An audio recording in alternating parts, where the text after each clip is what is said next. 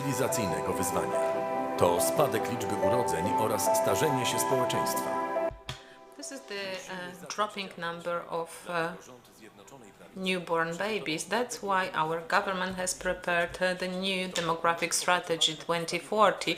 This document has been prepared based on 650 sources from Poland and the world in general. They identify the areas that affect the dreams of Poles about happy family, shows 12 directions for interventions and over 100 activities or measures to remove those problems. This strategy, demographic strategy, has a realistic chance to change the demographic situation in Poland.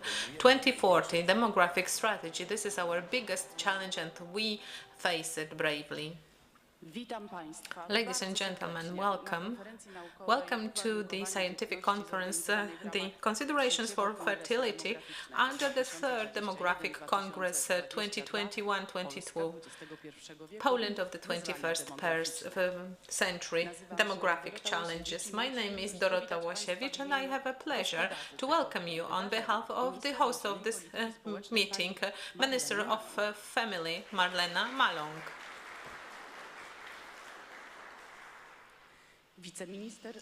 The Deputy Minister of Family and Social Policy and the proxy of the government, Barbara Socha. And the head of the Government Population Council, Józefina Hrynkiewicz. And the head of the Chief Statistical Office, Dominik Rozkrut. Before I welcome all our wonderful guests, I have a technical piece of information for you. Well, the translation. Channel 1 is Polish, Channel 2 is English. So we have a translation for all our guests. Welcome, ladies and gentlemen. Welcome the representatives of Polish government who came to this room, those who have joined us already and those who are joining us, the ministers and deputy ministers who joined us. Waldemar Buda, Minister of Development and Technology, Marzena Machałek, Deputy Minister of Education and Science, Piotr Uściński, Deputy Minister of Development and Technologies, Artur Soboń, Deputy Minister of Finances. Waldemar Kraska, Deputy Minister of Health. Paweł Wdówik, the governmental proxy for people with disabilities. And Mikołaj Pawlak, the children spokesperson. And Teresa Wargocka, Deputy Head of the Parliament Sejm's Commission for Family and Social Policy. I would like to welcome all members of the Parliament, representatives of ministries, NGOs, local authorities, and I would also like to welcome our special guest today, Dr. Tomasz Sobotka from the Vienna Institute of Demography of the Austrian Academy of Sciences. It's a pleasure for me to welcome all speakers and the representatives of the scientific world, experts and practitioners in demography issues, and all guests who joined us today here in the Prime Minister's office, and those of you who are joining us or following us online. Ladies and gentlemen, during the 2 days, a great group of representatives of ministries, scientists, experts in demography will discuss the crucial issues for Polish demography. The agenda of our conferences responds to the priorities in our demographic strategy 2040, which is the first Polish comprehensive document that responses to the adverse trends in demography, which aims to actually take Poland away from the low fertility rates in order to make sure that we have generational replacement. In order to achieve that, we prepared 12 interventions focusing on fertility, because on long term, this is the best way to actually bring back a favorable demographic situation in Poland. As I said, this conference will take 2 days, and we will have 12 thematic sessions that are logically intertwined or responding to the fertility issues. Demography and fertility are one of the crucial issues that have been discussed and analyzed by Polish Parliament. That's why for today's conference we will hear the letter from the head of Polish Parliament, Marszałek Witek, and member of the Parliament Teresa Wargocka will read this letter.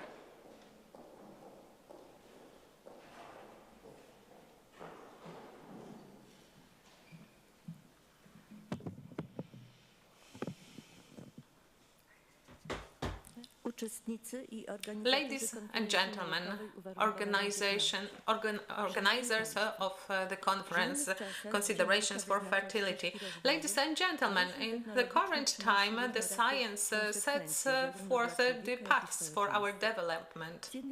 On the one hand, it helps us to overcome the limitations, but on the other hand, it takes us to serious changes in every aspect of our lives.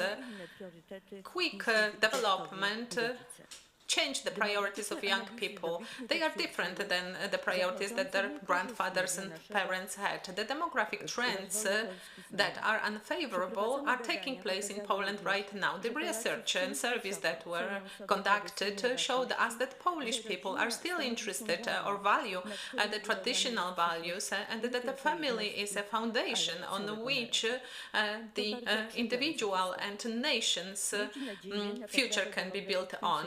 And the hopes to improve the demographic situation in Poland is a challenge, actually, to face the situation and start concrete measures that would aim at changes in specific areas of lives. I am convinced that this conference, with participation of representatives of the governmental administration, scientists and researchers, would be a great place to discuss the issues and actually find out what kind of factors affect the fertility directly. And this is also an opportunity how to fight the process of eldering society. Family policy requires cooperation and dialogue among many entities from our administration, science world, and I am sure that the conclusions of this conference will help us to work out specific measures that respond to the needs of the modern young family. I wish you all the successes and send greetings. Marshal Witek, Marshal of the Polish Parliament. Thank you very much for reading this letter, and we would also like to thank the Marshal for writing this letter to the participants of our conference. And now it's the time to give the floor to the host of today's event, Minister of Family and Social Policy, Minister Marlena Maląg. Before she starts her own speech, she will read the letter of Prime Minister. Ladies and gentlemen, ministers, I would like to welcome all ministers, Minister, the proxy, governmental proxy for the family and social policy, ladies and gentlemen, professors. I would like to welcome Professor Józefina Hrynkiewicz, who is behind all the pro-family policy that has started in Poland in 2015. I don't know whether you remember, but in public space in 2014, Professor said that the poverty has the face of a child. And this situation that we were changing, that we were actually introducing the changes through our programs, helped us, helped the Minister Marczuk to say after a few years that the poverty has not the face of the child.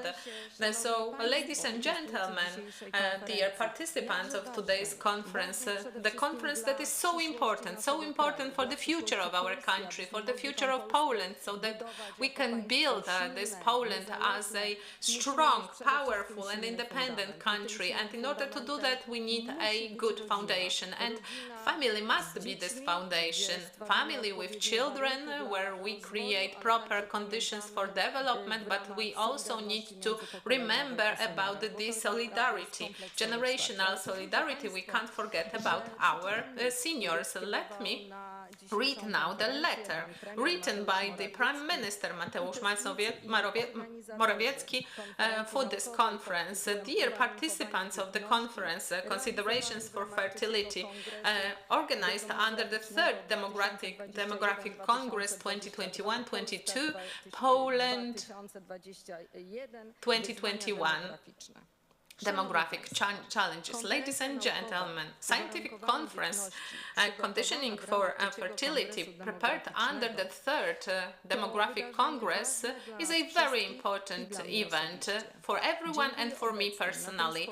I would like to thank all the speakers, organizers and participants of this event. I would like to greet you and tell you that I keep remembering about you. Well, our government, when we were taking over the position of the power in Poland, we realized how important is the demographic problem.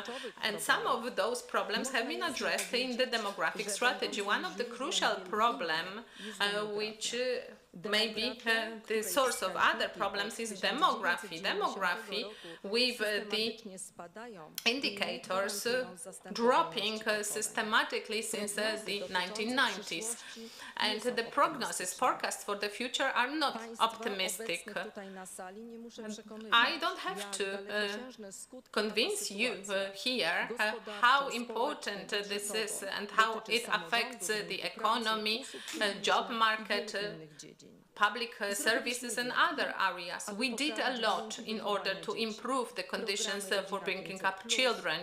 So family 500 plus, family social capital, a good start. We also improved the number or increased the number of preschools and kindergartens. But that's not enough. We need cooperation between all generations and specialists in order to design a long-term, effective program of increasing fertility in Poland, a program that will be trusted by future Poles.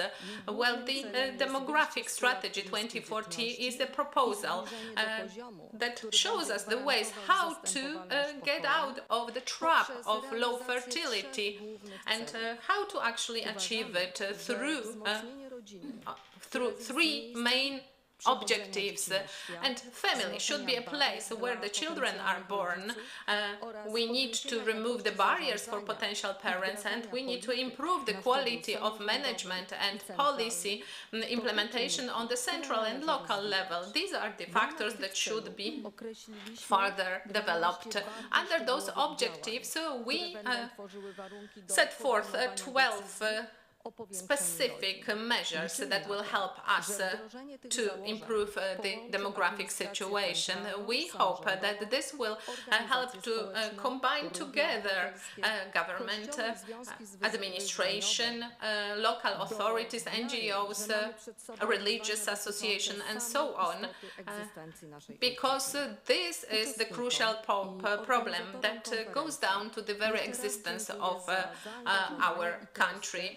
I would like to thank the participants for their involvement and care for this problem, which is the condition of our national community. I would like to thank you for this good discussion and for searching for good solutions that in the future, with good decisions taken by the parents, with the trust for the government, for the state, can lead to many children being born. So I would like to wish you a fruitful conference and good discussions. Mateusz Morawiecki, the Prime Minister.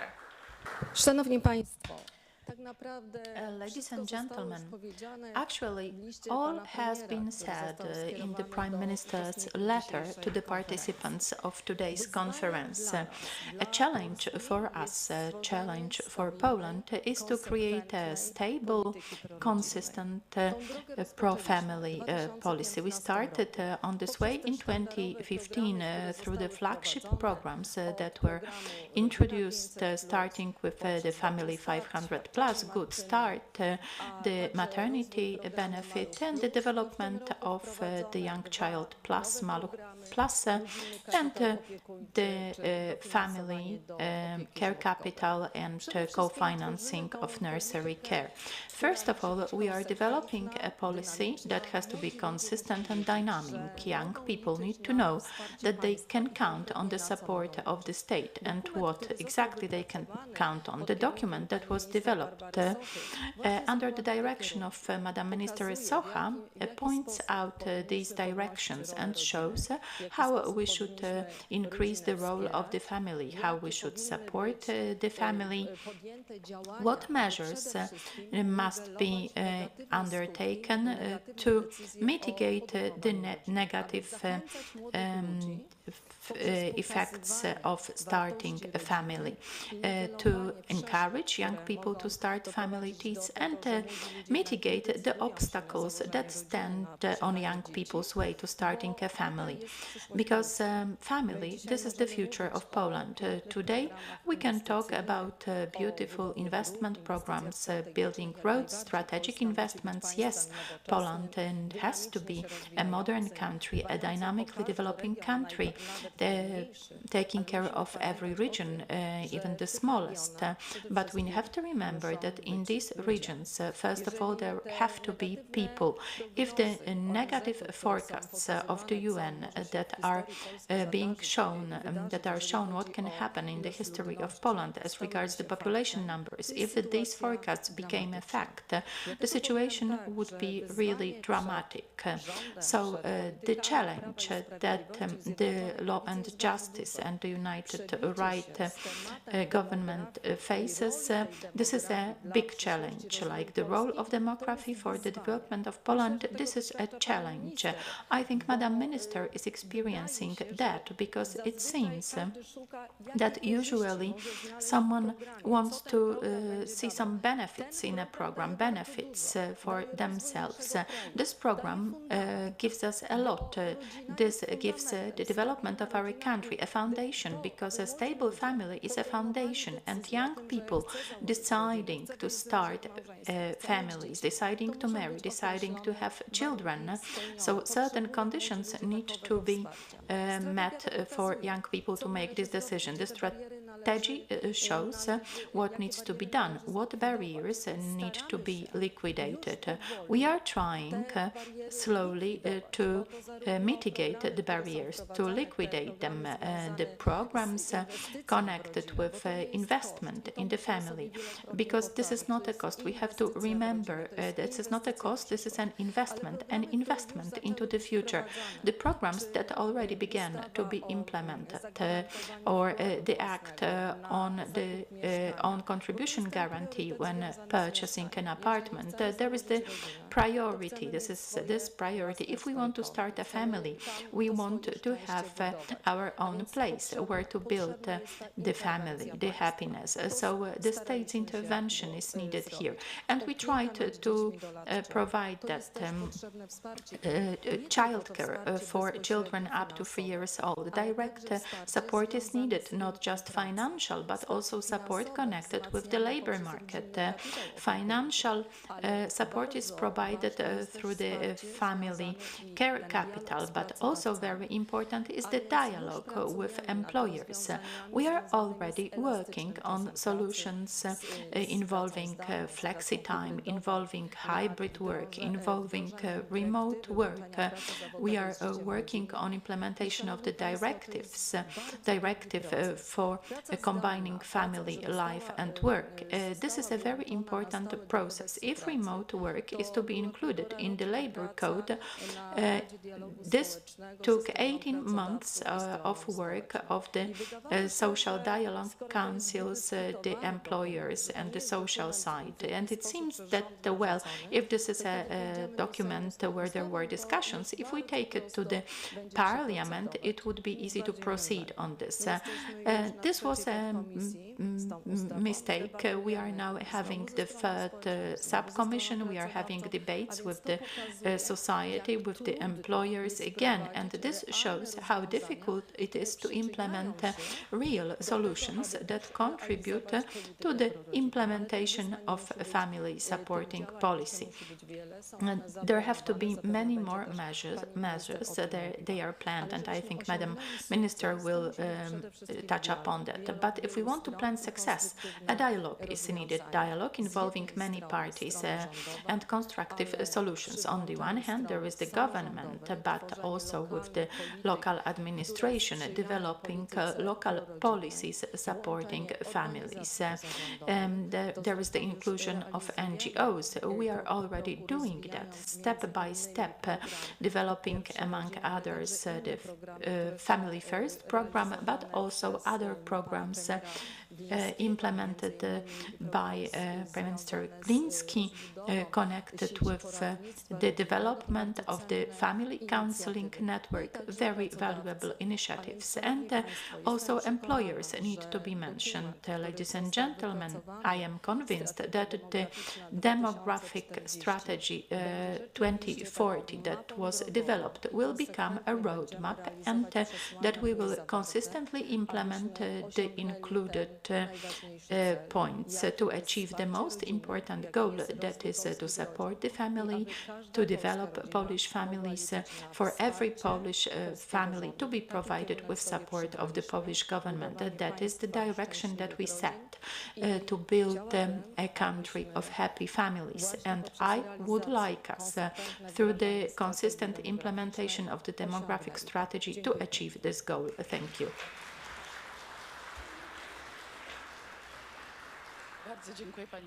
Thank you very much, Madam Minister.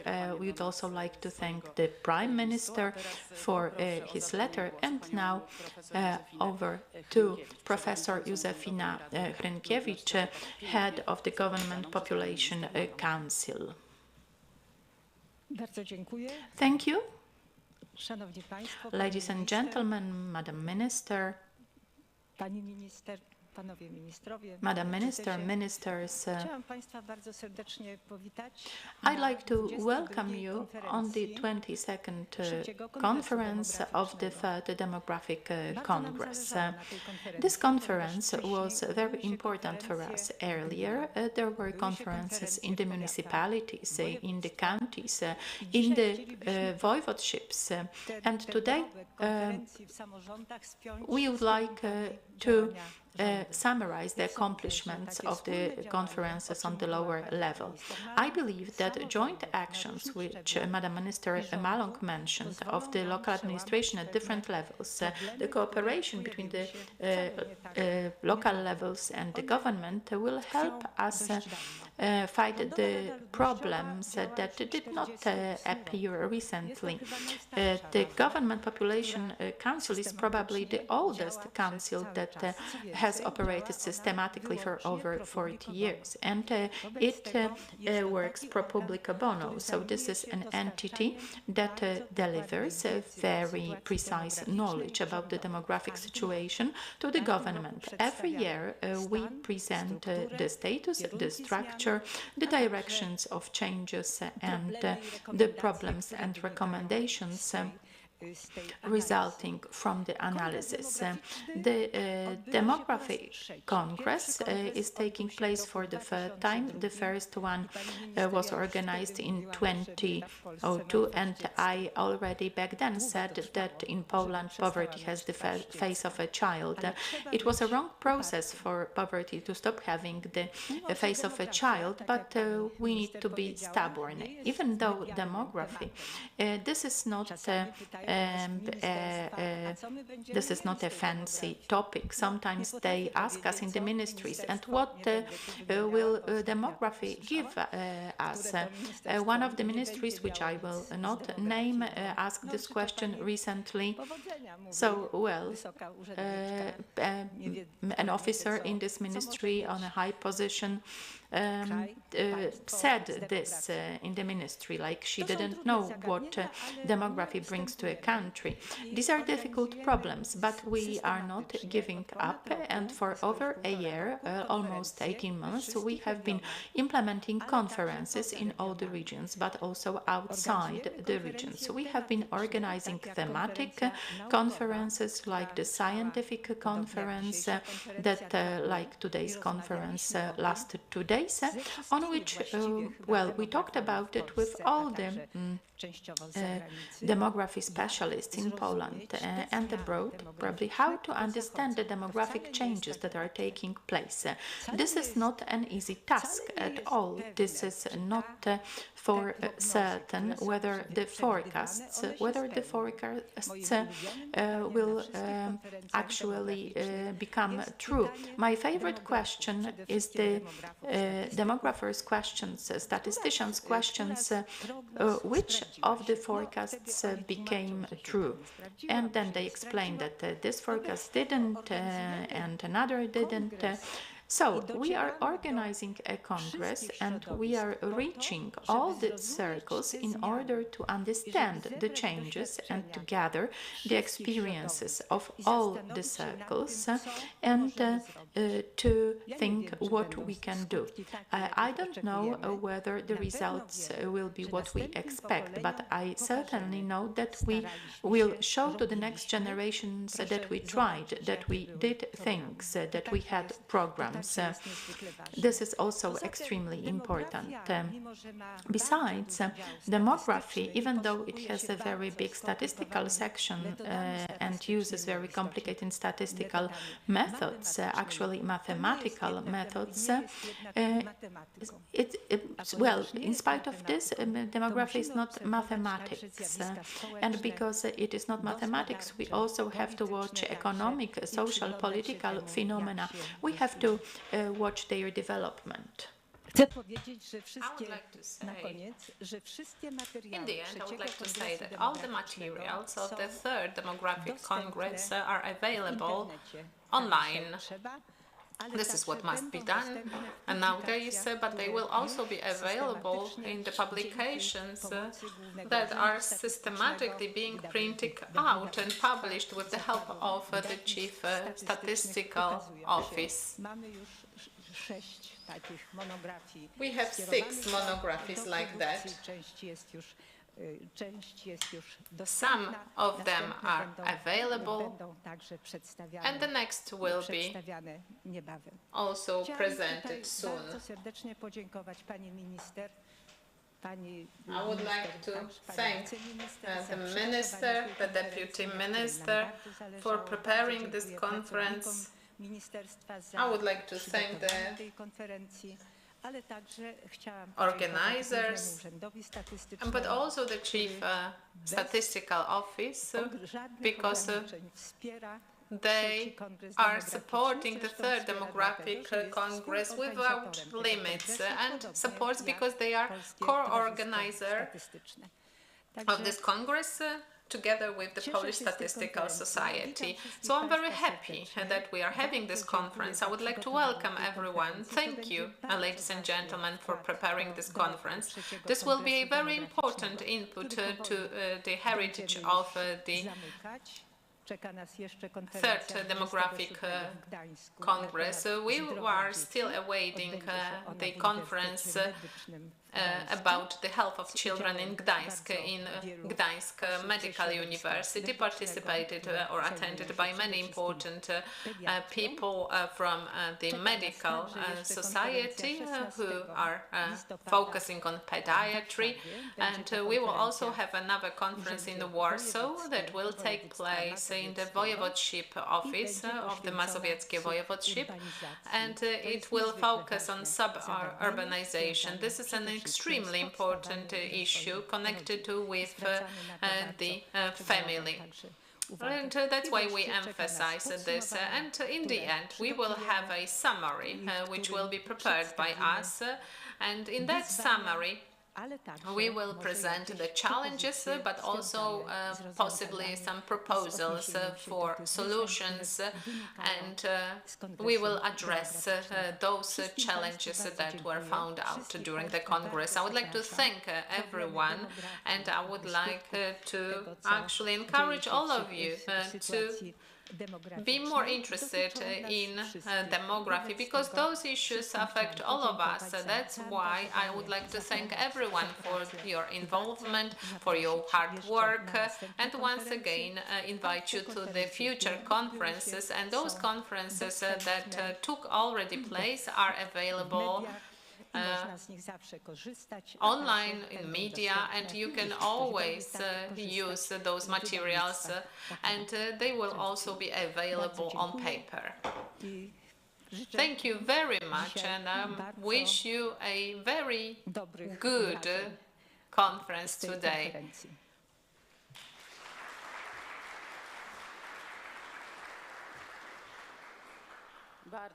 Thank you very much, Professor. And now I would like to give the floor to the Deputy Minister of Finance, Artur Sabani.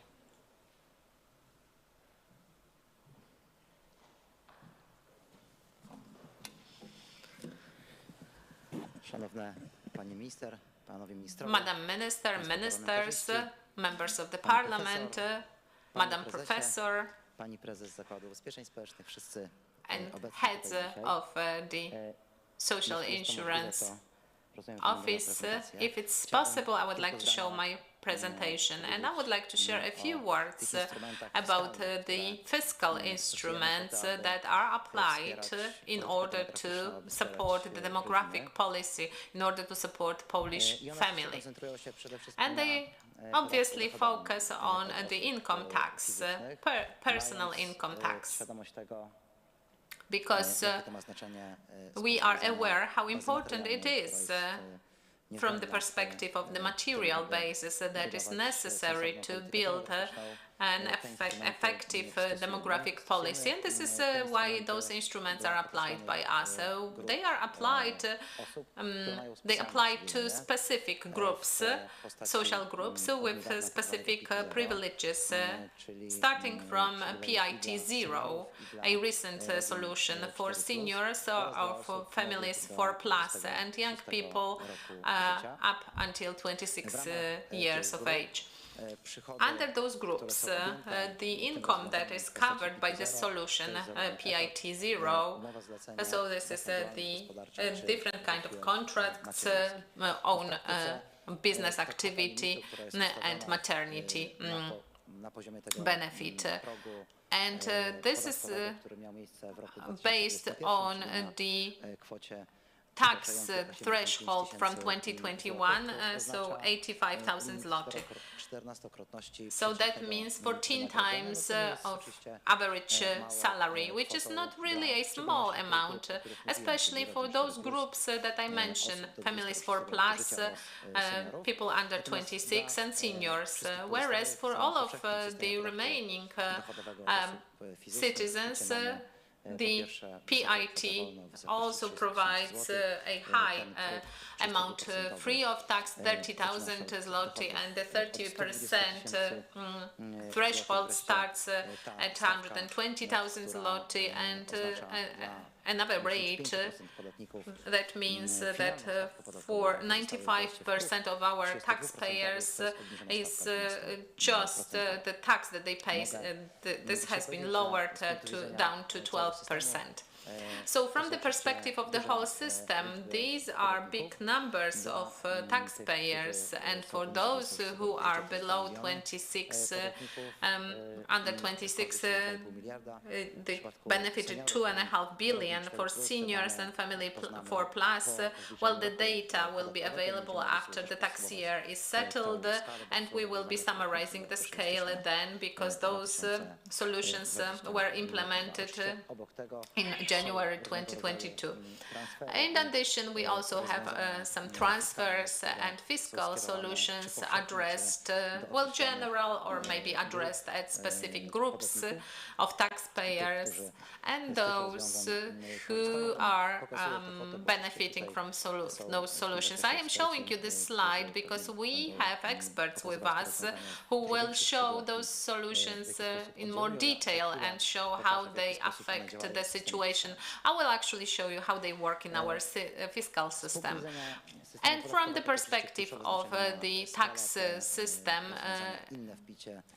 it is crucial to have different kind of solutions. We also have lump sum tax, we also have line fixed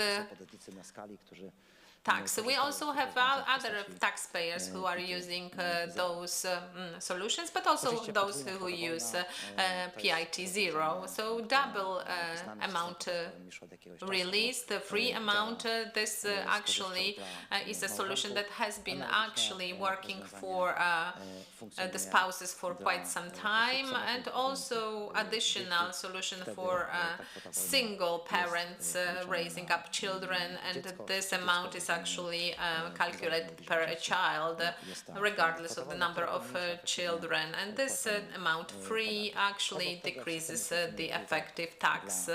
Also, we have systems for children, general systems, because it's independent of the PIT. In a moment, I will show you how those solutions work for specific target groups, whereas the relief connected with the contributions is more general. These are the fiscal costs of those solutions connected with the pro-family policy. If we compare 2021 and 2022, we can show you that the scale in this year is higher. Well, the scale of spendings, governmental spendings is growing. This is 8.2 billion zloty in 2022 versus 7.6 in 2021. And on this slide, you can see that when we talk about the average number of children per taxpayer in the income groups, so with the taxpayers who earn more money, the number of children is higher. Therefore, the people with higher income use the relief per more number of children. But from the budget's point of view, those taxpayers who are the taxpayer with a bigger number of children, they cost less than the relatively smaller group of taxpayers. Well, the whole benefit or the whole fiscal cost for the budget, when we talk about families 4+, is incomparably lower than the benefits or the tax benefits for the parents who raise 2 or 3 children. And of course, the transfers here and the tax benefits are the biggest. But let's take a look at the income of the taxpayer. Well, the benefit stemming from the PIT 0 is very well visible here. And from the perspective of our current income, the most important are the PIT 0. So this is the targeted help for instance, family 4+. And here, let me show you that, for instance, the divided amount, free amount, divided into the spouses, so tax-free amount divided into spouses, also the ability to use PIT zero for those who have 4 and more children. Well, the tax benefits are the biggest where the taxes are the biggest, where the income is the biggest. And from the tax system point of view, different kind of benefits in the form of tax-free amounts and reliefs are the biggest for those with the biggest income. But proportionally to the income, this is completely different. Wherever we have a bigger salary, the benefit stemming from the policy, governmental policy involving the reliefs is lower. But this is a fiscal policy, tax policy purely. And the tax policy is just an element of a generally defined fiscal policy. That is the contribution policy and transfer policy. And let me show you something interesting. In my opinion, these are interesting slides that show you how that works on specific situations. So this is the transfer situation. We take all factors into account. Let me show you that we have a single person, we have spouses, and regardless of their situation concerning children, having or not having children, when we talk about the salary, well, this tax gap was similar for many, many years. This is what they paid when it came to transfers plus contributions plus taxes. That was the burden.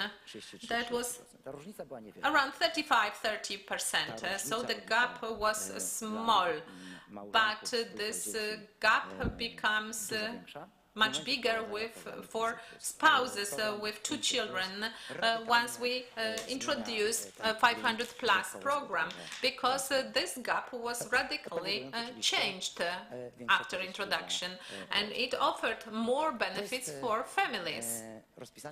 And this is the slide showing you how that looks in terms of taxes, contributions, and transfers, and the gap. Please take a look at the orange part of the slide. So this is tax gap, and then the transfer gap. Shortly speaking, even if we have big tax changes, the fiscal transfers, the transfers addressed directly at families are more effective.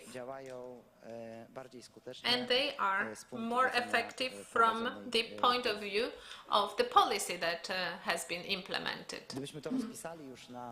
And if we were to actually show you some examples and models with singles, with marriages with different salaries and the number of children, then we can clearly see that this is lower for families with children, but it slowly stops. The effect that I mentioned, they was gigantic when 500+ was introduced, for one simple reason, because the height of the transfer is still the same, and its meaning from the point of view of what we were talking about, the tax contribution transfer perspective is relatively smaller than at the time of introduction of the 500+ into the Polish pro-family policy. That's it as far as my presentation is concerned. I hope that this will also be an aspect that you will be discussing and that the data will come in handy. Of course, if Madam Ministers allow, this presentation can be shared with all those interested in this aspect of the topic. Thank you. Thank you very much, Minister, ladies and gentlemen. Poland is one of the first countries of the world that developed a demographic strategy. That demographic strategy 2040 is the most comprehensive study of this type. And now I will hand over to Minister Barbara Socha, government representatives for demographic policy. Over to you, Madam Minister.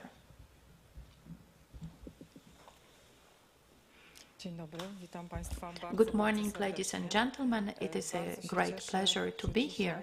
I'm very glad that we can meet today and talk about demography, in the context of politics, in the context of the state's policies, in the context of a very horizontal policy, because the spheres of life that affect fertility are actually all the spheres of our lives.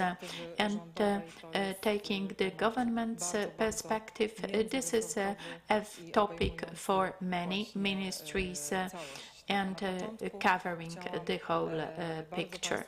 To start with, I want to thank you very much. I want to thank Prime Minister Mateusz Morawiecki and Madam Minister Marlena Maląg for taking this important decision about establishing the function of the government's representative for demographic policy and about developing this document. The document will not be like something that is fancy, that is popular in the media. This is not a thing that needs publicity.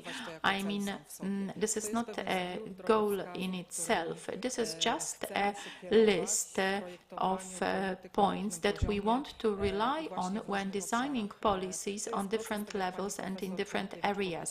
Like Madam Professor Hrynkiewicz said, this is a long process and a very complex process. It's also very difficult, but I agree with the professor that we need to be stubborn and consistent in introducing this. Madam Maląg mentioned the UN forecasts, which are not optimistic, but with forecasts, sometimes they don't come true, and I will not hide this, that we actually, this is our hope that they will not come true. Today I talked with Dorota Łosiewicz about our youngest daughter who just started school. They will live to see those times. These are not distant forecasts, like the forecasts of UN for 2100. The children who are just starting school now can live to see those times. These are not distant forecasts that our children will know nothing about. Maybe we will not, but our children will. They will live to see those times, and this is very important for us to stubbornly and with determination work for these forecasts not to come true, because 16 million of inhabitants in Poland, this is not a problem in itself. There are many small countries, but this is just a superficial data which hides the reversed demographic structure, very unfavorable. And today we have a big number of working people in Poland and low unemployment and more people on the labor market. This is very good news, but this is this moment in our history which will the situation will change quickly, because the people that are entering the job market, there are fewer and fewer of them, and quite shortly many of those who are working will soon retire. So this affects our demographic structure. When working on the demographic strategy, we wanted to be very comprehensive. We analyzed all the studies pertaining to fertility, to factors affecting fertility, all the studies available in Poland, and I think I will not exaggerate when saying that all the studies available across the world. We had very wide consultations as well as our own studies to be able to answer the questions to which answers could not be found in other studies. As a result, a document was developed in its original version, very scientific and convoluted and also very extensive.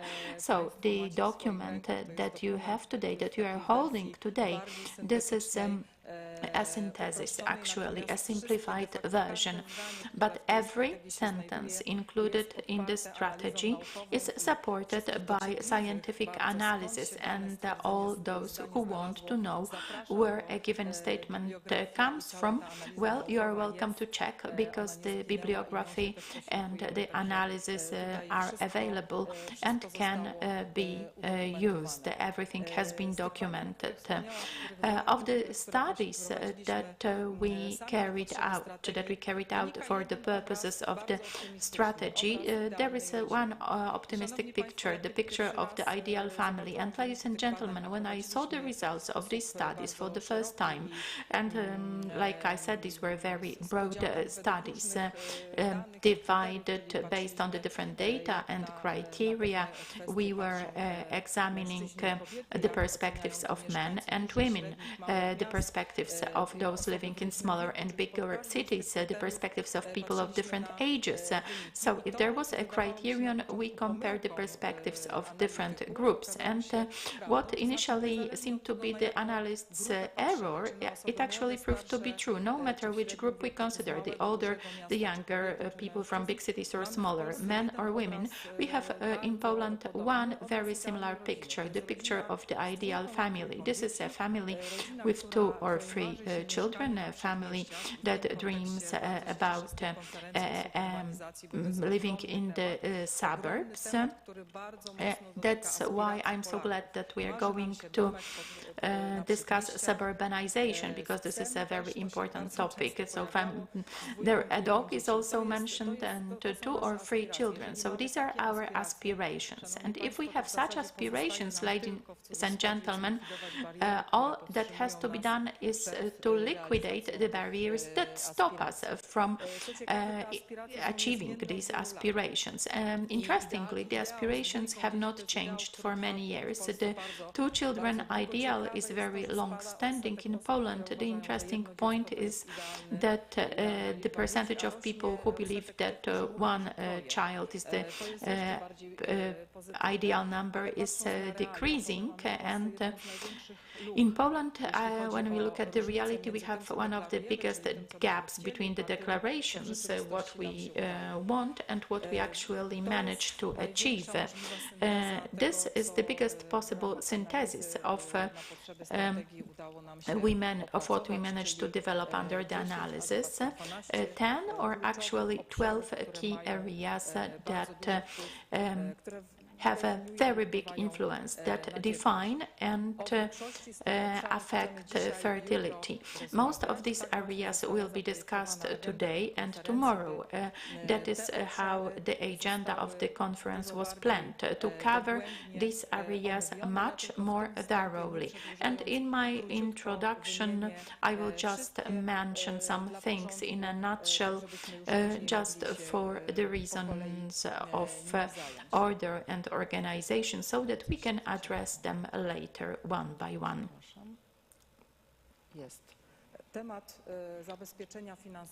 So, finance and ensuring the financial situation, good financial situation. This is one of the more important areas affecting fertility, but not the only one. It includes 3 parts: the tax policy, which was discussed, the transfer policy, direct transfer policy, and the pension system. Each of the pieces, of the three elements, is a huge area of our social life, of the policies, and every change in the system is a big change, a long process. It is important to know in which direction we should go, and of course we will be working on that, and we will be talking about that today, because Minister Saboni's speech was not the only one on the topic. The second area, a huge area, which pertains to flats, like housing. We know from different demographic studies that housing is one of the most important points considered when making the decision about having a child, the first child. And this also pertains to young Poles. It is not confirmed that young people are much more mobile and they don't care whether the flat is their own or rented. Based on our studies, actually young people also, today's young people pay a lot of attention to stability, and importantly, also the decision about the second child is strongly conditioned by the housing aspects. Because getting the first flat, sometimes tiny, with huge financial effort and for a credit that will take long years to pay off, this can result in the family actually not deciding to have another child. There is a massive challenge connected with loans, with mortgage. This is a challenge that we are trying to address, but let me repeat the words of President Kaczyński. So this is not a problem that we actually solved still. A lot of effort is needed. The third problem is the area connected with the permanence of families.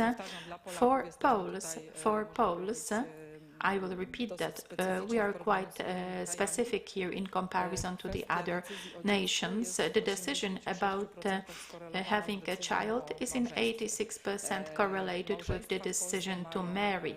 Marriages in Poland have a fertility almost at the level of generation replacement. On average, 2 children are born in marriages. So this is not something of the past. Marriage in Poland, this is not a thing of the past. This is an important topic, and irrespective of whether children are born in informal relationships or marriages, we should design the policy to support the families staying together, irrespective of their status, formal status. Families staying together is very important. This is also something that prevents many negative social phenomena, like when families disintegrate. An important topic, complicated topic. And I'm happy that we will be discussing it today. Ladies and gentlemen, dear experts and demographic specialists are discussing around the world what's more important, cultural issues or material issues. And I hope to hear from Dr. Sobotka, because I'm very interested in his opinion. And many people say that the crucial factor is the culture, and the culture is the most important here. In my opinion, it all depends on how we define the term culture, but I hope to hear about that as well. We will be discussing this problem because creating So cultural events or phenomena cannot be created, but affecting some issues, such as building the prestige of motherhood, can be done by governmental policy, and it can be done in different ways. And I think we need it today, but this is a very broad subject, and it's impossible to say just one sentence about it. So the development of care forms for children. This subject has been addressed by the Law and Justice government since the beginning, and then we speeding up the development of the institutional care system has been accelerated, but we know, according to the preference service among Poles, that this is not the only one form of care preferred by parents, and we want to also develop other forms. Therefore, we introduced the family capital, but that's not our last word. We know that there is more to do here. So job market is a mirror reflection of the care problems. Well, a job market that is friendly to family means also cultural changes, not just technological changes that we are happy about. And as Madam Minister has said, the remote job, well, this is one of the initiatives that we take up here, but these are not easy changes and not the only changes that must be done, because we have many more factors that affect the situation. So the stability of an employment, that gives young people the feeling of safety and security, as well as that gives offers young women the stability, and it definitely affects the feeling of safety and security. Other topics, education, it seems that this is a subject that is even more difficult and broad. And we see it from different perspectives, such as an education where we see a lack of equal situation when it comes to education of men and women, because over 50% of women are highly educated in Poland, only 30% of men are highly educated. So the gap here is 20%. So it's a huge challenge for us when we look at it from the perspective of creating relationships, and the relationships are started by people who have similar social status, education, and so on. And this is really a huge challenge for us, and in Poland this educational gap is quite big when we compare ourselves to other European countries, and this is one of the most surprising information for me, and a huge challenge, because it's very hard to imagine that we introduce any solutions such as paritates for education. And this is actually a preparation for the future roles as parents. And this area goes beyond the education system itself. That involves other initiatives that should support or should show us or point our attention to notice whether the young people today are raised in a way that help them to be a family in the future. Well, we also have a technical issue. For instance, in Poland, in Warsaw, we have schools that work in different shifts. Sometimes these are 3 shifts, and for parents, this may not be very easy when they want to combine raising children and work. Health, this will be a huge subject covered tomorrow. I'm very happy that we have included that in our conference, and here we have many areas, many fields, and I am very happy that in the future we will have a congress dedicated to the health of children, because this is very important for us and it affects our decisions. So prevention, for instance, every type of prevention up until 40 years old,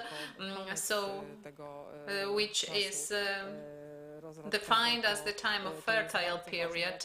This is a very important area, and more or less precise issues such as treating infertility or birth care and health protection connected with this part of life. So infrastructure and services for families.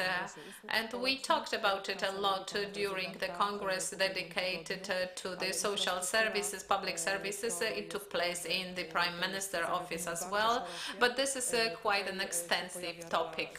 And here the local authorities are very important, and we have the issues connected with zoning, for instance, and infrastructure defined as the health infrastructure, educational infrastructure, and every type of infrastructure needed by the families, including the counseling or advisory organizations. And this is connected with the families, and so everything is interconnected, and it's very hard to actually divide it into some blocks.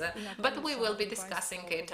But in the end, ladies and gentlemen, I would like to show you the quotation from the documents from the Government and Population Council. This was said by Professor Henkiewicz. Effective demographic policy is possible only when it is permanent, durable, and consistent, because only then it can affect the procreational decisions of the people. And I deeply believe this, and I hope that the demographic field will not be a subject of political disputes in Poland in the future. And we know that there are areas that exist, and we agree on them with everyone, and this area is connected also with the consequent and long-term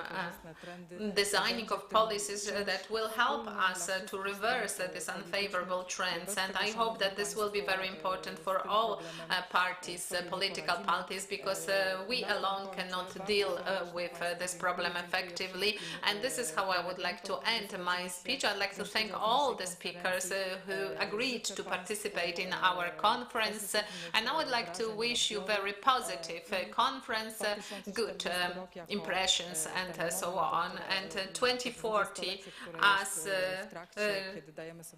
the period for us to implement this strategy. So 20 years for implementation of the strategy seems to be a realistic time. But when today I'm looking at this conference as something that just concludes our works on our demographic strategy, but in fact this is just the beginning, because we are starting to implement all the instruments that will be designed based on the directions provided by the strategy. So we are just at the beginning of our path, and I'd like to wish everyone who is supporting us to be patient and to keep going. Thank you very much. Thank you very much, Madam Minister, and I would like to invite you to hear the last speech of the opening session, and it will be given by the head of the Chief Statistical Office, Dr. Dominik Roskrót. Good morning, ladies and gentlemen, Madam Minister, ministers, all distinguished guests. It's a big pleasure for me to take the floor today, and I'll try to be very quick in my presentation.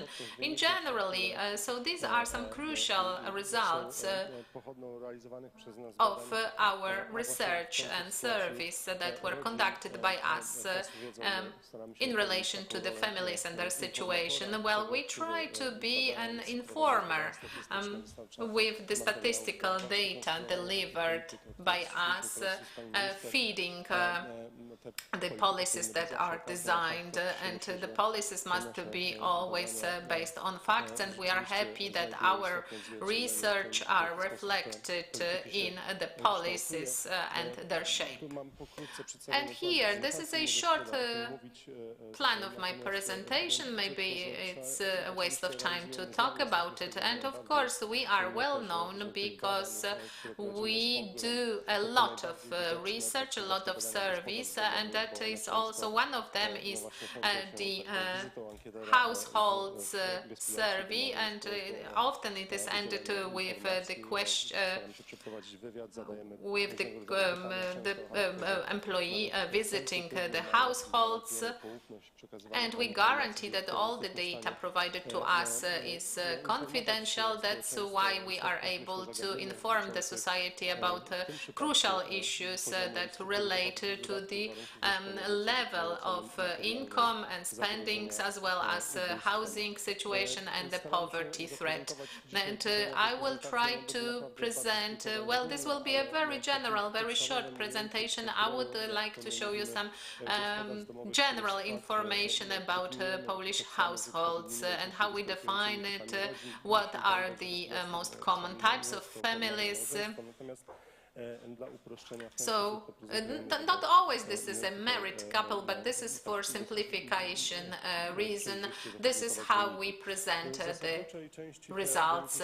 In general, those results are the effect of our households survey. This is actually the biggest survey that we do. 38,000 households are surveyed every year. This is a huge survey also when it comes to our respondents, and we also have some gifts for those who participate in our survey, because sometimes we keep asking about the information about all the income and spendings, but then we see how important is the material, physical material that we collect, and how many things can be done based on this material. So I think that this is the most important and popular service.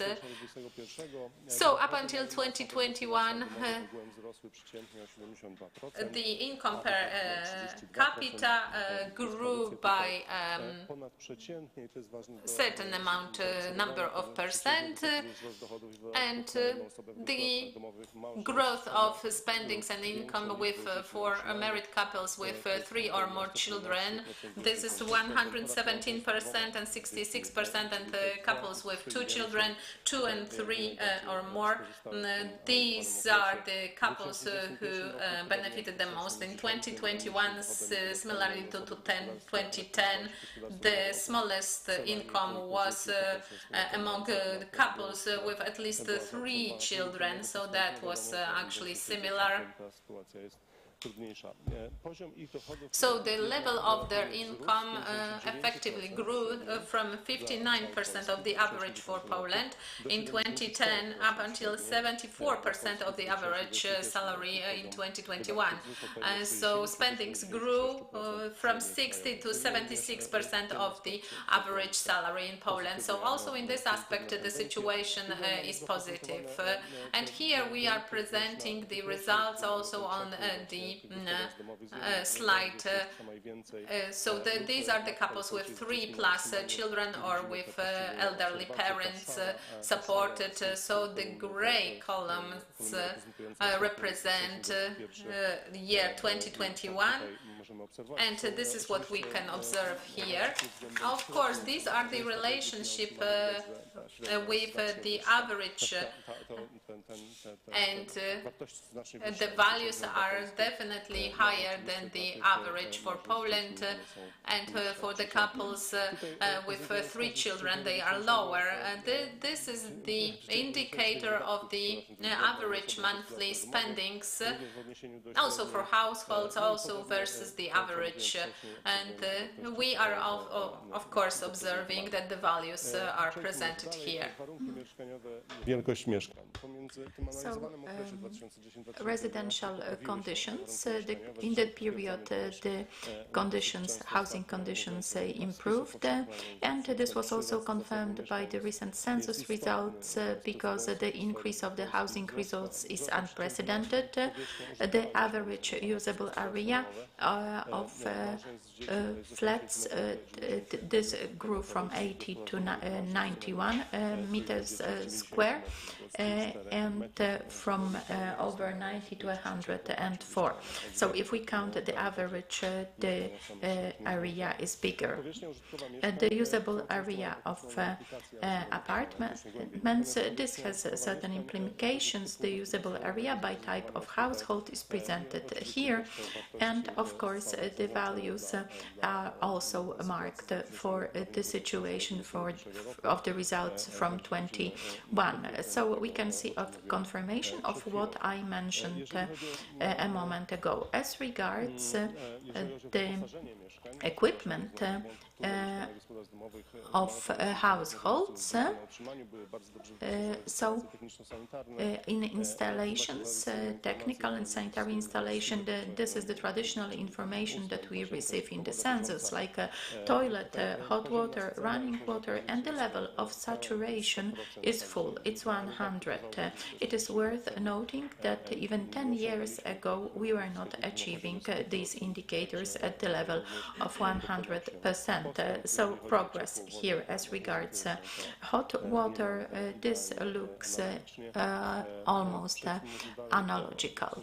The equipment with lasting goods, there was an increase in such equipment for both total households and those households with children. For the total of households, the strongest growth was recorded for washing up machines. So before it was around 10, one household in 10, and devices with access to internet, also massive growth in the analyzed period. The households of families with children, both then and now, were much better equipped than the average households in Poland, which will be reflected on the charts. In the types of different households with children in 2010, 73 to 80% were equipped with a device with access to internet, and in 21 almost 100%, and in the case of dishwasher from 20 to 31 to 73%. That was the growth between 2010 and 2021, which is reflected on the chart. Internet access, this trend of course was always that families with children have higher percentages of access with internet because there are children, and children are the force that forces the parents to get internet access. This is clearly presented on the chart. The good situation is that actually all families have such devices, which is important for many reasons, also education related, as we saw in the pandemic. This is the presentation for the dishwashers. This is the example of a good with which we are catching up this, and dishwashers are more and more common, and 10 years they were not. As regards the subjective self-assessment of the financial situation in between 2010 and 2021 in households with children, it considerably improved. The percentage of households assessing it as good or rather good grew, and among marriages with one child to 66%, to children 69%, and with at least 3 children to 58%. And these are all growth by around 32 percentage points, so this is very clearly visible on the chart. The positive rating of the subjective situation, subjective rating of the family's situation, we can clearly see the growths, particularly in the last 5 years. As regards extreme poverty, this is one of the most important coefficients. The rate in 2010 was around 6%, 11-15 around 7%, and 16-21 5%. In the period between 2010 and 2020, the biggest change happened in households of marriages with 3 or more children.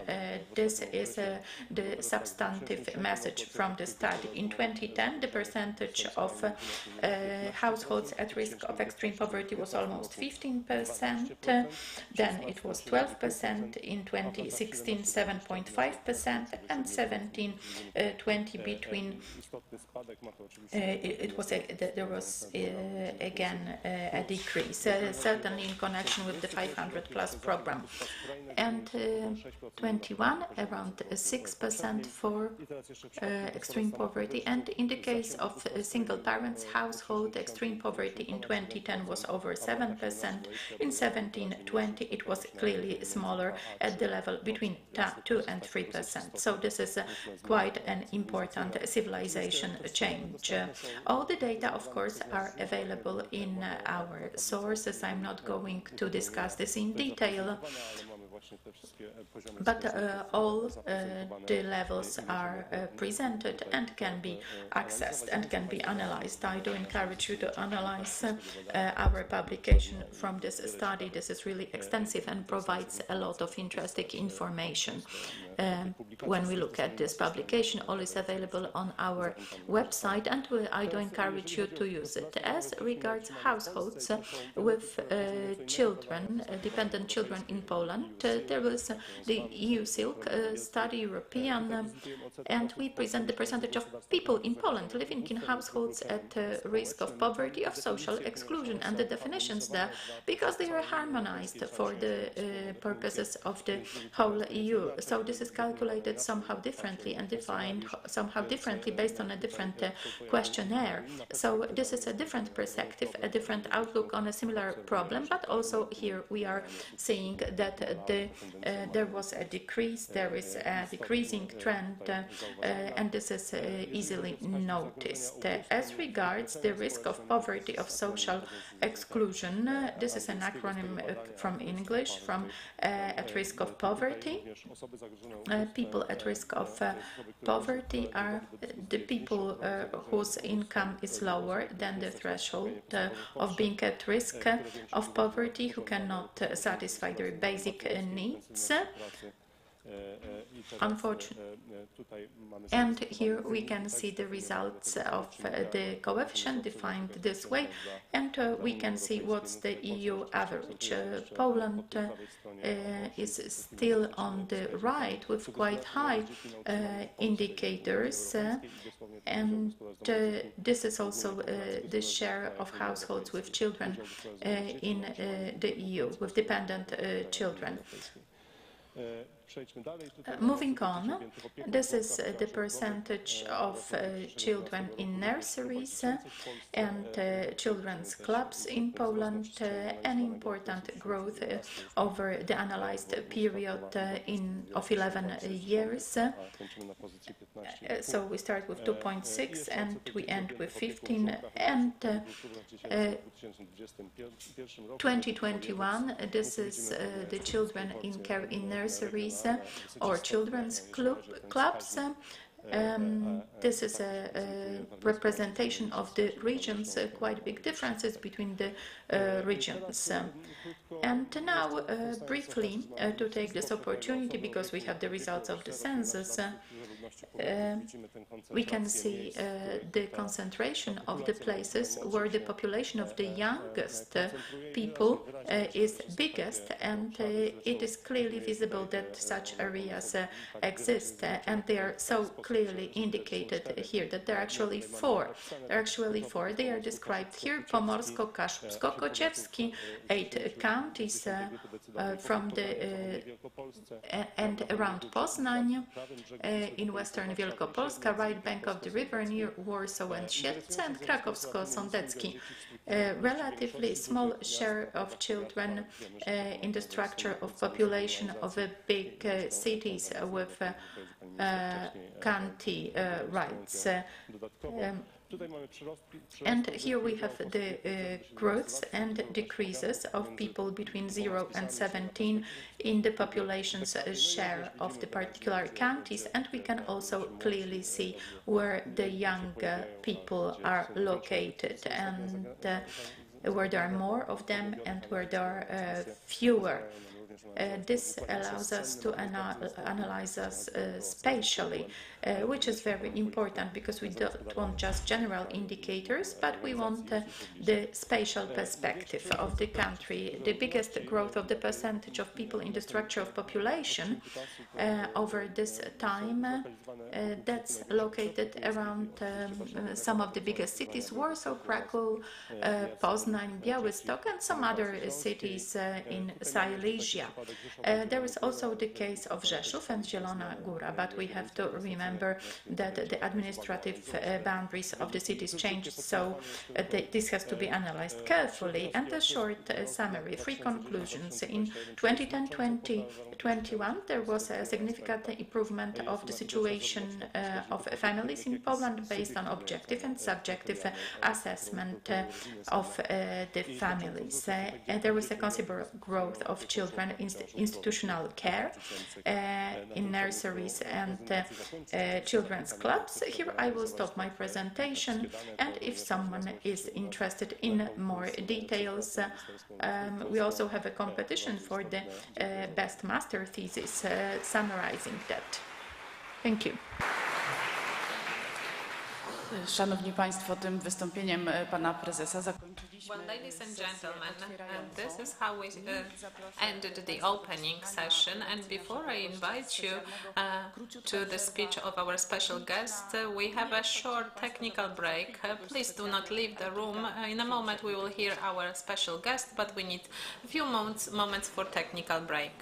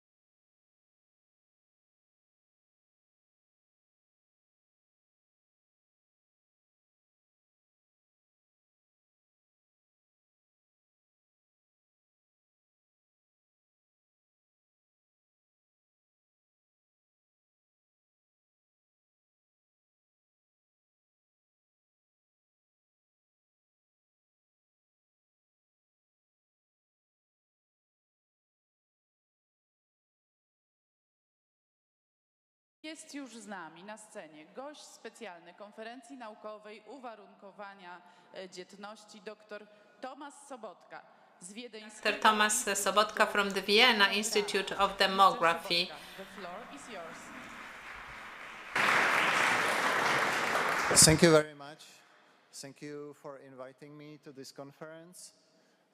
I'm very delighted to speak to you, and apologies if sometimes I slow down a little bit because my presentation was translated to Polish, so I will look at my Polish slides. If I stumble a little bit, I will look at my original slides in English, but I hope it will work out fine. What I will try to do in the next half an hour or so is to give you some broader evidence about how different countries are approaching their family policies. I will give you some examples of family policies which have been implemented in different parts of Europe. I will discuss also about what we know about the effects these policies are having on fertility rates. But as a scientist, I will also give you a kind of skeptical background, because actually it's very, very difficult to study the impact of family policies on fertility rates for several reasons. There are short-term impacts, there are long-term impacts, but also there are so many different policies in place. And in many countries, these policies are changing every year. New policies are announced, some old policies are removed, and these policies are not working in isolation. It's not that we can easily study how one specific policy, like cash benefits for children, are influencing fertility behavior, because these benefits are linked to many other different policies, childcare policies, other financial policies, taxation policies, and so on and so forth.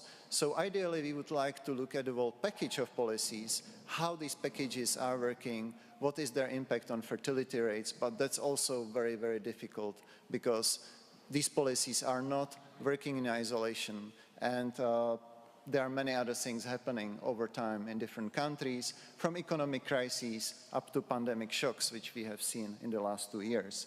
So there is a note of skepticism also about how much we can learn sometimes about what different policies do to fertility, how they work. Maybe as a background, I will mention a few points which I can already mention now if we don't have time later on. What often matters is not only how well policies are interconnected, how stable they are. These were all things which were mentioned already in the opening talks. What also matters is that parents have a lot of flexibility to decide themselves how they want to organize their care for children, the combination of family life and employment, and how they want to go, whether they want to have kids earlier in life or later in life. So I think the important function the governments have is to support these decision-making, reproductive decisions of people by giving them maximum level of flexibility in making the decision not only how many kids they want to have, but at what point in their reproductive life they want to have their kids. And I will not talk too much about men, but it's also important not to forget that the family decisions are not just women's decisions, mothers' decisions, that there are couples, they may have different views, but men are important, of course, in families and in the lives of children. So even if I don't discuss much of their contribution or much of their role in some of my examples, I just want to emphasize that men matter a lot.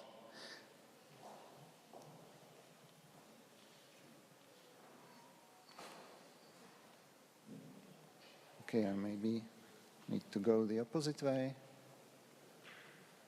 Let me see if I can get my slides. No.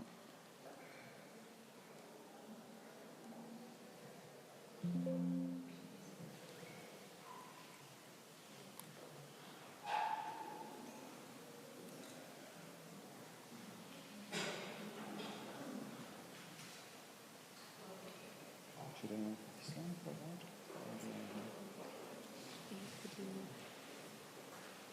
Okay, now we are where we need to be. Sorry. So to start with, some of what I will be presenting to you is a joint work with two colleagues who are actually Polish colleagues or Polish origin colleagues, Anna Matysiak and Zuzana Brzeziowska, and I want to recognize their contribution. As a broad start, I also would like to emphasize global fertility trends. Many of you may think that low fertility is a phenomenon which is typical of rich countries, maybe of European countries. This is no longer true. Today, many countries with middle-income economies are experiencing low fertility and are discussing the impacts of low fertility on their societies. Here you have a map of all countries which have total fertility rates lower than 2 children per woman. And you see that this happens in much of Asia. This is also true in places like Iran and Turkey, China, Vietnam, Thailand. These are all places, and also Brazil, these are all places which are currently having low fertility rates, and where some of the discussions which are taking place here today are also taking place about how to best support families, what can government do for the families. And you can also compare this map with the map of countries which are stating, where the governments are stating that they have policies in place that aim to increase their fertility rates. This is the map you can see on the top part of this slide. You can see a lot of overlaps, not complete overlaps, but also many countries, not only in Europe, but many governments in Asia, including today Chinese governments, are having policies in place which aim to increase fertility rates. I skip agenda.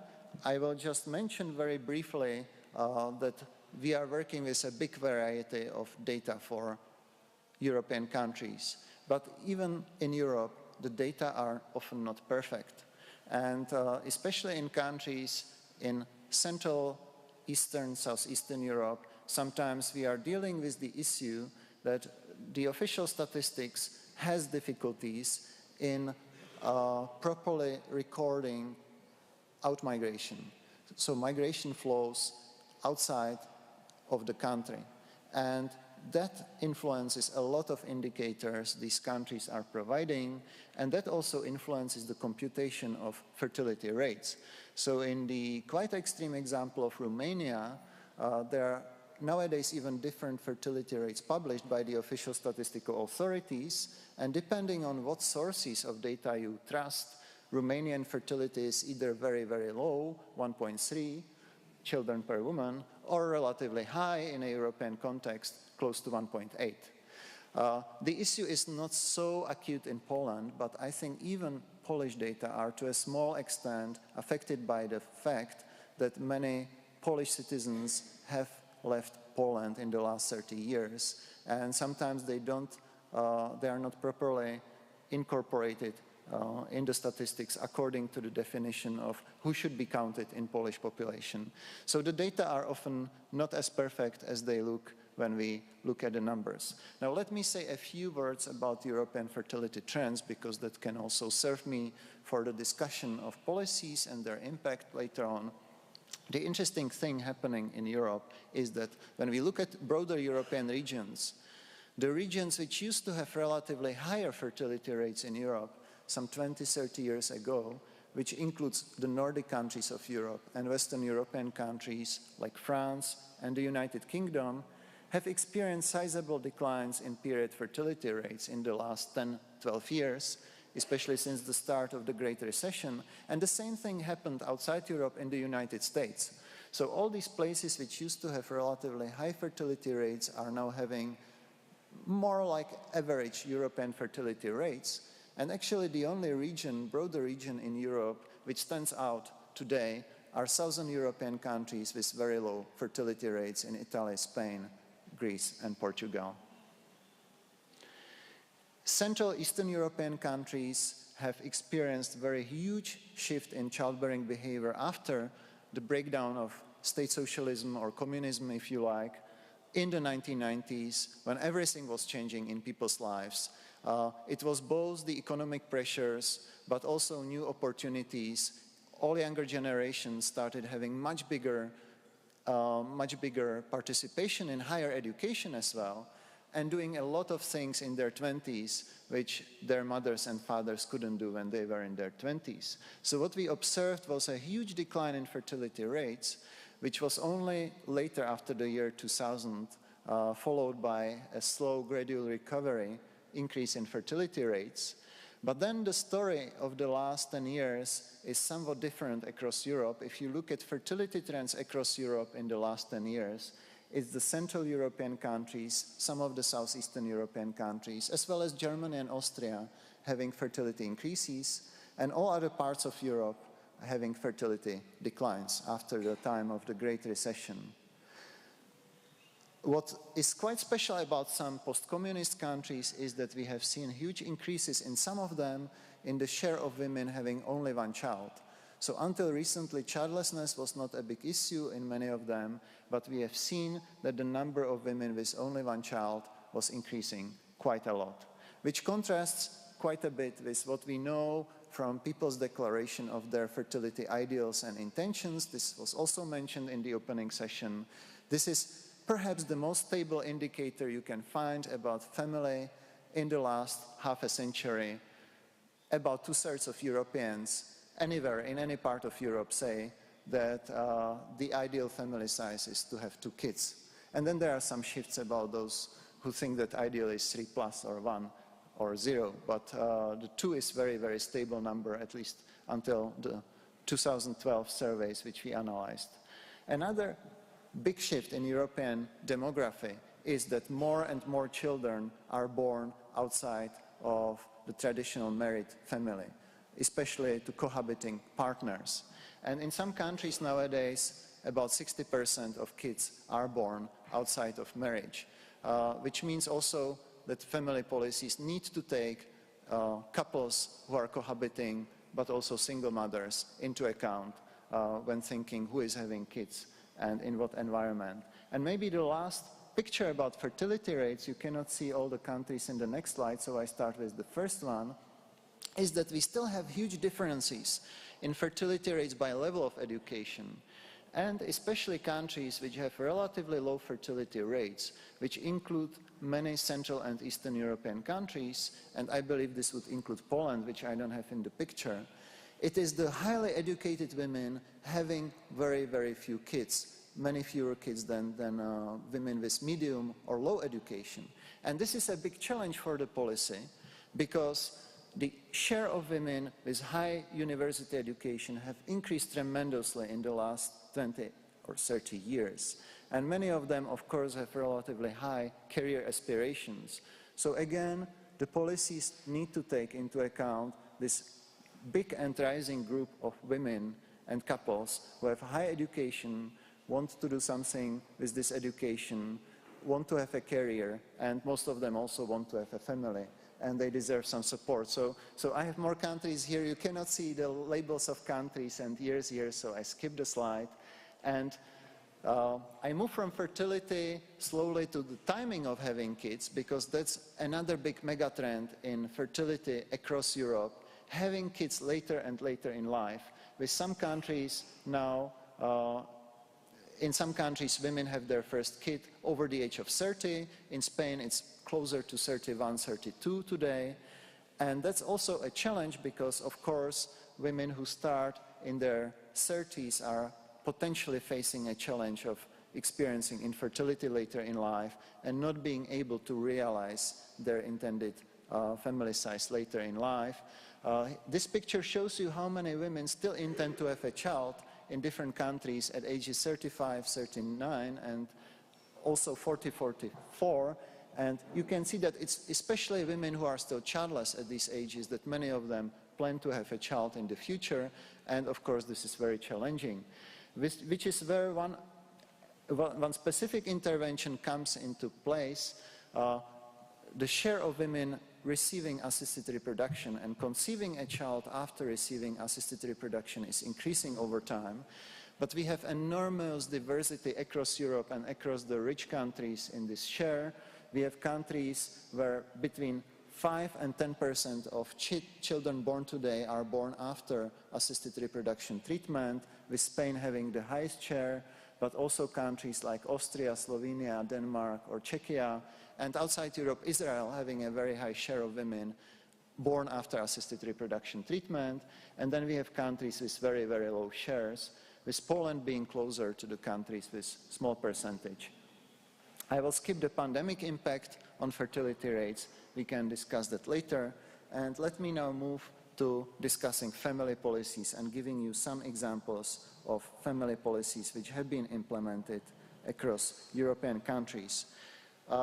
This is a very big picture. I will not read the aims of family policies, but it's important to keep in our minds when we study the impact of family policies on fertility rates, that most policies in most countries are not implemented in order to increase fertility, but in order to reach other aims, such as supporting the parents, improving gender equality, supporting early childhood development, reducing poverty, this has been discussed quite a bit in the first session, and providing direct compensation for the economic costs of children. So when we evaluate the impact of policies, we need to keep in our mind that increasing birth rates is just one out of many, and sometimes not even openly stated goals of many of these policies. Now, some countries have implemented specific aims and targets about how high they aim their policy to increase, their fertility rates to increase in the future. This is something, this is just a table giving some examples. This is something very difficult in the terms that most governments are not achieving what they aim to achieve with their policy aims when they formulate numerical targets of fertility rates, mostly because other things happen in the economy, in these countries, and also because sometimes families and people have different minds than the governments have. So often these targets are not being reached. Now, I don't even need to read this one. This is just a very broad overview that there are many things young people nowadays want to achieve before they even want to consider starting a family, having children. And I think the important part of family policies or general policies is to think of young adults who are not yet having children, that they have these preconditions for having kids in their minds. Because in some countries, family policies are very strongly focused on supporting people in having their second or the third child. But before they could get to the second or the third child, they need to have the first child, and they need to fulfill their own feelings that they are ready for parenthood. And so it's important not to forget this group of childless young adults, and sometimes not so young adults, who are still potentially planning or aiming to have kids later in life. And just to give you more specific examples, when some countries are thinking that they can impose some taxes on childless people, they may be potentially punishing people who are still planning to have children in the future, and they may be potentially making it more difficult for these people to have kids in the future. This is, for instance, Russia was and some post-Soviet countries were planning to have some taxes on childless younger people. It happened already during the Soviet Union times. We also know from the data, you cannot see the slide so well as it was originally prepared, but poverty rates are often much higher among parents where only one parent is working, and are super high in families where there is single mother or where none of both parents are working. So that's also a policy challenge to deal with the link between family forms and poverty rates. Okay, you will not see this slide again. I apologize for you not seeing any labels in there.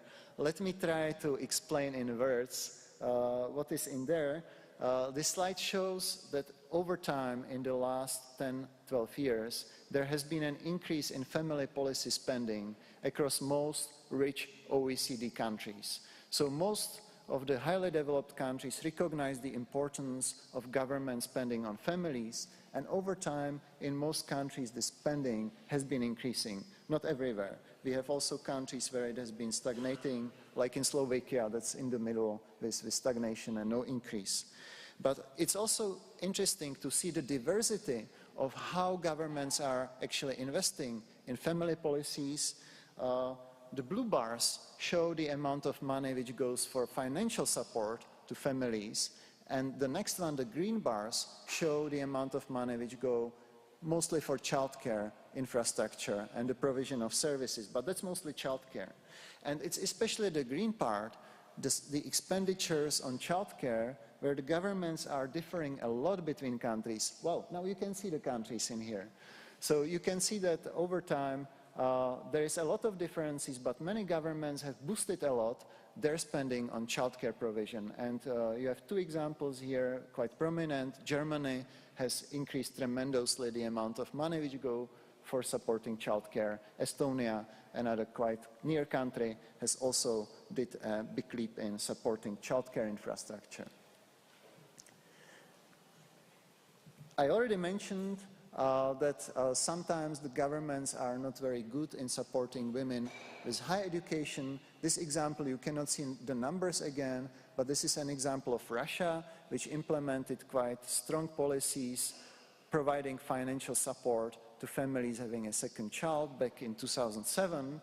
And these policies had impact especially on lower educated women, whereas they didn't really affect number of kids among the highly educated women, which are the bars on the right side, which practically didn't change their behavior. So that was just one example of policies often not being really able to address the fertility preferences of the highly educated women.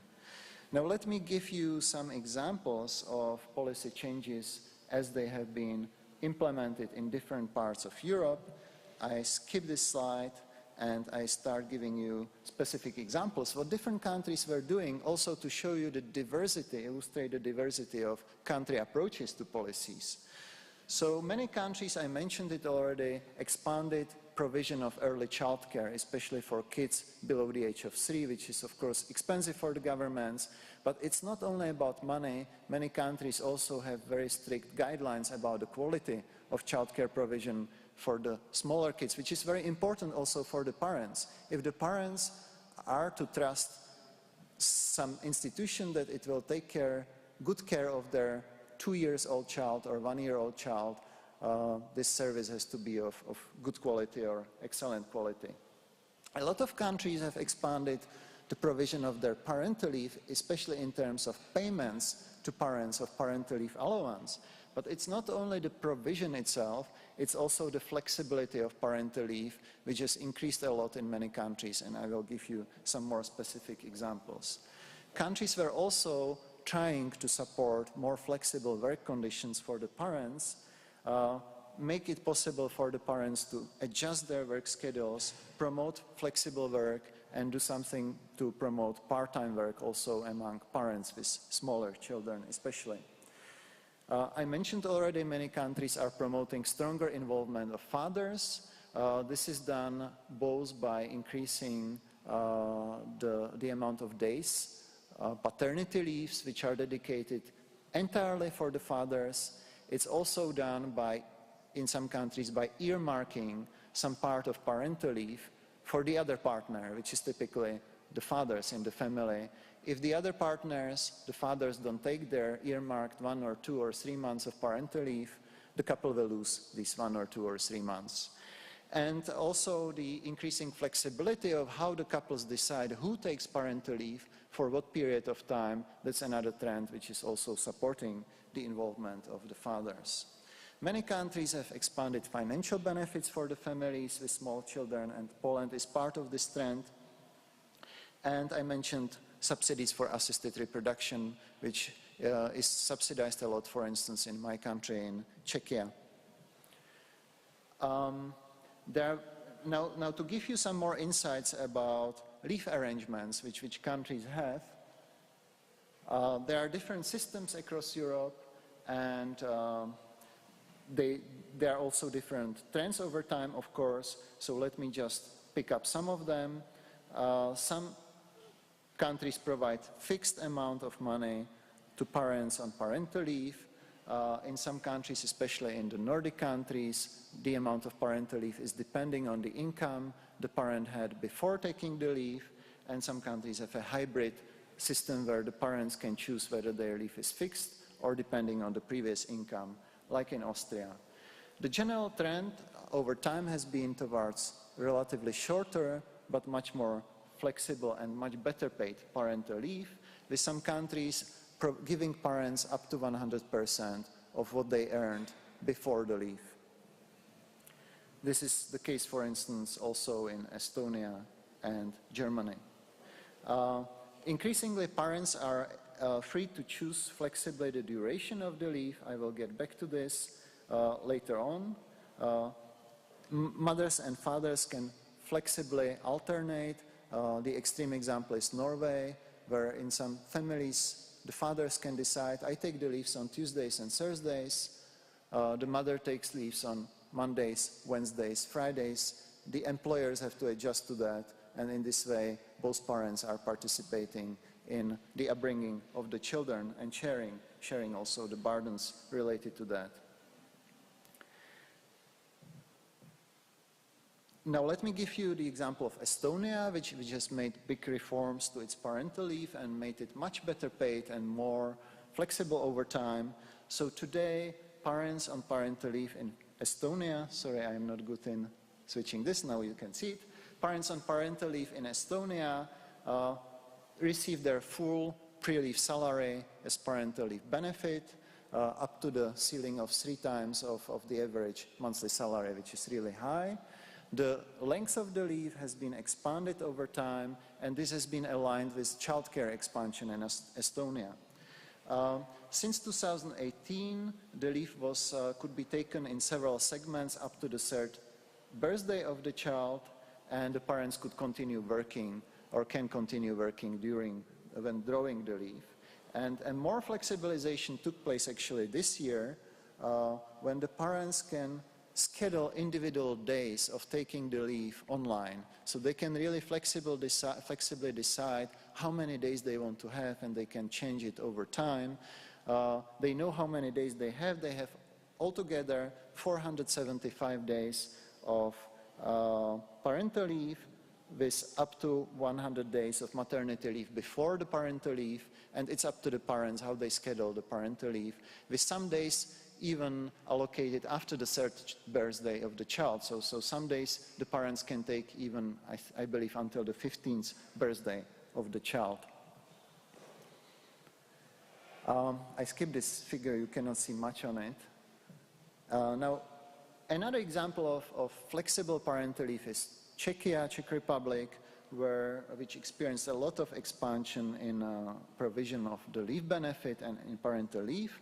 Today, parents on parental leave can receive 300,000 crowns, which is more than 12,000 euros, after the birth of the child in monthly installments. And the parents can decide whether they want to draw these monthly installments in 2 years, 3 years, or 4 years' time. They don't physically have to leave their workplace. They can continue working as long as they guarantee that they are taking good care of their kids. There are some limits to how much their kids can go for institutional childcare, and they can flexibly share the parental leave between the 2 partners if they decide to stay at home, which most of them decide. One example, now we can see this slide, how fertility changed around the time when this new parental leave reform was implemented. The first reform was in 2004. You can see the comparison of second birth rates so after that relates to the situation after the first parental leave in Czechia and Slovakia, which otherwise had a similar family policy regime around the year 2000. The thing is, typical in policy studies that second birth rates were increasing in Czechia already before the parental leave reforms of 2004. So I am not claiming that the difference you see between the 2 countries are entirely due to parental leave reforms. There are many other things happening in these 2 countries. But at least one can claim that systematically second birth rates in the Czech Republic remained much higher than in Slovakia and increased quite a bit even after the parental leave reforms around 2004. So arguably, you can read more details in this policy study. Parental leave reforms in Czech Republic helped or had some positive impact on second birth rates in the country compared to Slovakia, where no such reforms have been undergone. Another example is Germany, where the government in the early 2000s set up a mission that they want to support families and make it easier for the families to combine jobs and combine family life. They shifted away from the earlier support to male breadwinner model and expanded public childcare tremendously, especially in western part of Germany, where it was very small for the kids below the age of 3. They expanded full-day childcare, which was also quite unusual in Germany. There is even a legal right in German legislation for the parents to have a place in childcare for their kids once their kids reach the age of 1. This legal right is enshrined in Germany since 2013. And Germany also increased the flexibility of employment for the parents, for instance, instituting right for part-time employment for the parents of smaller kids. And since 2015, German government is substituting 2/3 of income loss to parents who are working on part-time rather than full-time. So German government pays a subsidy of replacing 2/3 of this income loss to the parents who decide to work part-time only. There is also an incentive for the fathers to take the leave. Now, different countries have expanded their childcare in different periods of time, and there is some evidence that public childcare expansion has a positive impact on fertility rates. So rather than going into details, I just show you this slide. You can then read more details in different policy studies. I can cite one of these studies by Angela Lucy Greulich and Olivier Thévenon, which looked at many different OECD countries and concluded that an expansion of public childcare for smaller kids below the age of 3 by 10% implies a 0.08 increase in the number of kids per woman measured by total fertility rates. I think most studies point to a similar direction. We also have some policy in Norway or some studies on Norway which increased over time childcare provision from almost non-existent, from 1% of the kids being enrolled to a very, very high provision in 2016. And some studies looking at this also at a regional level concluded that depending on how many kids can be enrolled in public childcare for the women born in 1957-62, this had a very different implications for their fertility rates. The effects look really large here, but this is in Norwegian context. Of course, this may not mean the same effect in Central European context today. Now, let me say a few more words about the difficulty of assessing family policies. I mentioned some of these things. I mentioned the complexity. I should mention that often policies are incoherent. And if they are incoherent, it doesn't matter that the government is putting a lot of support in one policy if the other policy is not well aligned with the first policy. For instance, if childcare policy is not well aligned with financial policies of the governments or with employment policies for parents, then policies may not have much effect on fertility decisions of the couple. Instability, unpredictability, discontinuity of policies is also not making many couples very willing to have children. It's making actually situations of many women more difficult over time. I skipped the evidence for Russia. I just want to mention also that when some governments are single-mindedly focused on increasing fertility rates rather than improving the well-being of families and parents, these governments are often not very successful in raising fertility rates. If the policies are just there to increase fertility, it's a little bit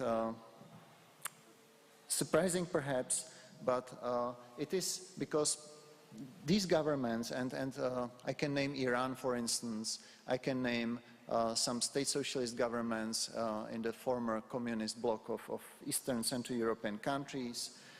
These governments were not really studying what the families want, what the families need. They were just instrumenting policies, thinking that if they provide more money for families, families will have more kids. What often happened is that they had more kids for a short period of time. Maybe they have their children a little bit earlier in life. Maybe they had their second child in a little bit shorter birth intervals. But often after some time, these targeted pronatalist policies have a short-term influence but are not having long-term effect. Now, before I conclude, let me move to some more summary evaluation of family policies. Do they matter for fertility rates? Yes, they do. Countries which are generously supporting families on average have higher fertility rates. It's the whole policy mix which matters, so I'm very happy that the Polish government is also considering different parts of family policies and how they are aligned together. But policies alone will not lead to a sustained increase in fertility in the long term. So it also depends what happens, what other things happen in a society. How is the economy doing? Do young people have trust in the future and confidence in the future, and things which are not so easily dealt with by the policies, by the broad policies. There is no single ballot. There doesn't exist one policy which miraculously increases fertility from today to tomorrow, which would have a long-term impact. So again, it's many different policies and how they are aligned, which matters for fertility decisions of the people. This picture you cannot see much again, but it shows you that what I mentioned, that the total spending on family policies is overall generally positively correlated with fertility rates across the highly developed rich countries. And now we have also some more detailed evidence. You can look at more details in specific studies, of studies which are like meta-studies, which try to take into account different empirical studies on policy influences on fertility rates, and try to conclude based on these different studies what policies have what impact on fertility rates. Without going into detail, these studies generally conclude that childcare services, especially for the smallest children, public childcare provision with low costs or no costs for the parents, but also cash transfers for the parents, leave payments, and sometimes the duration of parental leave have impact on fertility rates. But there is a but. You can see that sometimes these influences go in different directions depending on what indicator is used to measure fertility, to measure period fertility rates, completed family size, childlessness. So again, we have some general evidence, but the issue is quite complex.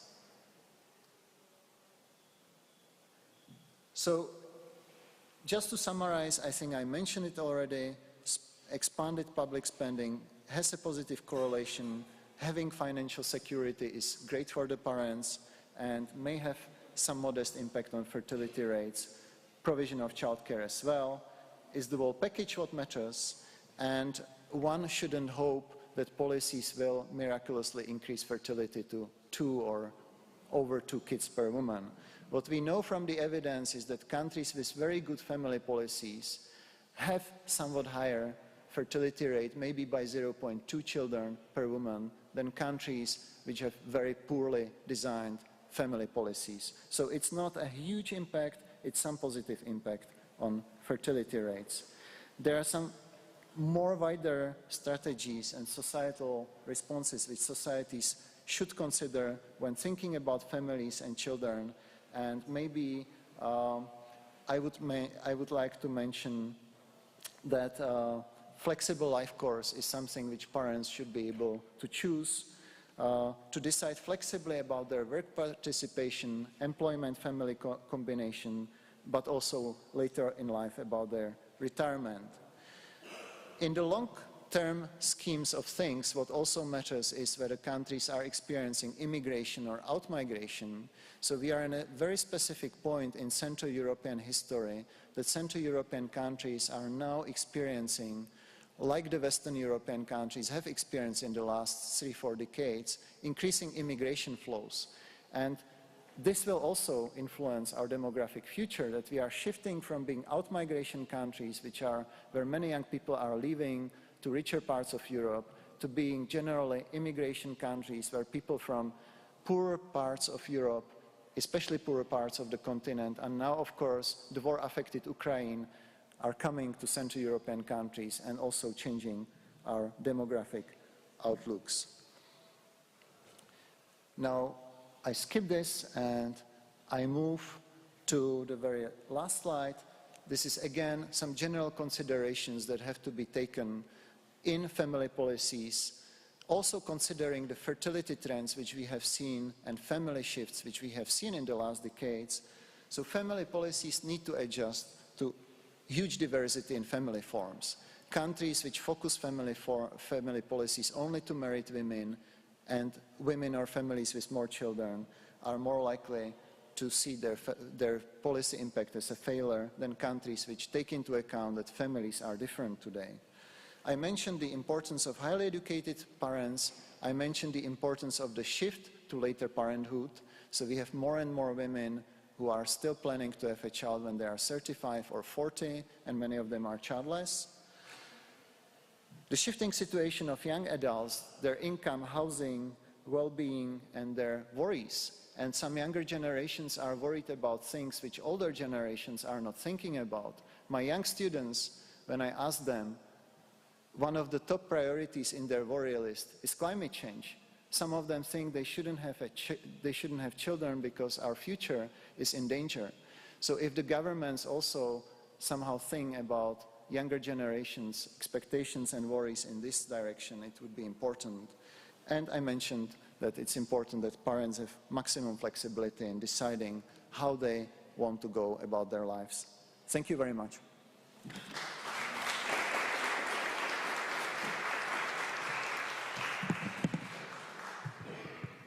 Thank you, Mr. Sobotka, for a great presentation. Szanowni Państwo, przechodzimy do kolejnego panelu. Ladies and gentlemen, now we are moving on to the next panel. This will be session 1 that is reflected in our strategy. This is entitled the Financial Security and Taxes. And now Łukasz Hart, professor, he will show us the presentation about the financial situation of a family. Bardzo dziękuję. Thank you very much. Szanowna pani minister, Minister, szanowna pani poseł, szanowny panie members of the Parliament, przewodniczący, President, szanowni państwo. ladies and gentlemen. Dziękuję za zaproszenie, zadanie mi tej możliwości. Thank you for your invitation and thank you for this opportunity to share my thoughts with you on the financial situation of the families. But at first I would like to congratulate you this important and very much needed document, the Demographic Strategy 2040. Please see that in my lecture I would like to tell you about 2 issues. So first of all, I want to tell you about main determinants of the financial situation of the families, and then I will comment on the widely defined family policy. Well, I am one of the last speakers before the break, so that's important actually, so I will be referring to the previous presentations that were very interesting. So if we are to speak about demography, about fertility, we are talking about a long perspective. The strategy covers the years up until 2040, and somebody may ask me, Professor, what will be the financial situation of the families in 2040?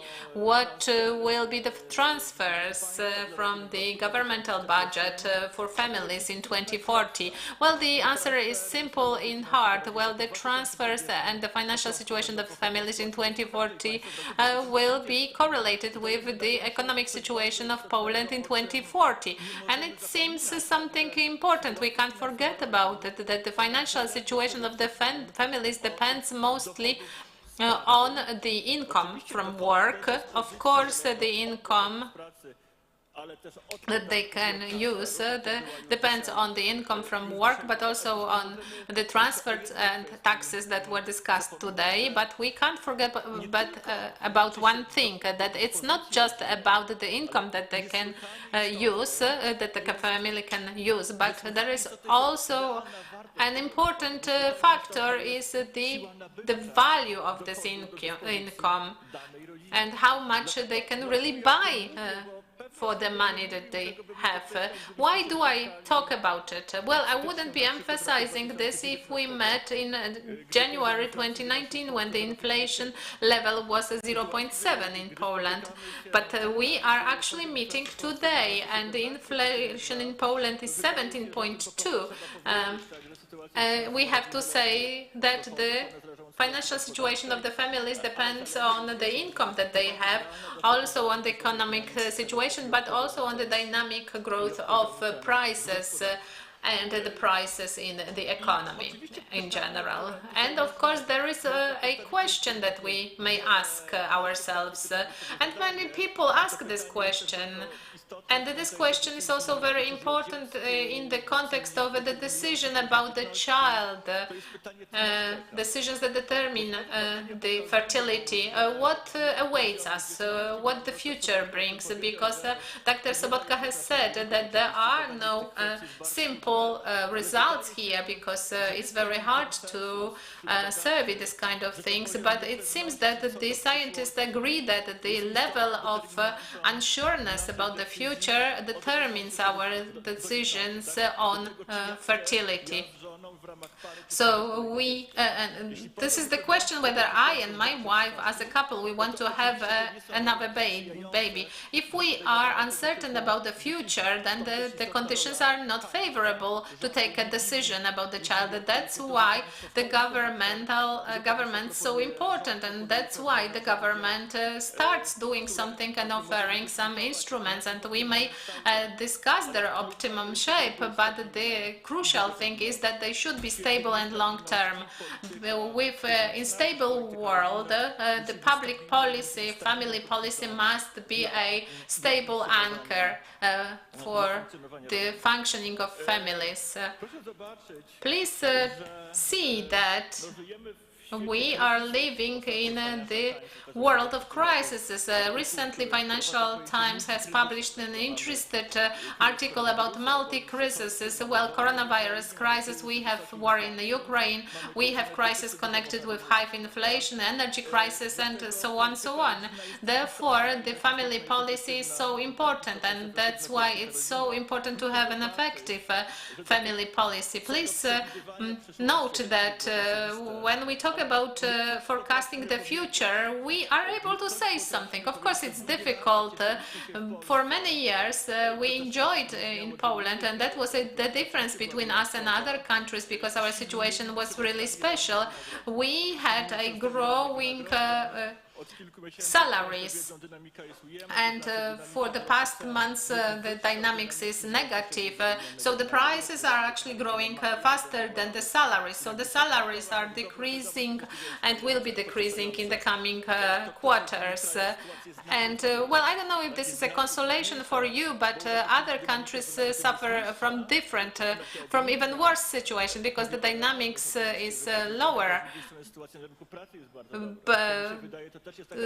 but we have a good situation on the job market, even though the salaries are decreasing. That's a very important to remember that the record low sprzyjającym dzietności decyzjom prokreacyjnym. unemployment is something that helps to take reproductive decisions. Oczywiście And of course, for the financial situation of the families, it is crucial to make sure that the income of the family is growing. Well, the head of the statistical office talked about the growth of income, but we have to remember that it happened in the world that may have ended already. There is an interesting discussion among the economists, and economists discuss it and they try to answer the question why during the past 4 decades until the pandemic the global economy had a relatively enjoyed a relatively fast growth. The fiscal policies were quite expansive, whereas the interest rates were going down to zero, and there was no high inflation. So there is an important question like that, but the answer is relatively simple. 2 processes were involved, and we have seen them in the past 40 years. So a high demographic growth in China and India connected with globalization. So hundreds of millions of employees from India and China entered the job market, and that actually dramatically decreased the growth of salaries. And actually, the demographic situation allowed the products from there to our markets. That affected negatively other aspects of our lives, but then it was important still. Many outstanding experts say today that we may have a demographic turn.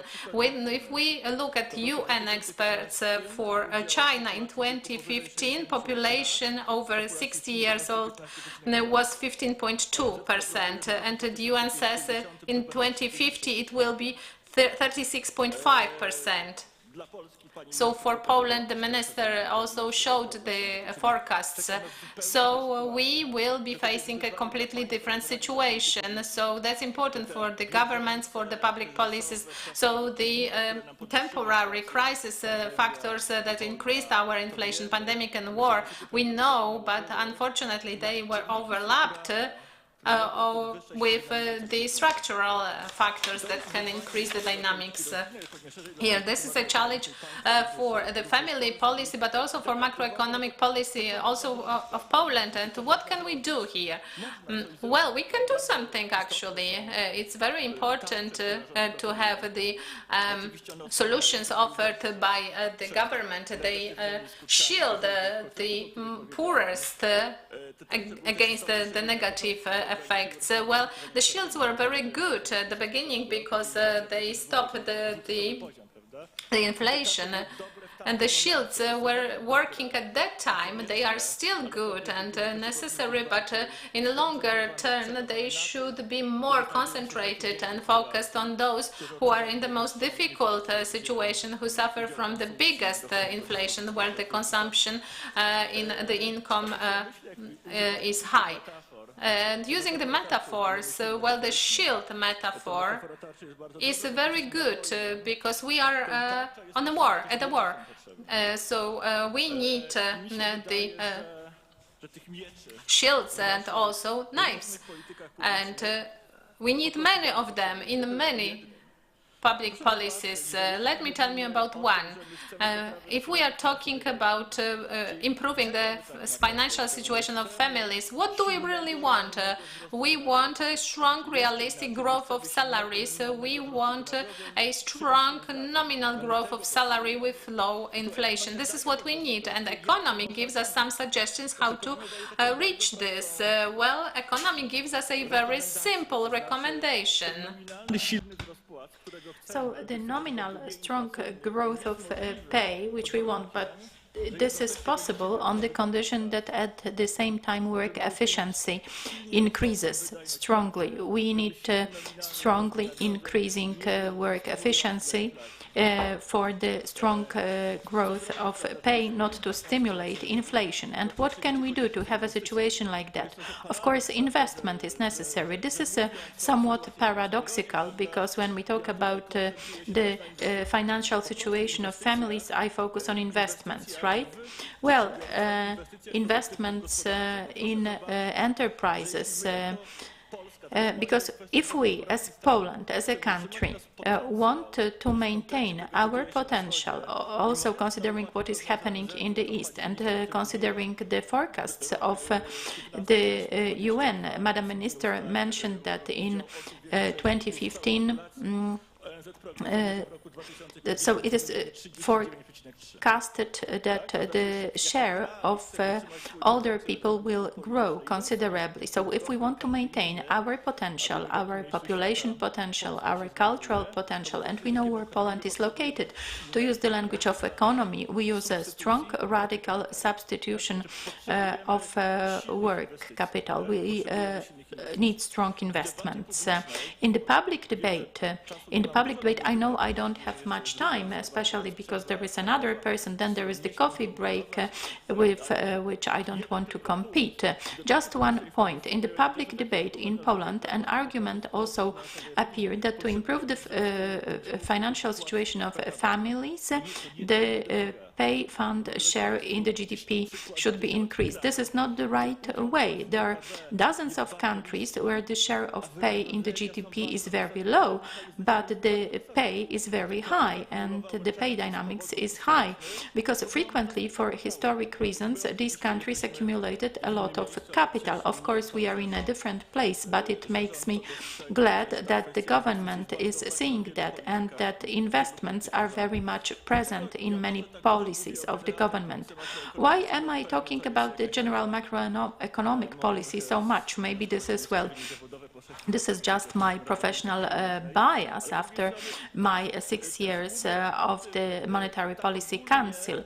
But I'm talking about this also generally in the context of Czechia. There was this slide showing this demographic success of Czechia, fertility 1.7. Recently there has been a very interesting report about the Czech demographic success, which is probably in your material that you received. The lesson from Czechia is that there is no one solution. There is no one solution that you can apply. This will not happen, but the example of Czechia shows that frequently very efficient, very effective for fertility are policies that are not directly targeting the pronatalist effect, but rather policies that target the growth of pay, that promote good quality social public services,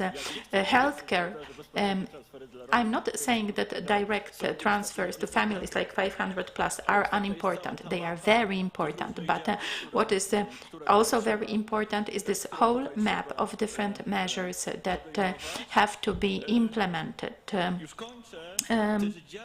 Also measures which not always mean direct transfers.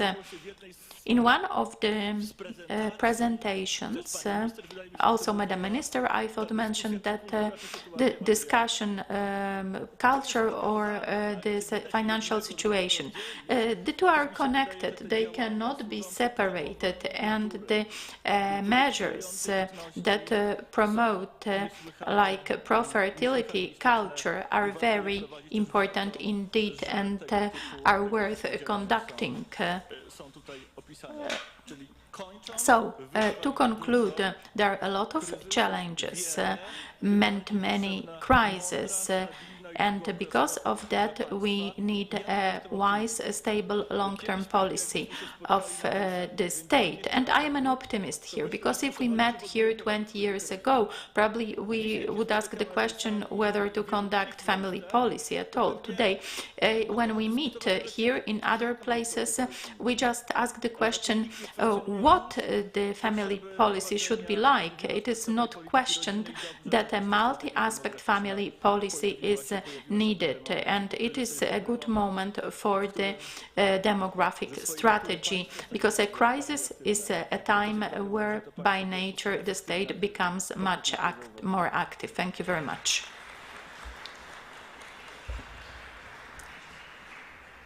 Dziękuję, panie profesorze. Thank you, Professor.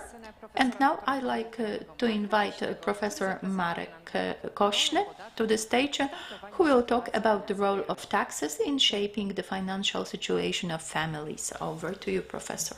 Dziękuję bardzo. Thank you. Ladies and gentlemen, Chciałbym się rzeczywiście odnieść do kwestii podatkowych. I'd like to talk about taxes and tax-related matters. They were already discussed in quite detail by Minister Sabani. They were later mentioned by Madam Minister. But I'd like to point out another aspect of the tax-related matters. Connected with families, but of course taxes are paid by individuals. To some extent they are connected with the family situation, so indirectly they also pertain to the financial situation of families. A few things. The first one, because, well, I believe that this is something important for the current discussion. We say a lot of things in the context of taxes, in the context of tax reliefs, and frequently the discussion has two defects, actually. First of all, it often pertains to the nominal burdens, so how much it should be, and how much it would be if we used a given tax solution for a given individual. And the second thing, we frequently forget about the general context. Well, the tax system, the fiscal system, and problems connected with financing the state budget have a very concrete redistribution references.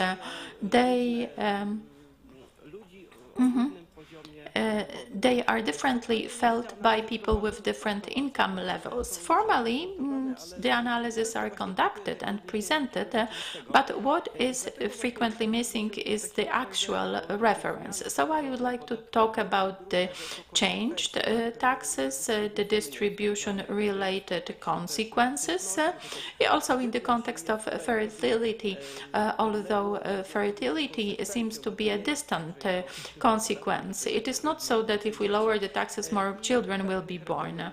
And finally, I will provide some recommendations. As regards the context, please look at this. Here we can see the tax revenue of the state budget. We have a growth. Most of the things I will be referring to the period starting in 2001 mostly, and some of the things I will be comparing 2001 to 2022, but for 2022 these are mostly plans.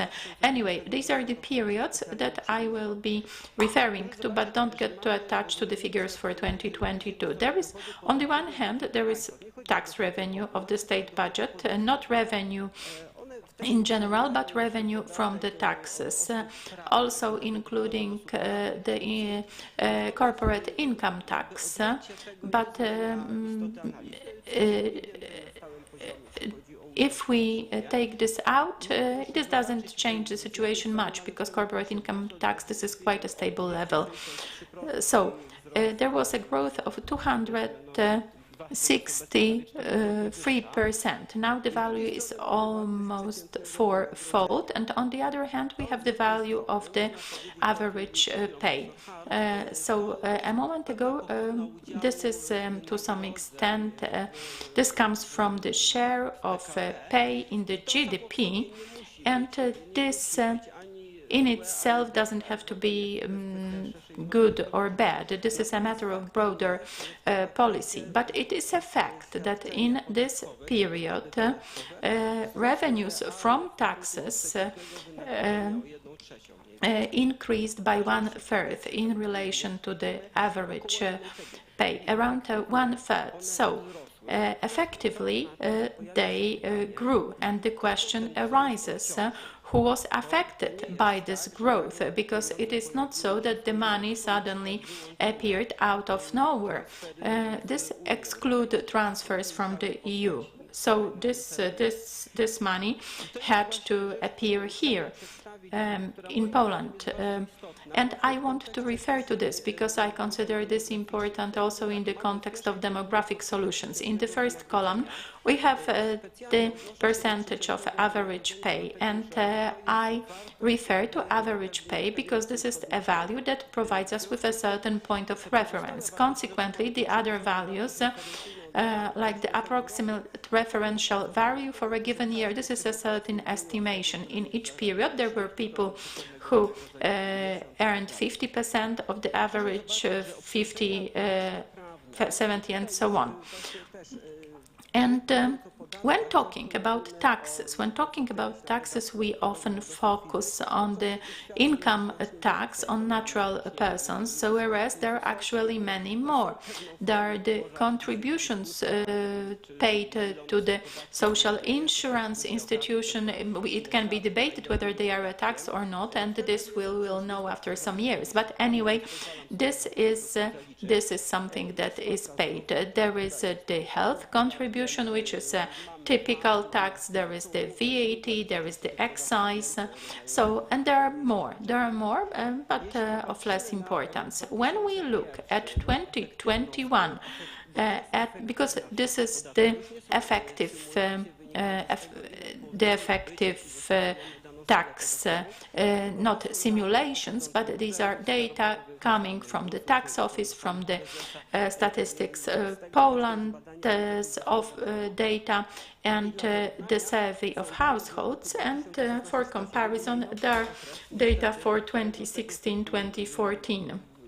This was the newest period for which, the most recent period for which calculations could be done. And the difference in the percentage points, which you can see in the last column, this is a representation showing which groups paid for the changes that were specified in the previous slide. And it is clearly shown here that these are groups of people I don't want to call them like middle class, because this would need a longer discussion, but people with average income. So these are the effective payers from whom redistribution is conducted. And let's look at this. These are the estimates. And again, if the previous values can be calculated, these here are estimates resulting from the nominal changes, but also showing a certain trend. As regards the first three groups, maybe first two, up to the half of the average pay after the change, and this does not include VAT changes. These are just nominal changes. So we would return to the level from 2021. And what happens higher? For 70%, we have a smaller correction. And again, when we look at the value with the last two, I put question marks there, because practice shows that in the higher income areas, the difference between the nominal and actual tax rate grows with income. So whether this is growth by 7 percentage points, I would not be too stubborn here. I think in the last category it will be lower, but this is just my expectation. After the changes, anyway, we can see that the group expanded. After the changes, suddenly we have 10, 13, and at the level of the average pay. The situation in the group between 90% and 250% we are not improving this with the reform, because still these will be groups that will be financing redistribution to the greatest extent. Now, what to do next? Well, let's take a look at this one, because if we calculate it and we look at the group of 150% of the average salary, if we have a difference of 14% from this value, that means 1,400 zloty. This is more or less 500 plus for 3 kids. If we have a taxpayer who supports 3 kids in the form of 500 plus, he is given back what he brought into the system additionally as compared to what he brought before. What happens next? Because these are tax changes, and in addition to that, as Professor Hart has said, we have a situation with different kind of factors appearing. These are estimates showing you some direction, not a specific value. We have interest rates on credits and loans. Well, mortgages and loans, they will be most painful to those who have mortgages. This is the second group, and the remaining groups will also be affected by this, but to a lesser degree. When it comes to an inflation, well, the most affected group will be the group with low salaries. But when it comes to new anti-inflation and transfers, the current and the ones that we expect connected with energy, they will be effective for the first group, for the second to a certain degree, and will not affect the third group. And when we look at the system of pluses and minuses, yet another time, the most affected will be the group with average income. What that means in practice? First of all, this expansion of transfers, in general, the expansion of the scope of transfers of the tax changes is connected with the fact that we need to get the money from somewhere, and the giver will be the group of with average income. And the second factor that should be taken into account is the changes between the dynamics of growth of minimal and average salary. I don't know, maybe that is not heard enough or stressed enough in the public debate, but if we look at the period between 2001-2021, the minimum average salary grew by over 200%, where the minimum one is 175%. So there is a compression of salaries happening. So those who were in the average salaries areas, because of the two elements, so the increasing minimum wage with the tax and transfer policy, those groups become one. Well, this is the phenomenon that is observed not just in Poland, but it applies to the average middle salaries, and it's quite dangerous. Now let's move to wages and fertility. I am not the demography expert, but I know that definitely it's not simple how the income affects fertility. Research shows us that it can differ, but there is new research showing us that the fertility is growing with the growing income in specific groups. So financial support for families is an element that will help, not interfere. But the crucial thing is to increase the subjective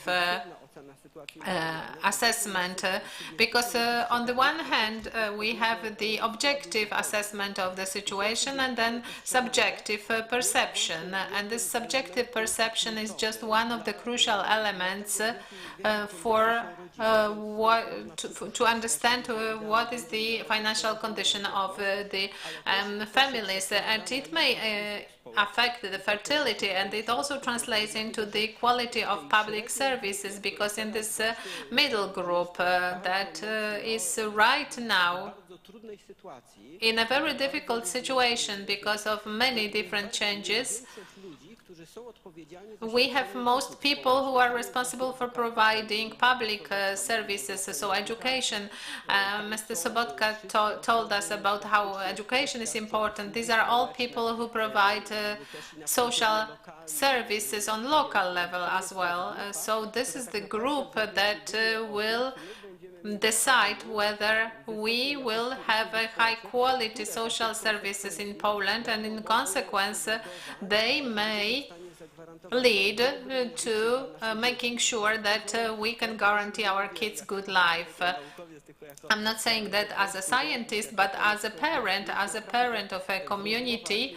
Well, when we have individual talks, I can see how people start worrying whether their kids will have a school to attend. If we actually continue those changes in the division of salaries, this may become a realistic problem very soon.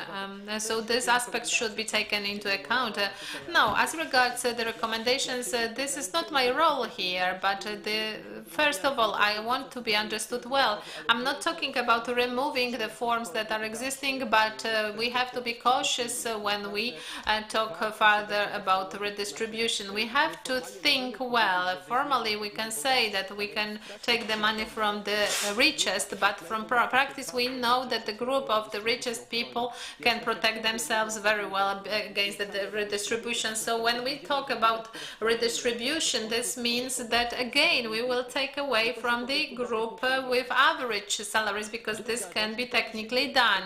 And the second thing, and this is happening, and you've seen this presentation of Minister Soboń, I am very happy because that was gone from the public debate before. So the redistribution changes, so we should see them not just in the context of demographic structure, but also the salaries and how they are. And the third thing that is important in the demographic context, to take into account the tax ability when we talk about personal income tax. This is about shaping the tax system that takes into account children. What we have now, I don't want to criticize it, but threshold solutions that from 4 and more children, those solutions that start at certain point come with many flaws, and this system also has flaws, and it seems a better solution to take into account all kids. Then we would avoid the discussion whether this is a single parent or not single parent, whether this is one kid or not. So proportionally, so we divide the salary into the number of members of the household, and if we implement this system, we can also include other features for. That's all from me. Thank you. Thank you very much. And now, ladies and gentlemen, we have a break. Thank you.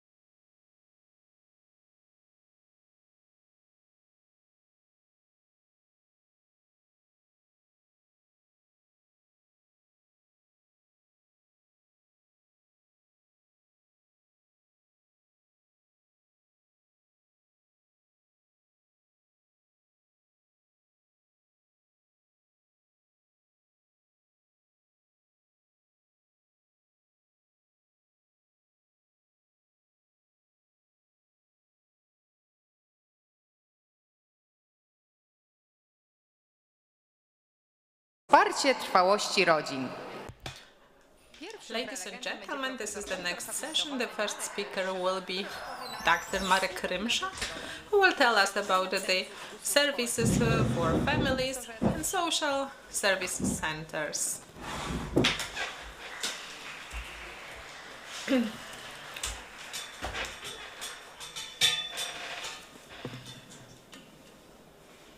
Yeah.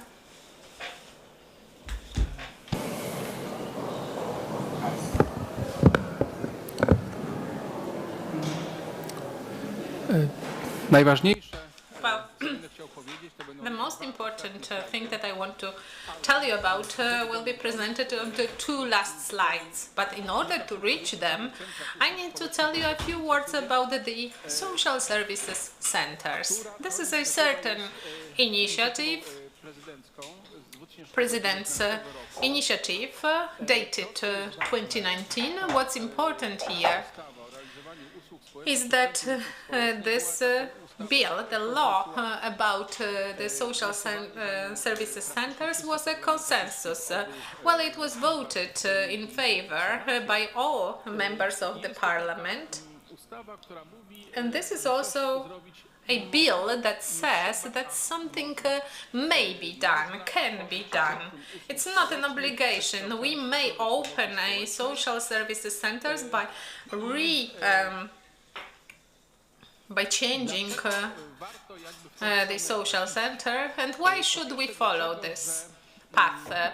First of all, because the social services are a response to certain jeśli popatrzymy na taką civilizational challenges. If we look at the history in how the social policy developed in Europe, well, we had three stages.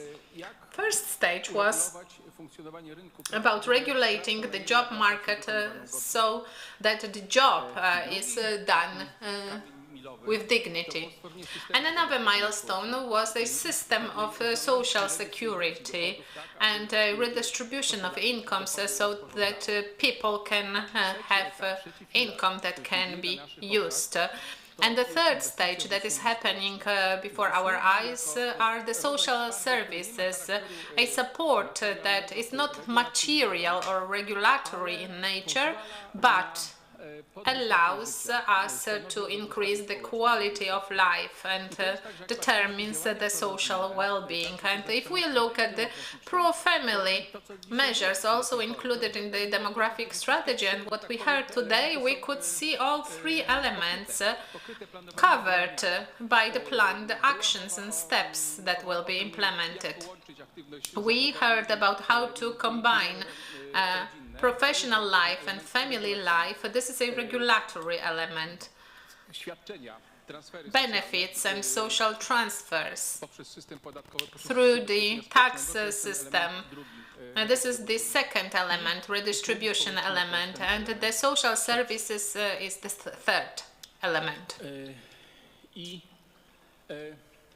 And co jest ważne, what's important, że usługi społeczne social services work well łatwo if they are easily accessible and when using them is not an element of the market game, whether we can afford or not afford.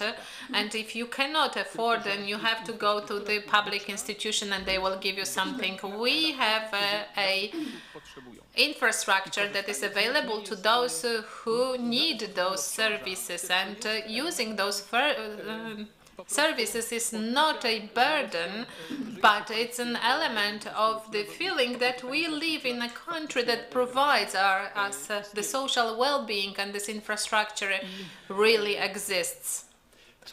And what's also important, that in this service, like support, non-financial, non-material support, A major part is played by all sorts of specialists, people of different professions. This can be therapy, this can be social workers, therapy workers, but this service support is the element of the social self-organization. A lot can be achieved by the community organizing itself, voluntary work, self-help work, neighbors support schemes. This is something that should be an element of a well-organized collective order. Another important thing is the multiplicity of those providing services. It's not that should be one public institution that will address it all, but rather there is a need for a coordinator of multiple local service providers. That is the idea behind the social services centers, cooperation with service provider. The more local providers there are, the bigger the chance for providing the services. Well, let's say therapy. There are different therapy schools, different methods, and maybe they do not compete with one another, but in some situations, behavioral therapy is better, in others, psychoanalysis is better. And one specialist specializes in one method, but if there are different specialists, different therapy methods can be provided. And another situation are the combinations of services. This is not so that there is one service to address one need. Usually, a combination or a bunch of services is needed to address something. Like today, if depression is a growing problem or loneliness, these are the classic situations. There is no one medicine for depression and there is no one anti-depression service, but a wisely organized package of services can help function in the community. What I now want to discuss is of more qualitative than quantitative nature. In the pilot period, 49 social services centers were created, but this is a very important signal of what can be done. The idea included in this approach, in the marching system change, consists on the following rules, that the centers were established by those who knew what they wanted to achieve and what they were doing. This is positive because this is not forced. The local administration takes this decision because they can see sense in it. And this local administration attracts good energy, good positive energy. They want to provide something to their residents. This marching system change includes 3 phases of the initiative's development. First is the pilot, then there is the scaling, innovation, scaling, and then arriving at a common solution. And because the first stage is now coming to an end, the pilot stage, in the Social Matters Council, this is an expert entity addressing social policy, we conducted some studies, some monitoring on how the centers operate and what their potential is, what is the potential that they carry. This was an analysis based on different methods. First, we analyzed the reporting data from the social services centers that the centers sent to the Ministry of Family and Social Policy. Second, we analyzed the documents drafted in connection with the launch of the social services centers. There were 2 major documents, and we also organized moderated group discussions with specialists working in social services centers. From these sources of information, we got a certain picture, like broader picture. And what are we seeing? First, it is visible that there is interest of residents in what a new social services center brings. It is clearly visible that if the needs and potential diagnosis is made, things are identified, matters are identified that are important to people. And if there is a constructive answers, people are positively impressed. And a lot of attention should be given to the following thing, also from the family perspective. A service is for the resident, for the residents. What does that mean? It means that when using the service, I am not stigmatized. It's not like I'm not coping and I need to get help. The service addresses certain social expectations. The previous model was good in the period of the system transformation. Of course, back then there were some people who could not find themselves in the new reality and they needed some centers to help them. And that is how the previous system was designed. But as a consequence, back then, if someone came to a facility like that, they were in a way stigmatized, and this shouldn't be like that anymore. Many people who need social services do not want to have this role. And when this is an offer for the residents, it doesn't mean that we use the services when there is something wrong with us. It means that in some circumstances we need support and we use it. People see that the standard of life in Poland has improved. And they expect to participate in what has been created. They want to have access to well-being, and these services are an element that can provide that. Next. The one-stop shop. A person comes to one place and receives a package of services. This doesn't mean that the center provides all the services because there are local suppliers, but the services are provided under a package. The person says what they need and they receive a package that is arranged logically, and they can use the support. They do not have to get every service separately. People appreciate that because it's more convenient. The third thing is the work which releases the potential of the community. In the centers, apart from services, there are also the so-called social community organizers or facilitators tasked with activating the potential of the community, launching neighborhood schemes, voluntary works and self-help schemes. Stimulate them. And in order, if the professionals' services,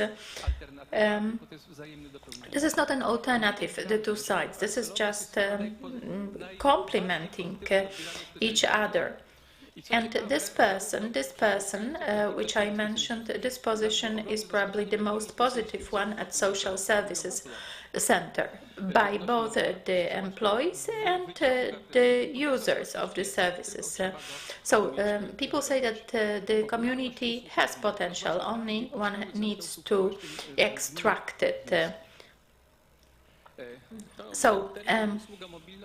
Mobile services, this is the next term worth mentioning. This is not in the legal act. So people don't want to travel to a distant location to use some service, but services can be delivered to them, for instance, by bus. There could be health services, like connected with prevention, prophylaxis. And another popular thing is a person, representative of the social insurance institution, coming to the community center, and people can talk to them. People respond very positively. They believe that this is the right way of organizing the services. Nie wiem dlaczego. O. Teraz o drugi ten z tych kluczowych slajdów. The second key slide, it is clearly visible here, like consulting or advisory services. They're actually booming, and these are not legal services, because legal advisory services already exist as a subsystem available at the level of the county. What we are talking here about is the specialized advisory service, family consulting, health consulting, psychology. It is visible that people want to use such services from specialists. First of all, because this support is very safe. It's not like I'm going to a psychology clinic at the school, and if I say I have some problems with my child, there will be consequences. That maybe something is wrong with me. People fear that, but when they come to get advice, this is safe to a center, because then they get some hints, they get some advice, and they can cope. The second advantage is that this is something done at an early stage. Nothing. A person sees that something is not working, and they get advice because they want to address the problem. This is clearly visible that there is big demand for such advisory services, and if social services centers provide this, there is big demand. And there is the family offer as well. The Act states that the services are to be provided to individuals, social groups, communities, and families. And the family element is clearly visible. At many social services centers, there is this orientation that through certain services, people are supported in performing certain social roles. For instance, within the family, there are moms clubs, young mothers clubs, new mothers clubs, especially those who just had their first child, and for whom the situation can be difficult. They feel overwhelmed. Probably socialization for this role is weaker than it used to be. Consequently, there is a need for support, and this professional element meets the self-organization element here, because it's about someone who will organize this club. And in the club, under the club, the young mothers can provide advice to one another, and this is something that works. Another example is the relief support. If someone cares for the family members at home, like for the elderly or for the disabled, and if there is this relief support, this means that I can maintain the role of the carer, but the role is not like 24 hours per day, but it can be arranged somehow to include other activities. People are glad to use that possibility. It is also visible that the center supports the civic society infrastructure. If there is a possibility of cooperation with a center, NGOs suddenly become more active, like social cooperatives, entities like that can see a possibility for their development, and they are willing to cooperate. And yet another very important element is working on the resources. What does that mean? Skoncentrowanie się Well, that means concentrating more on a need than on a problem. Because when you have a need, it doesn't really mean that there is something wrong with you. And it's not about solving, but about mówisz o taką zdolność facing something that is normal. But this is also about the ability, a local tego, żeby popatrzeć, authorities' ability to look at what they have. ponieważ my mamy Because w systemie polskim dużo usług społecznych. there is a lot of social services in Polish system. We are characterized by a high degree of dispersion, To przez NFZ. industrialization. So there is ZUS, there is social care, there is another institution, and they don't see each other. And often there are some Rygory, które powodują, rigors, że ta infrastruktura nie jest wykorzystana. restrictions that Tych, którzy mogą spełnić wszystkie does not allow us to really use this infrastructure, because those who can meet all the requirements to use this care are not too many. potrzeby mieszkańców. So first of all, we ask ourselves what are the needs of our citizens, but then we ask ourselves what do we have already, how to use it in order to meet the needs, and there is a huge potential to be managed, and this is happening here definitely in this way, that we start to see each other as one local system and not as just singular elements, Rzecz, o której chciałem powiedzieć, components. pomoc uchodźcom wojennym. And also the last thing that I wanted to mention is the support for the refugees from Ukraine. We checked the data at the end of March. That was the beginning, the first wave. What was happening in those places? Wszystkich wniosek, bo to rozlokowanie. Well, not in all of them, because,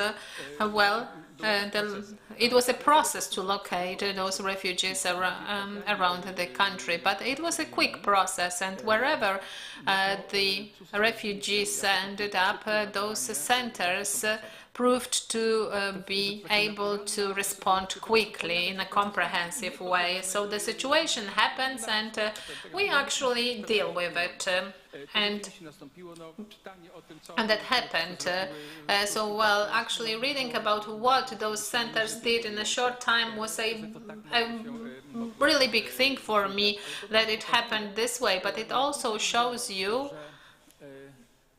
shortly speaking, that the investment in the development of social services is needed, but it cannot plan everything. We should leave a space that can be managed by local know-how.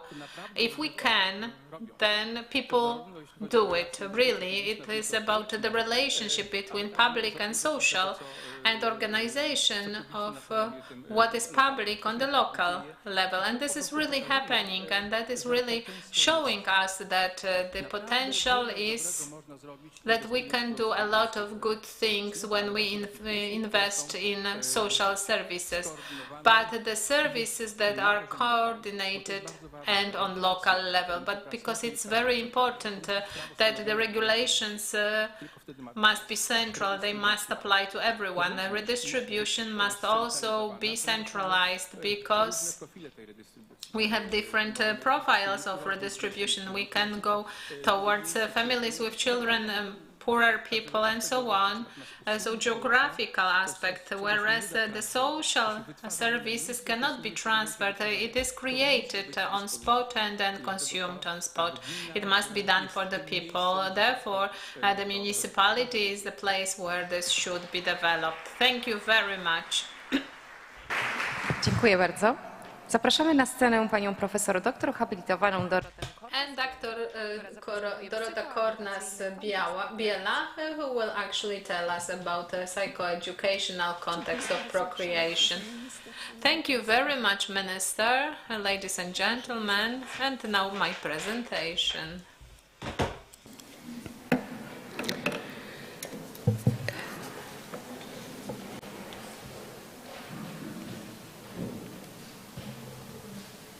Alles?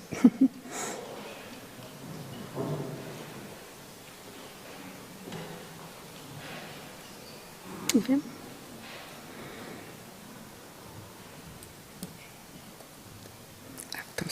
Dobrze, przepraszam. Tak. Well, in the beginning, I wanted to make an introduction and stress that procreation, reproduction, is a very important stage in human life. But we can actually realize that for a policymaker, it is this stage, procreational period is important, but also the whole period before the procreation happens is important. So when we gain the procreational functions and then lose them, because regardless of the ability, whether we want to use them or not, well, the procreation and the ability to have children is an element of a person, the self-esteem and the assessment of their life as a satisfactory or not, depending on how and what kind of satisfaction can be drawn from the decisions taken and whether this procreation was successful or not.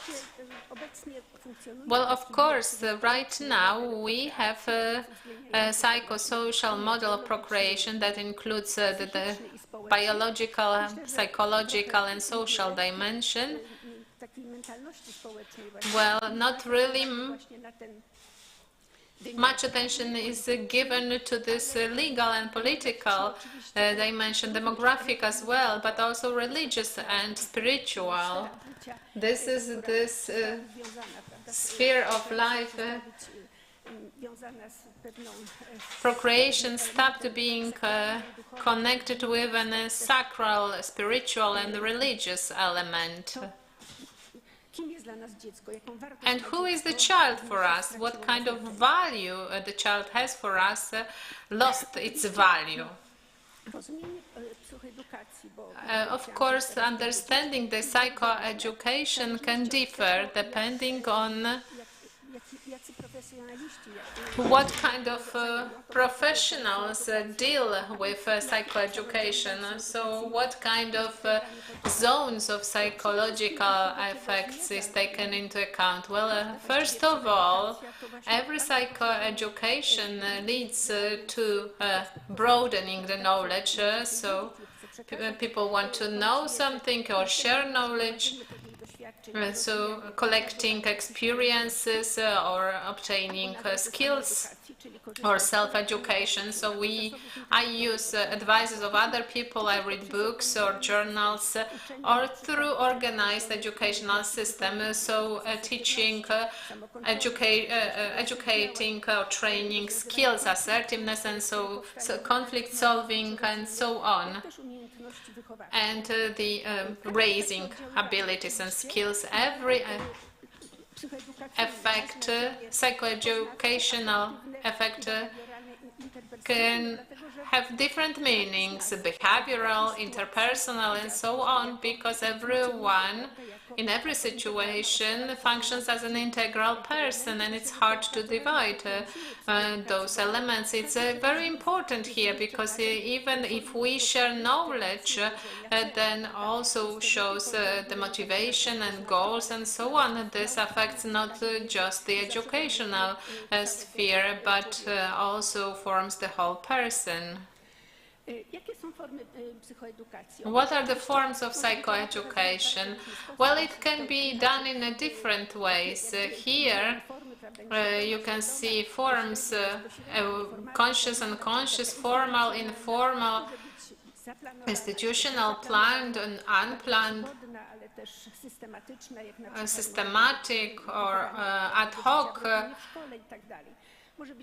It can be implemented through various meetings, but often it is done by projects, psychoeducational projects, and I will tell you more about those in a moment. So the basic objective of the psychoeducation when talking about procreation is this objective, that there is a relationship between the knowledge of the patient because a woman, when she plans a procreation, well, there is a context of OB/GYN, so she becomes a patient.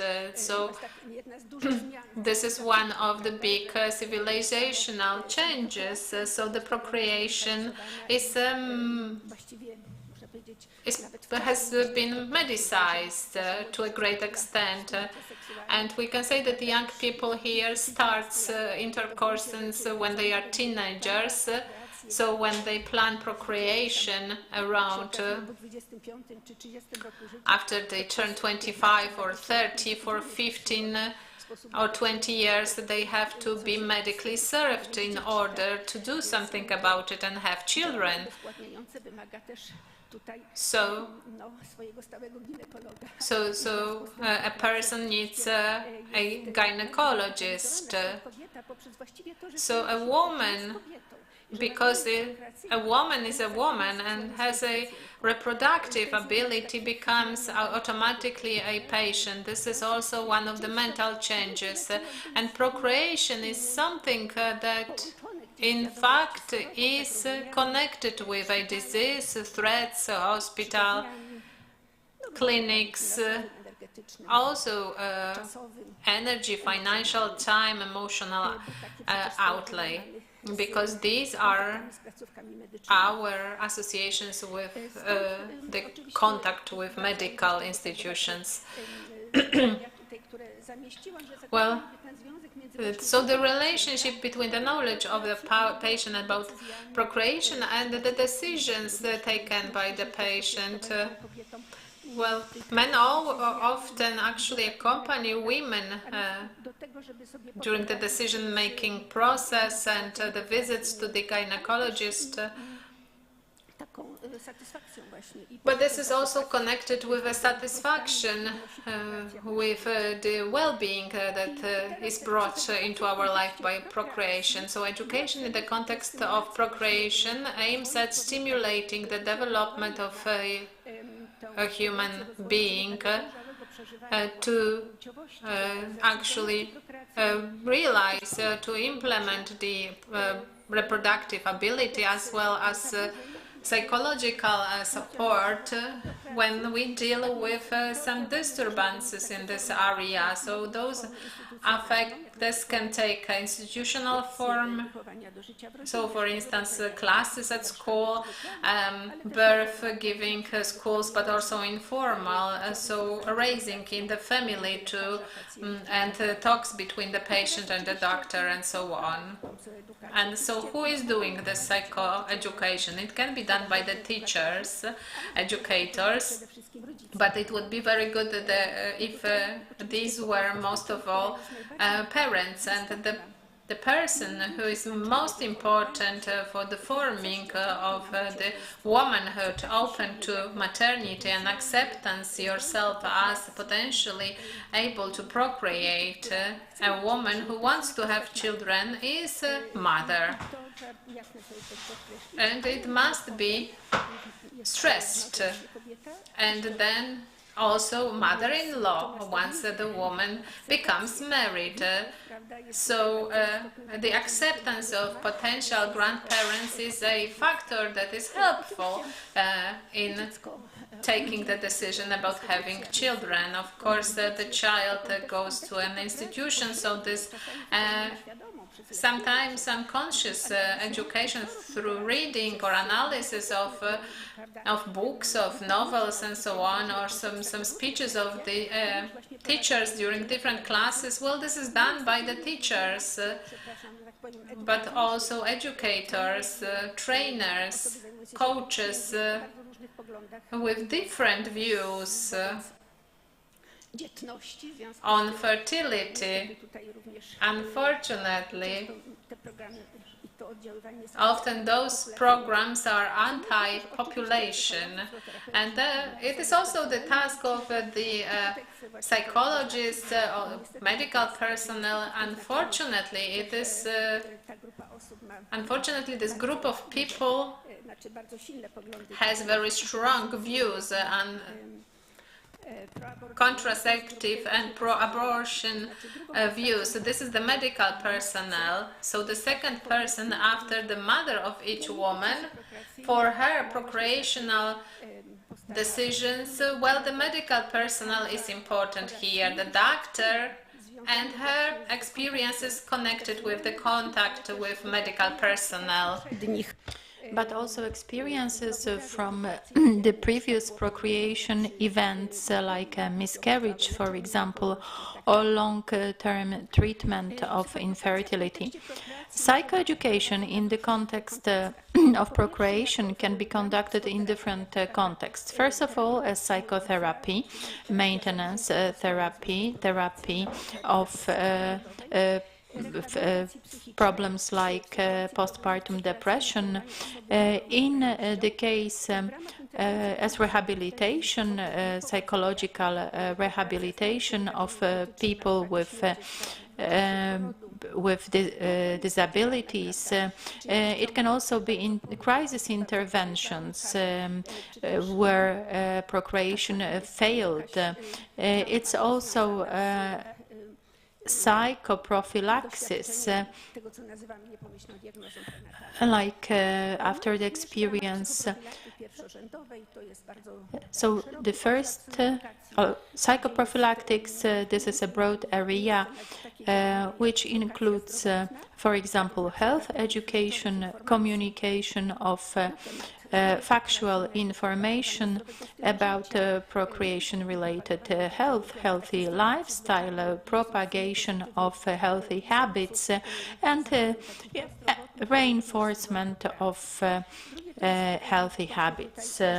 Another point is prophylaxis, focusing on the context, preparation for the role of the parent, birthing classes, classes for grandmothers and grandfathers under tertiary education, and support groups for people in different situations after a miscarriage, for instance.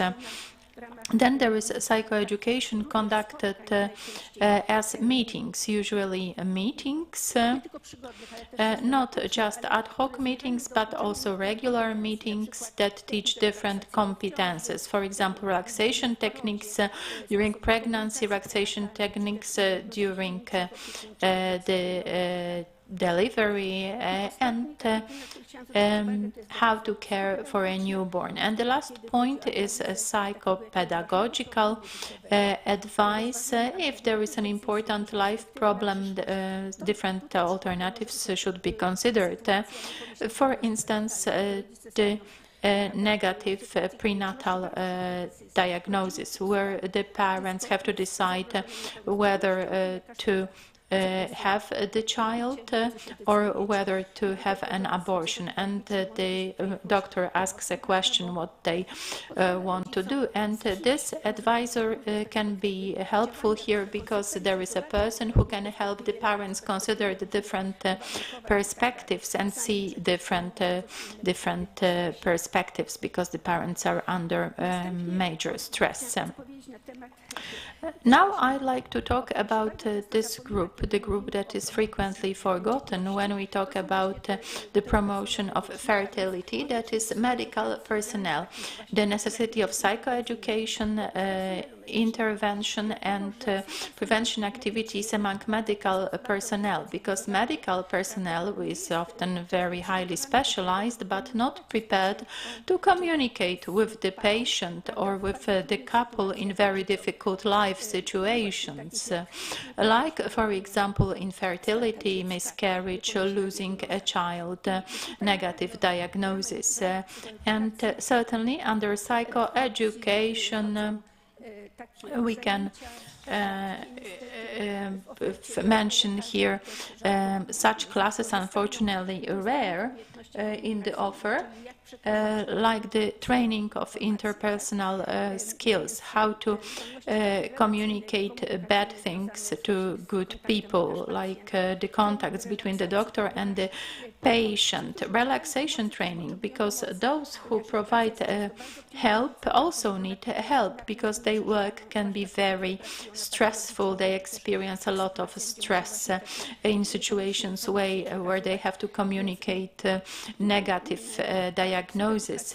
So psychoeducation workshops or sessions play a major part as supporting solutions to problems. Like we are talking about the medical personnel here, and also, like I said, the personnel needs help. They also can have negative experiences connected with procreation in their own lives. And another point is preventing the burnout at work. In a situation of difficulties, difficulties connected with procreation, the most effective psychoeducation is provided by way of a trialogue, patient, family, and the therapist. Then the chance is biggest for the difficult procreation experiences to develop the personality and the marital bond, and to help to support decisions about having more children. So this is about replacing the feeling of guilt or shame, or the feeling of being treated unfairly. This also helps to increase the proactive attitude, helps to deal with rationalization and all the other defense mechanisms. The next point is the problem of the effectiveness of psychoeducational programs. The hard evidence that psychoeducation in the field of procreation makes sense. So the hard evidence would be the diminished number of procreation problems, that a woman has a healthy lifestyle, has children at the time that is favorable for procreation and not at a later age. And then the number of miscarriages and complications would diminish. Another hard effect in the form of a bigger or smaller number of children born, this hard result much depends on what is the goal of psychoeducation programs, because they do not all of them target fertility. The programs that target the population assess as their success a situation where fertility drops, whereas those that target fertility increase assess their success as a situation where fertility grows. And a soft indicator for the two types of programs is, first of all, the subjective sense of the woman, of the couple, that, where their well-being grows. That they are happy with procreation, with the course of the pregnancy and childbirth and breastfeeding. They positively assess the quality of their life, and they want to have another child, which is a positive result of all the positive procreation experiences. The goals and content of psychoeducation programs is very diversified, depends on the age, on the stage of the procreation function, and this can also target parents who have different problems conceiving. They had negative diagnosis, those who experienced the fetus's death in utero, or where the fetus is sick, and more And also the perinatal hospices need to be mentioned, and parents after loss.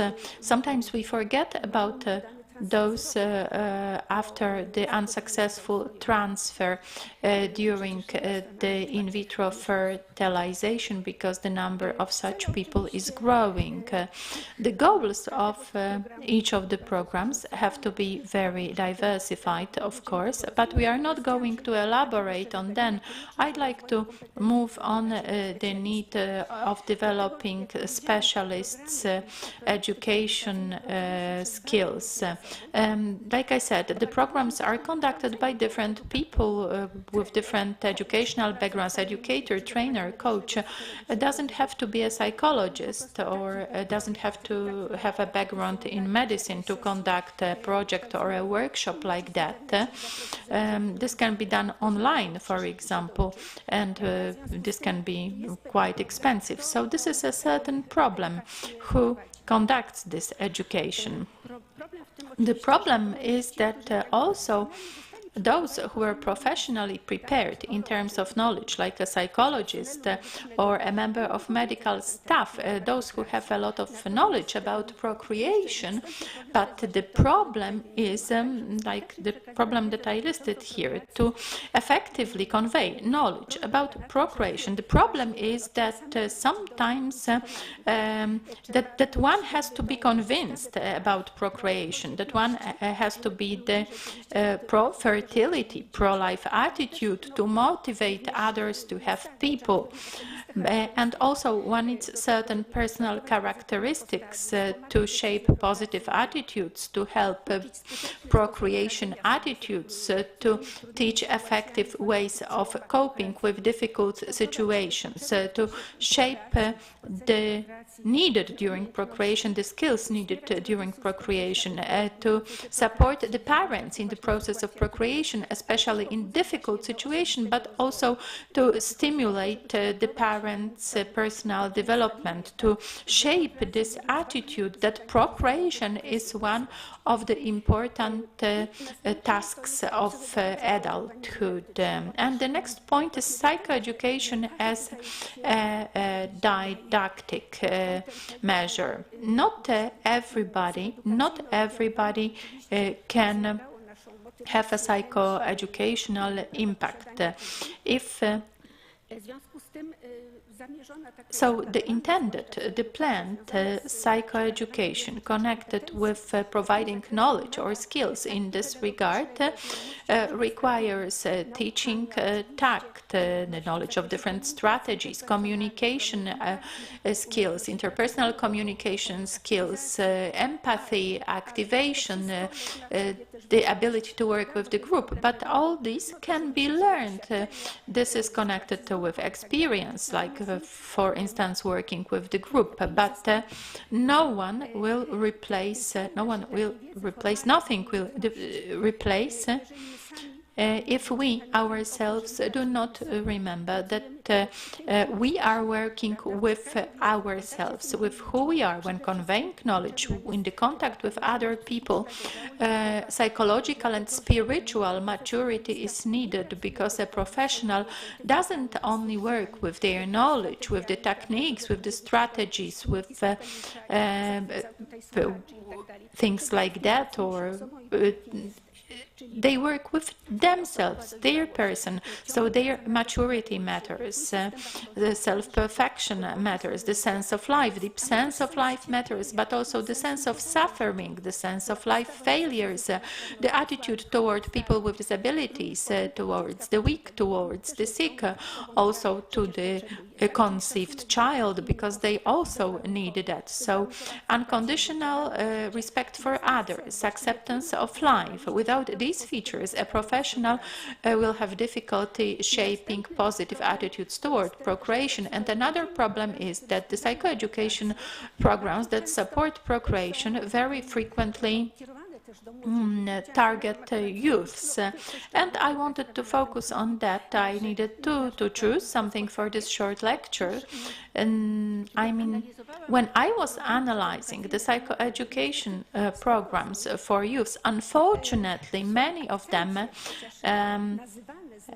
even though they were entitled procreation support, but they promoted the early sexual initiation using protective measures against STD and treatment of infertility and in vitro fertilization. These were the topics, so these were the goals, like to equip the participants with the knowledge about STDs, contraceptions, the causes and the treatments for often for infertility.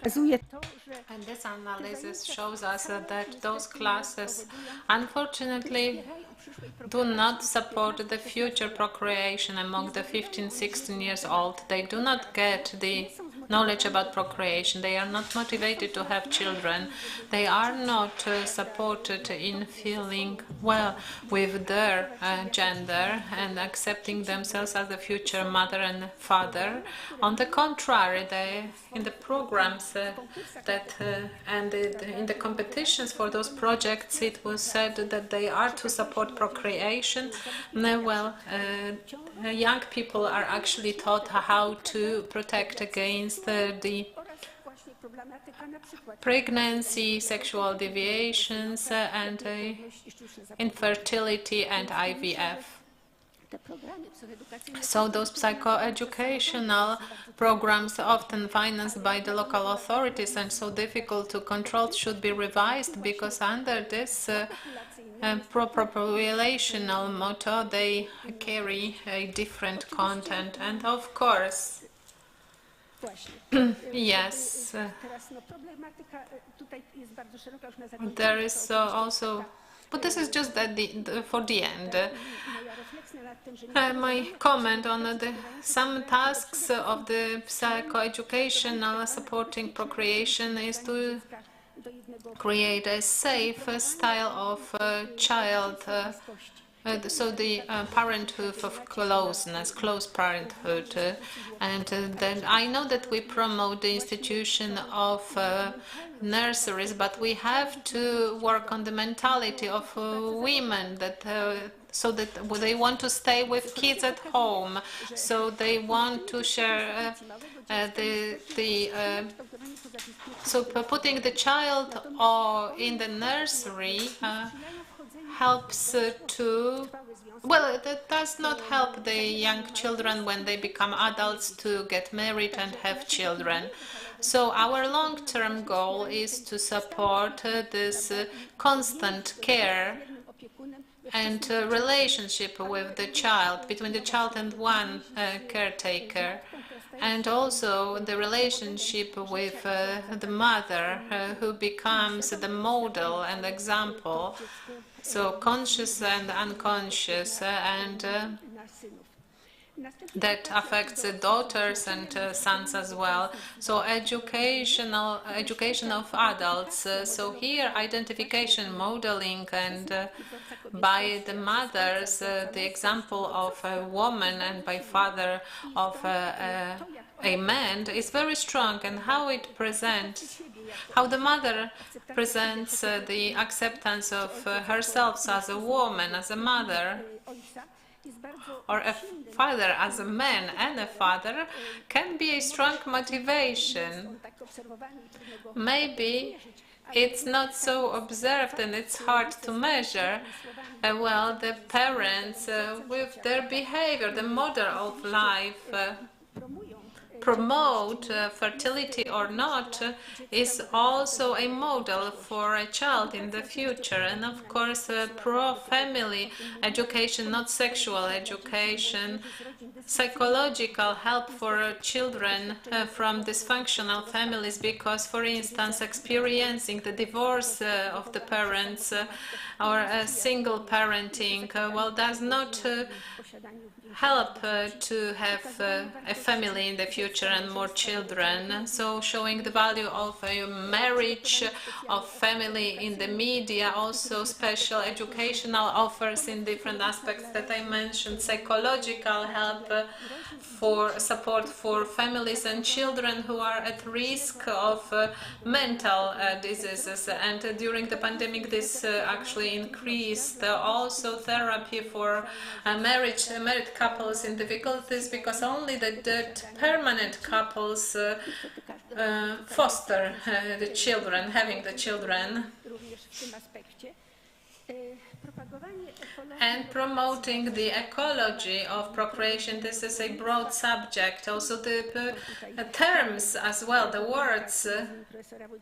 I am talking about the publication of Włodzimierz Fiałkowski, the professor, also the education on the methods how to detect the fertility and natural planning of a family, also bigger availability of free schools of birth giving, lactation and so on, psychological help for those couples who plan to have children, so perinatal hospices and preparing siblings for a new birth. Also conditions of procreation for on a higher level for students.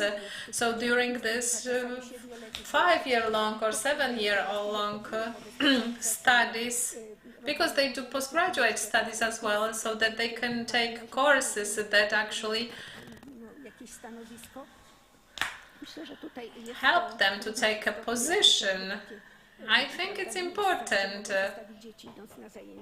so that they have place to leave child when they go to classes. Also preparing also offers for different groups and assessing whether they support fertility or not. Ending now.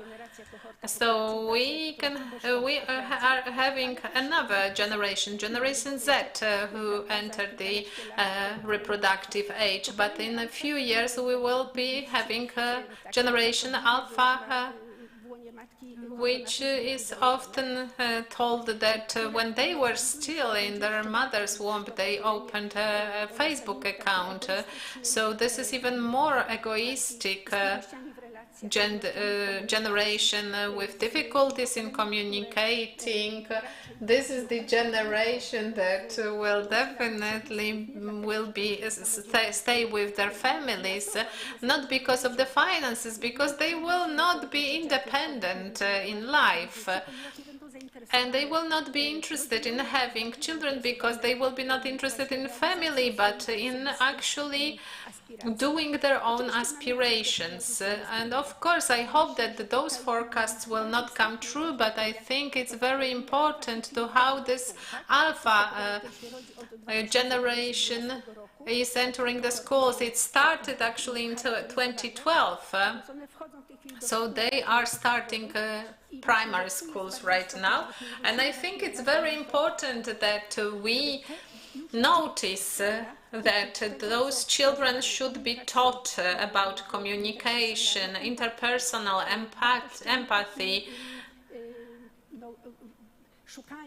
the values of searching for a deeper sense of life, life that is not just utilitarian or hedonistic.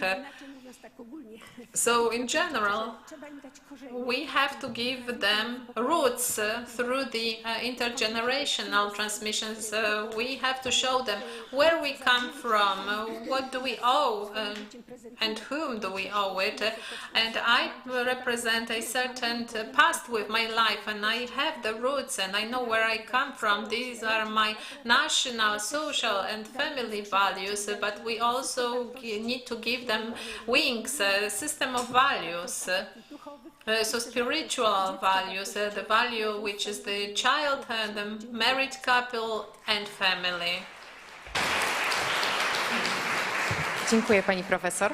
A teraz niespodzianka dla wszystkich. Thank you so much, and now a surprise for everyone, because we would like you to have a warm meal. Then the dinner will start right now, and after dinner we will resume our session.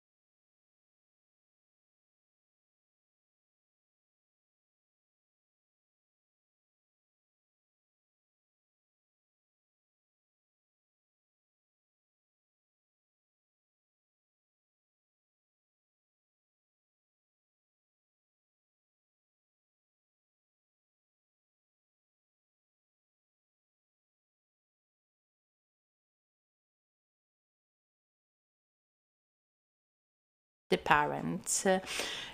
Using the example of the Young Child's and Family Center, Ezra.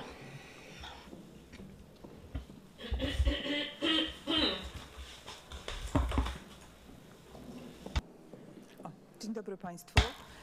Good afternoon, ladies and gentlemen. Thank you very much for inviting me to present the idea of our Young Child and Family Center, which we established 2 years ago at the University of Cardinal Stefan Wyszyński. Before I tell you how we work and what we do in the center, let me first tell you what we are focusing on, what the bond is. Before the lunch, the professor talked about the bond, among other things. She said that children in nurseries might not have the safe bond, but unsafe bond, and I'm going to a little bit continue on this topic. Biology has equipped us with the ability to form bonds, and when a child is born, they bond with the mother first, biological mother. But if the mother is not there, they bond with the person who takes care of them from birth on. The bond is so important because it will constitute the foundation but also matrix for bonding later in life, for the relationships that we form, not just with partners, not just with spouses, but also with friends. This will condition of whether the relationships are satisfactory or whether we would feel rejected or a failure or misunderstood, unaccepted, or that the world doesn't understand us.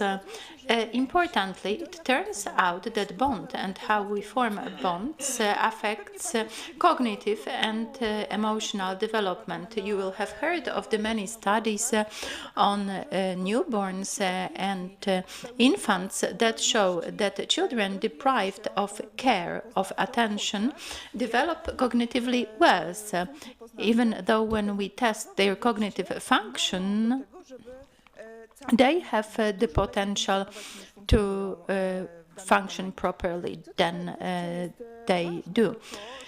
Importantly, the bond that we create, this is created within the first 3 years from birth. This was quite an interesting discovery for me during a pediatricians conference.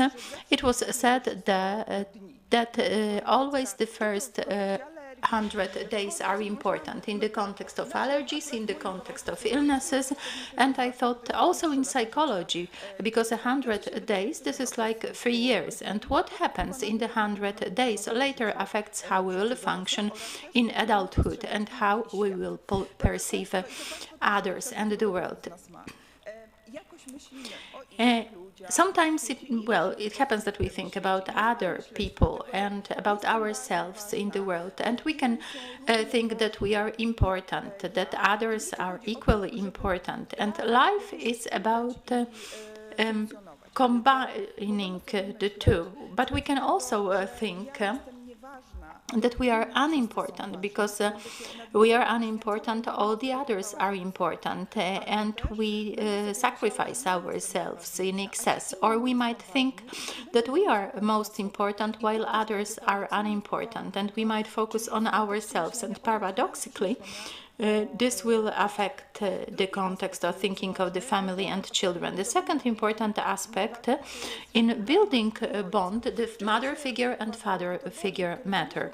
Earlier, it was said that the mother is the most important, that she is the first figure that the child bonds with, and if the mother is careful response to the child's need, comforts the child when comfort is needed, and names the emotions when the child is experiencing emotions, explains the world. So it was said that the mother is most important, but research shows that the father figure is as important as the mother. The studies showed that in the case of children where parents are involved, where fathers are involved from the very beginning, like in the everyday activities, such children cope better with difficult situations in adulthood. They are less impulsive and they have less aggressive behaviors. Also, they are more open to experiences. It is a little bit like that. When we look at our skills, we women have this tendency to work towards the middle, and parents tell the children, follow me, I will show you the world. Try this, don't be scared, I am with you. And it is only when the two functions are combined can the child develop properly. So this may be showing the perspective of a different world while being held by the mother. The father shows the perspective of a different world, the mother keeps holding the child, and when the two perspectives are balanced, the child will be the person that will go into the world and look at the world, but then return home to charge the batteries a little bit. And the third aspect, which is also important in the context of child development, is the functioning of the couple or marriage dyad, because how the parental dyad works translates to how the whole system will operate and the children in the system. And first of all, it will influence the system in such a way that, well, whether the children will appear will depend on that.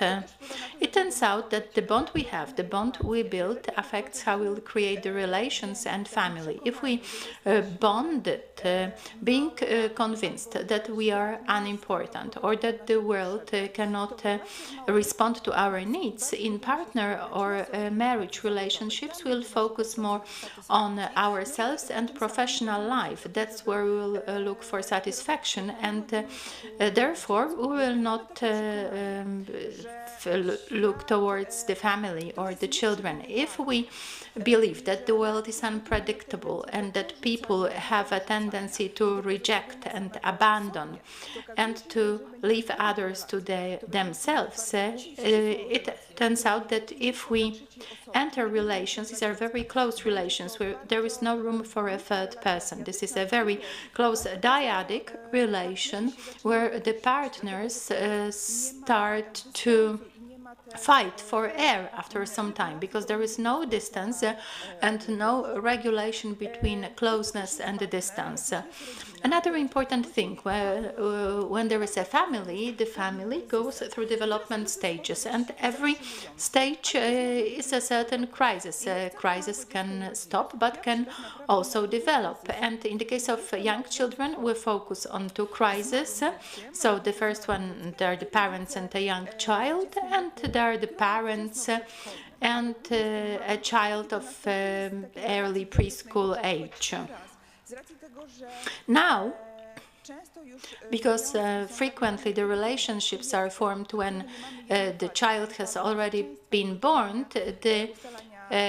one phase is missing, and the rules are formed of the partner dyad or the marriage dyad, and also the child rearing rules are formed, and the rules for the relationships, our relationship when there is a third person, there is the child. And the last thing as regards theory is the dynamic systems concept, which says that family, culture, civilization, school, preschool, society, and the environment in which we live are as important for child development, and it is very important for all the elements to coexist. If there are tensions or no harmony between these elements, this affects the child, and it's hard to find places where there are resources for which we can reach. The professor, when talking about the centers of social services mentioned resource-based services.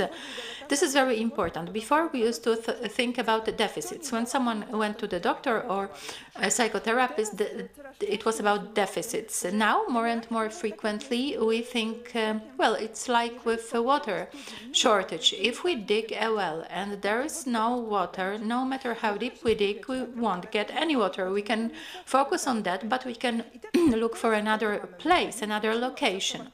So now we have this resource-based type of thinking. We look for these skills and abilities that we can use while working with the child, but while working with ourselves. And what can be a resource?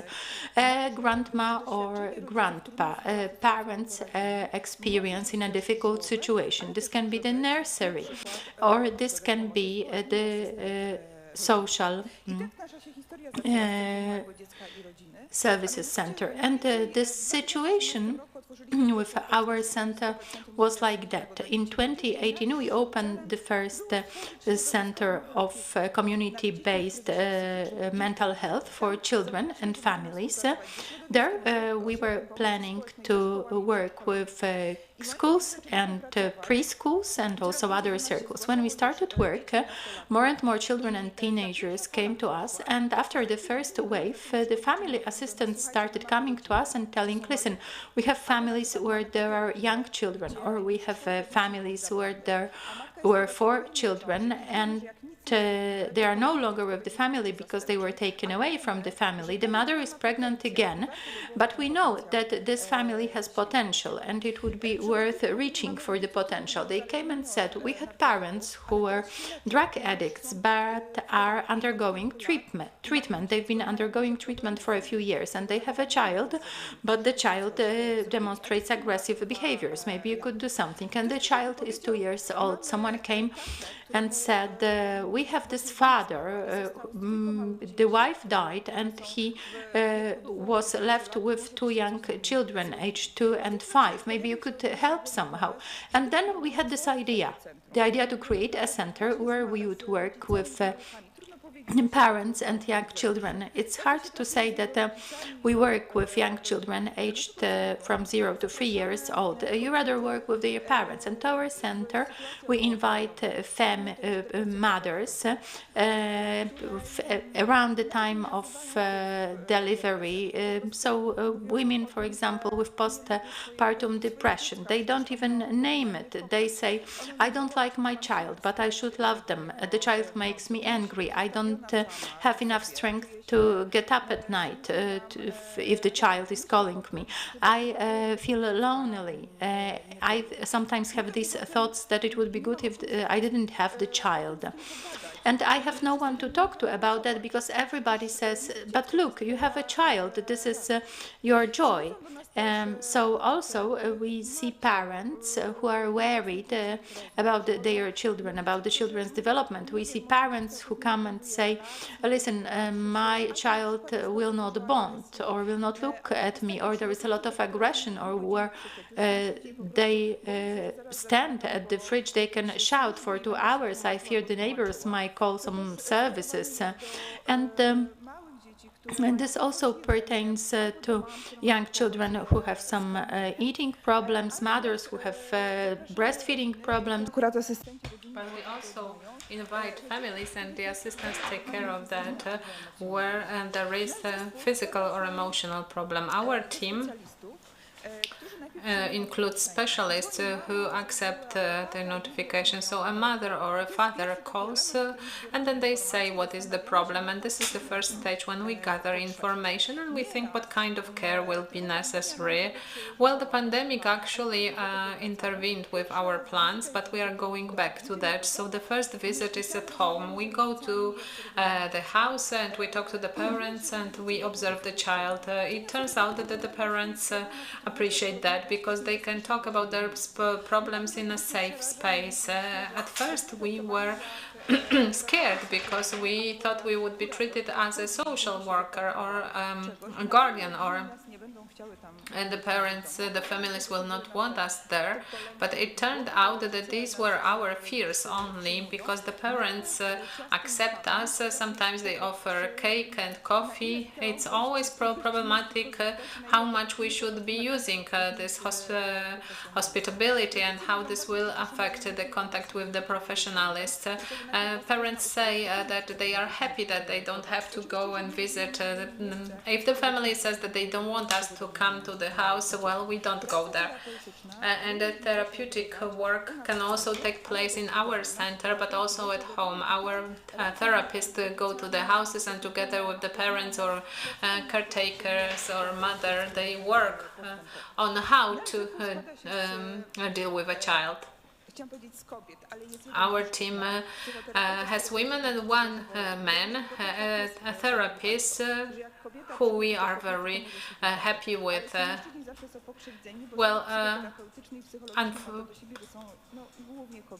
With the therapists, these are mostly women, and men, when they come, they think, oh my God, again, I have to talk to a woman, and they are always suspicious that women will stick together.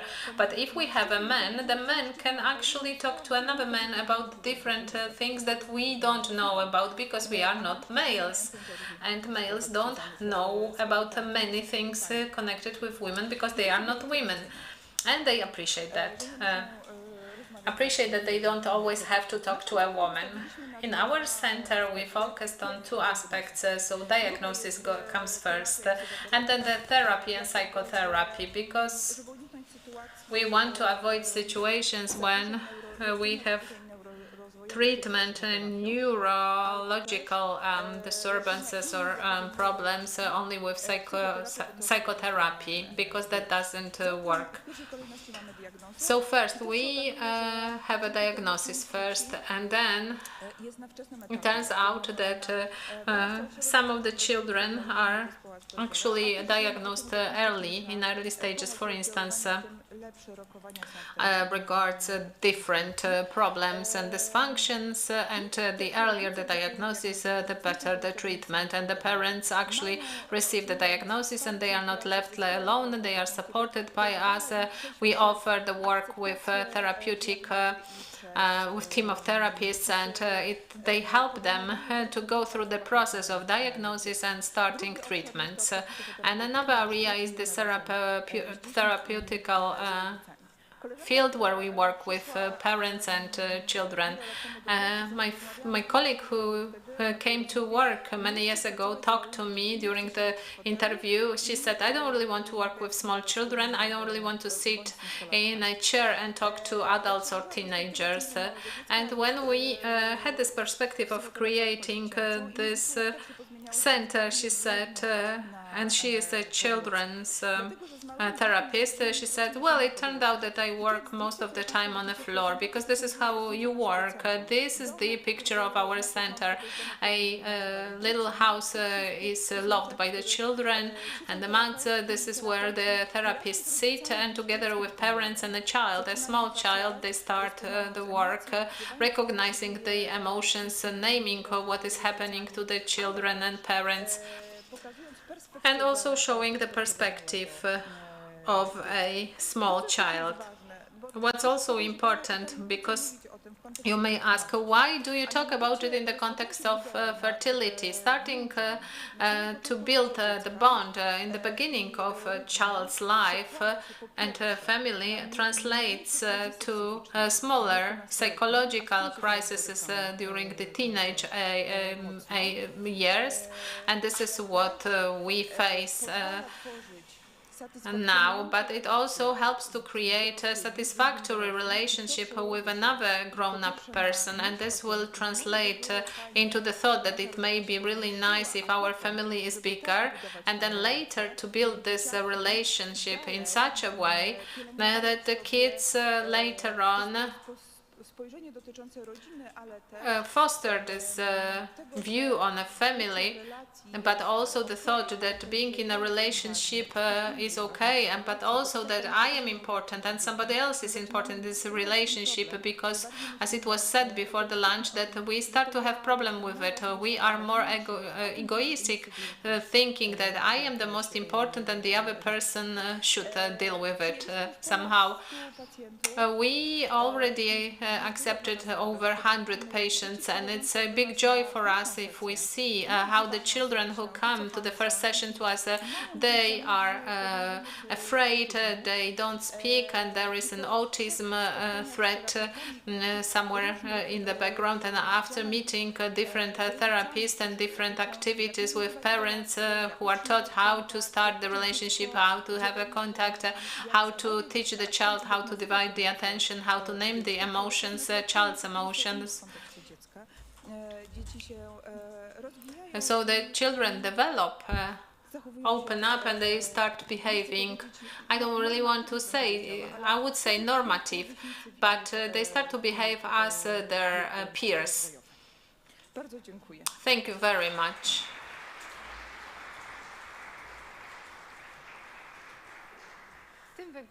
And this is the last lecture during the second session, and we are moving on to session number 3, development of infrastructure and the services needed to the family, and the director of the development department in the Ministry of Development and Technology.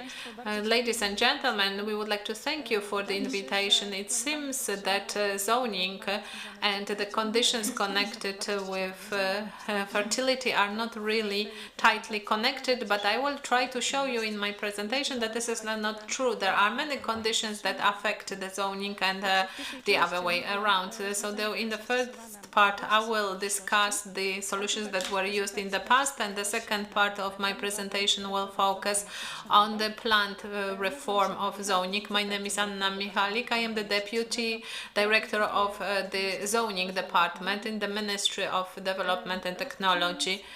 Now, starting with some history.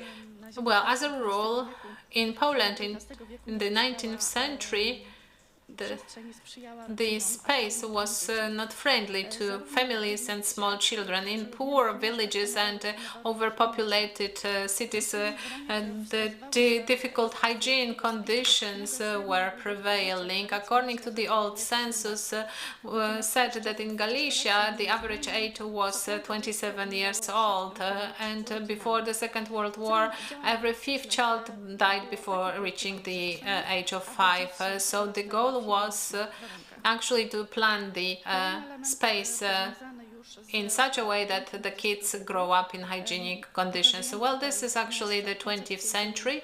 This is the concept of the city garden. So the houses in those cities are bigger, the school is close, there are recreational areas, sport centers, and adults can reach their job places. Another slide shows you the urbanistic standard from 1941.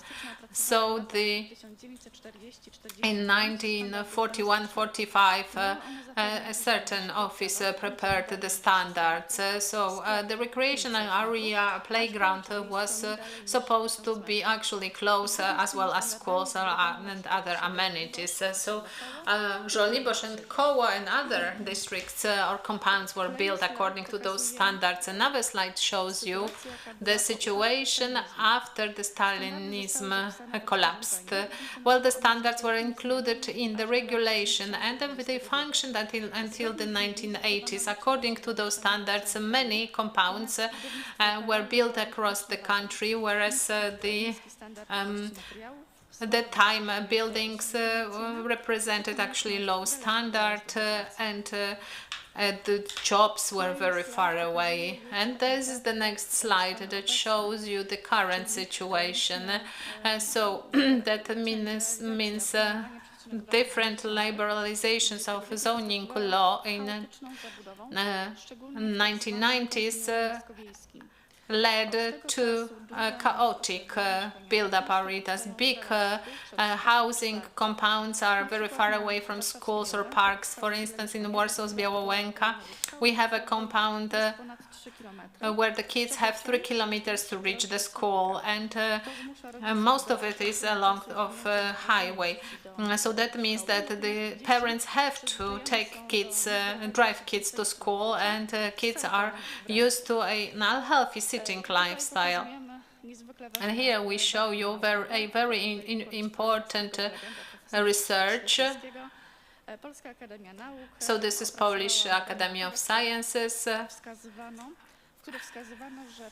and this spatial zoning chaos costs us at least 84 million zloty annually, and that may not be directly tied with the fertility, but it may be indirectly tied with fertility, because these are the money that could be used by many entities for the needs connected with children, and they are lost because of the chaotic situation or uncontrolled sprawl or technical problems. And another slide. This shows you a very important, interesting conclusion, because the needs of Poles changed radically. We noticed that the needs of kids have not changed, and we need to stress two examples. Now, when it comes to the standard of 1974, so actually the telephone was one per over 2,000 citizens, whereas now everyone has a mobile phone. And also parking spaces. In 1974 it was said that it should be around 3.4 per 0.34 per one apartment. Now it's 1 or 2 parking spaces per one apartment. So this changes radically, but the needs of children have not changed. So we want to make sure that the playing ground is not farther than 5 minutes away from home. The school should be 10 or 15 minutes away, and the green areas 15 minutes away from house. We also have to guarantee the safe road to those places. We are saying that the pavement should be at least 180 centimeters wide.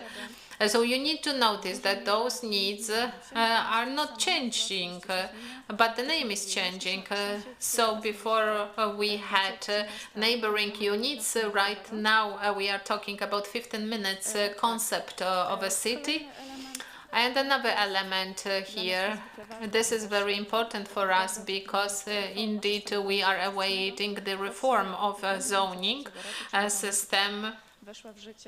Since the moment the current law was implemented, many things have happened, and right now this is a crucial moment. So we've reached the stage when we are consulting different ministries. So this reform will increase the flexibility of the zoning, especially on the local level, and it will also protect us against the sprawl, especially into the forests or agricultural areas. It will make it easier to invest in the areas that have been urbanized or invested already. All data and zoning information will be kept in one system, and it will cover the urban register, and it will also increase the role of public consultations. And now,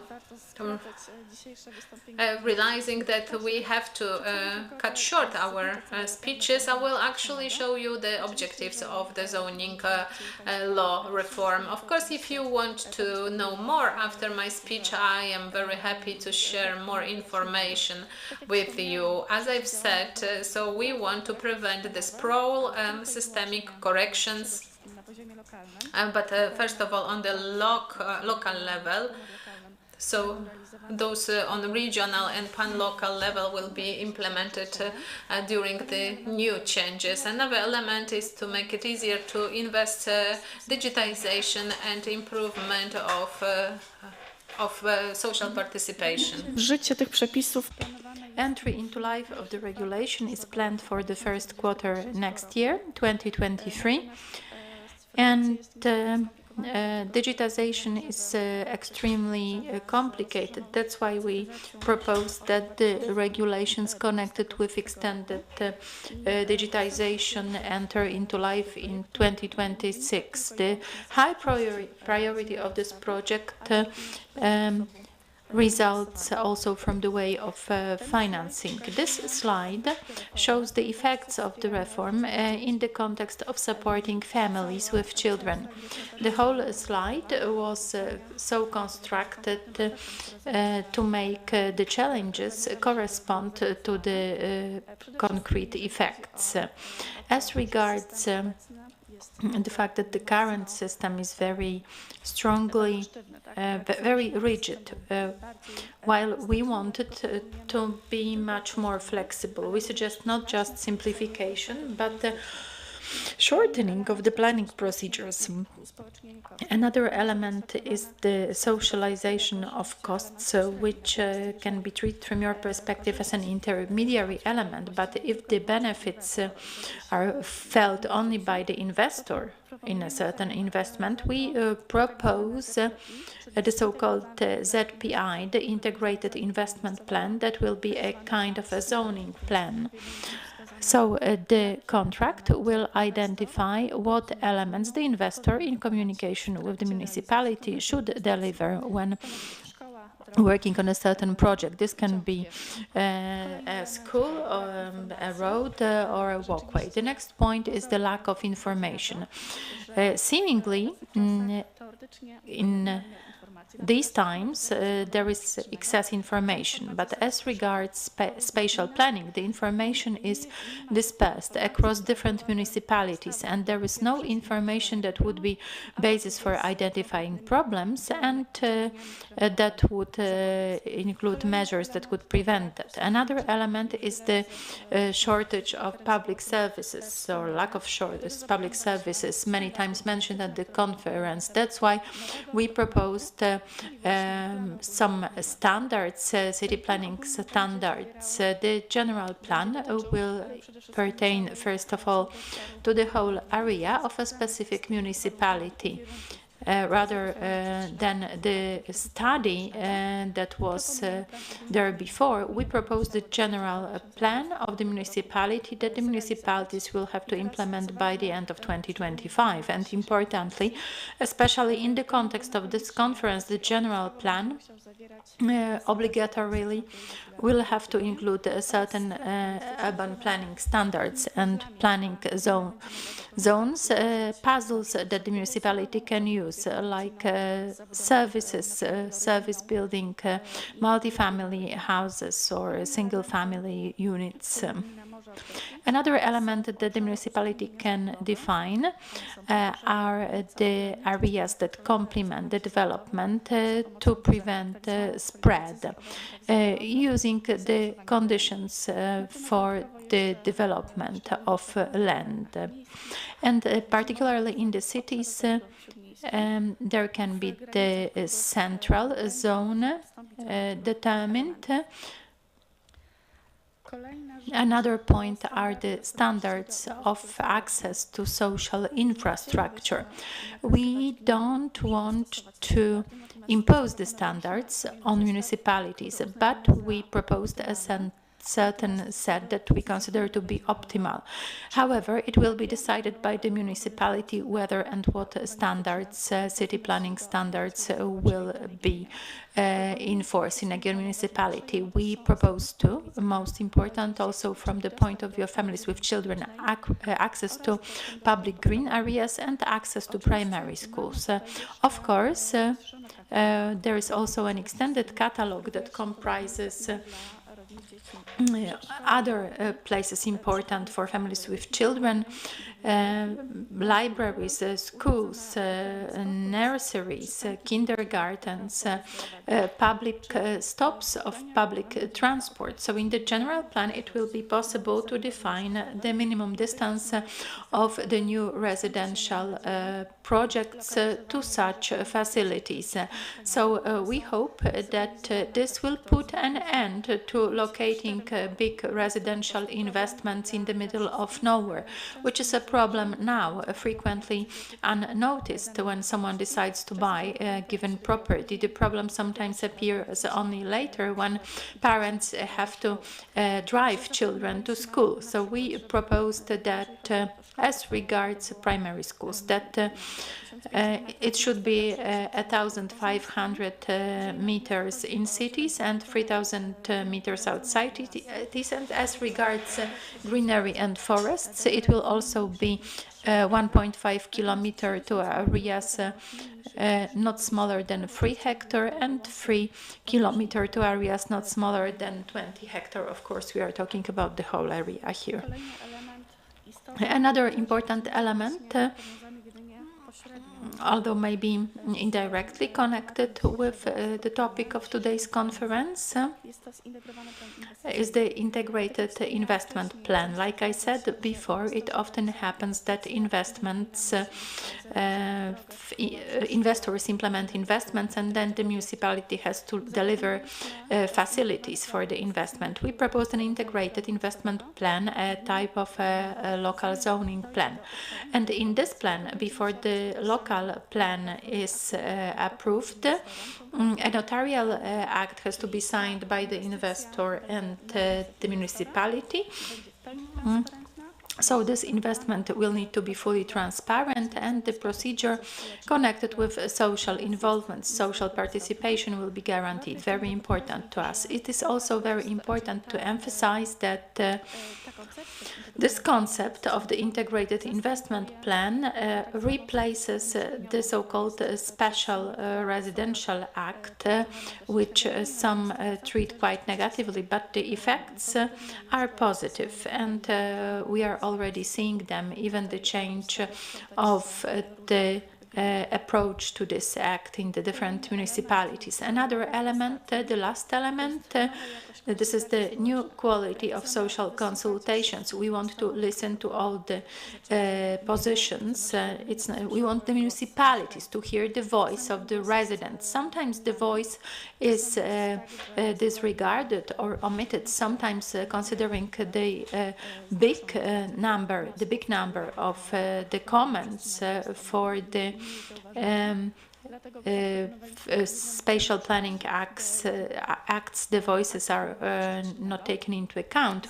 We proposed solutions. We proposed a procedure, a simplified procedure that makes it possible to develop, to draft a zoning plan or general plan within 2 months, for instance. Now this takes around a year, but usually a few years.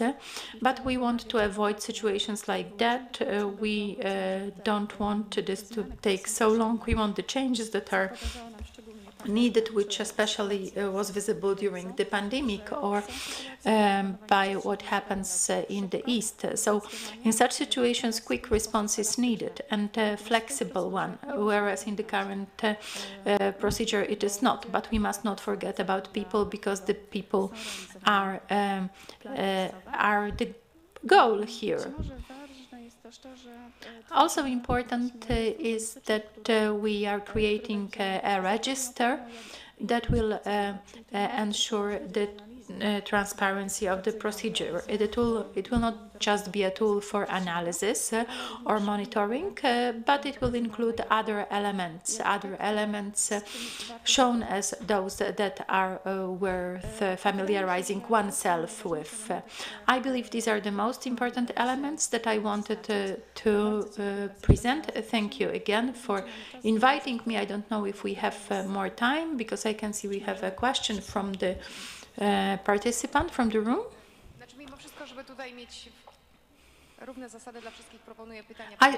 I suggest the questions should be asked later, like after the. Thank you for your understanding. And now I'd like to invite Professor Przemysław Śleszyński, who will talk about spatial planning.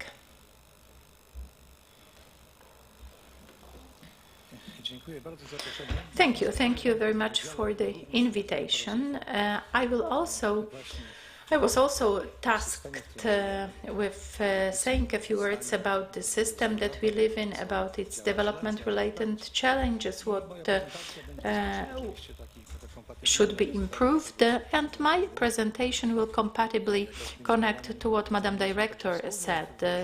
On some matters we work together in different institutions. What is spatial planning or spatial development? So there is the narrow definition and the broad definition. This is something that we all have to live with. Sometimes we do not realize that everything that surrounds us, this is spatial planning. The things that are there, the ways in which they are used, the ways in which we use them. All this these are parts of spatial planning. The elements of the infrastructure, like roads, settlements, buildings, utility buildings, facilities, but in a broader sense, these are also functions that the particular areas perform. Of course, I am unable to discuss all that in a short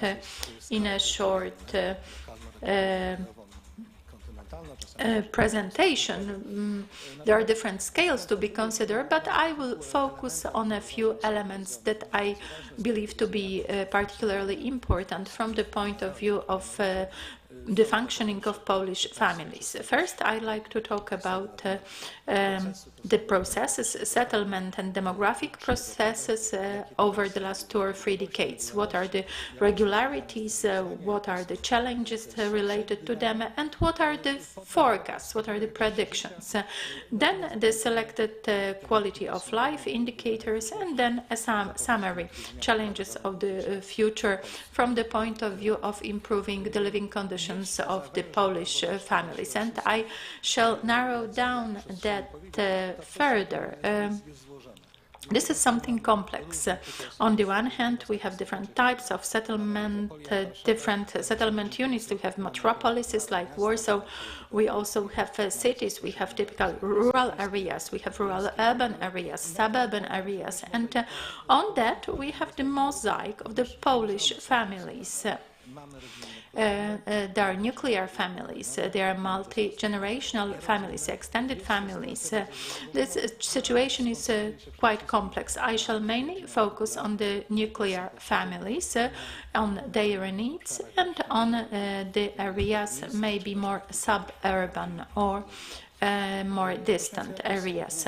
So what are the main regularities? What are the main mechanisms and processes of the country's area transformation as regards settlement? For some decades, we can identify 3 main processes. The first one being depopulation. Depopulation of not the traditional depopulation. This is not something that happened in the last 20 or 30 years. In certain areas, the population started as long back as in the 18th or 19th century, for example, in the Sudety Mountains or after World War II. This is not a phenomenon that has accompanied us for like a dozen years, but sometimes for decades or sometimes longer.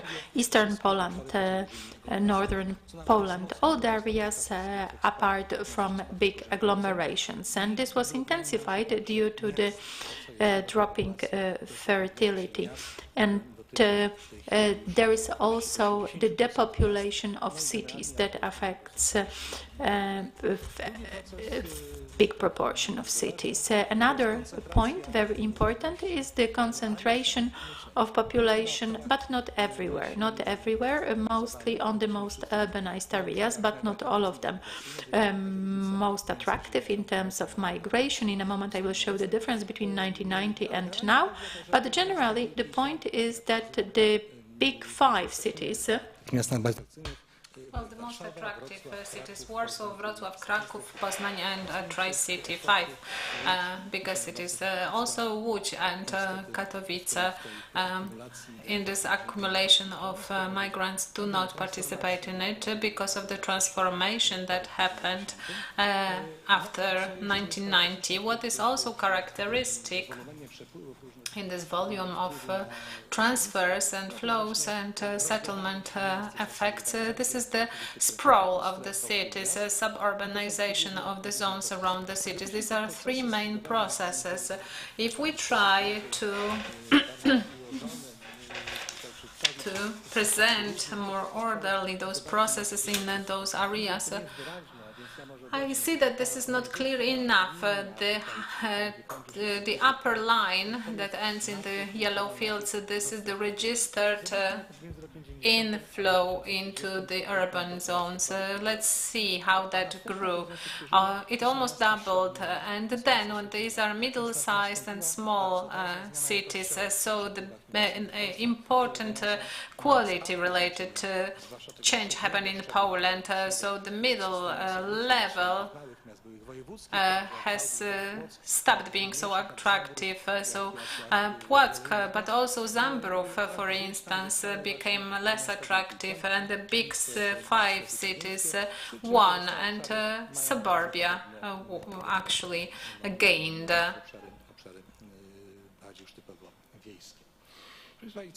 And what has changed? If we were to take all those flows and translate them into the matrix of flow in the past 3 decades and try them to translate into individual cities, if we actually add the distances, so then we have the index of migration attractiveness. It can be found actually. Well, the orange circles show us the positive indicators, and the blue ones are negative. So in 1989 the system was more sustainable. Well, we had more blue circles, but here we can see how the big 5 cities dominate here. And now we are moving into the suburbia. What is characteristic? It does not really concern only Warsaw, Kraków. Well, it goes to a lower levels of the settlement hierarchy. It concerns not just those cities, not the big voivodeship cities, and not just powiat cities, but even the smallest cities. Well, it dispersed in all territorial scales and across all types. So the process is very important. In the suburbia, we have people who come. So Warszawa, Łomianki, or Ożarów Mazowiecki. Well, people from peripheria, from the northern or central Poland move there, and the goal is exactly the same as for people who move to Warsaw. This is the job.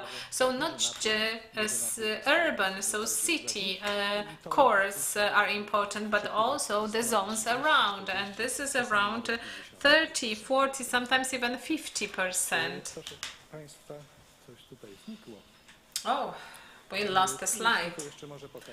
And again, this shows you how that changed in time. During the past 2 decades, well, the process was more accelerated.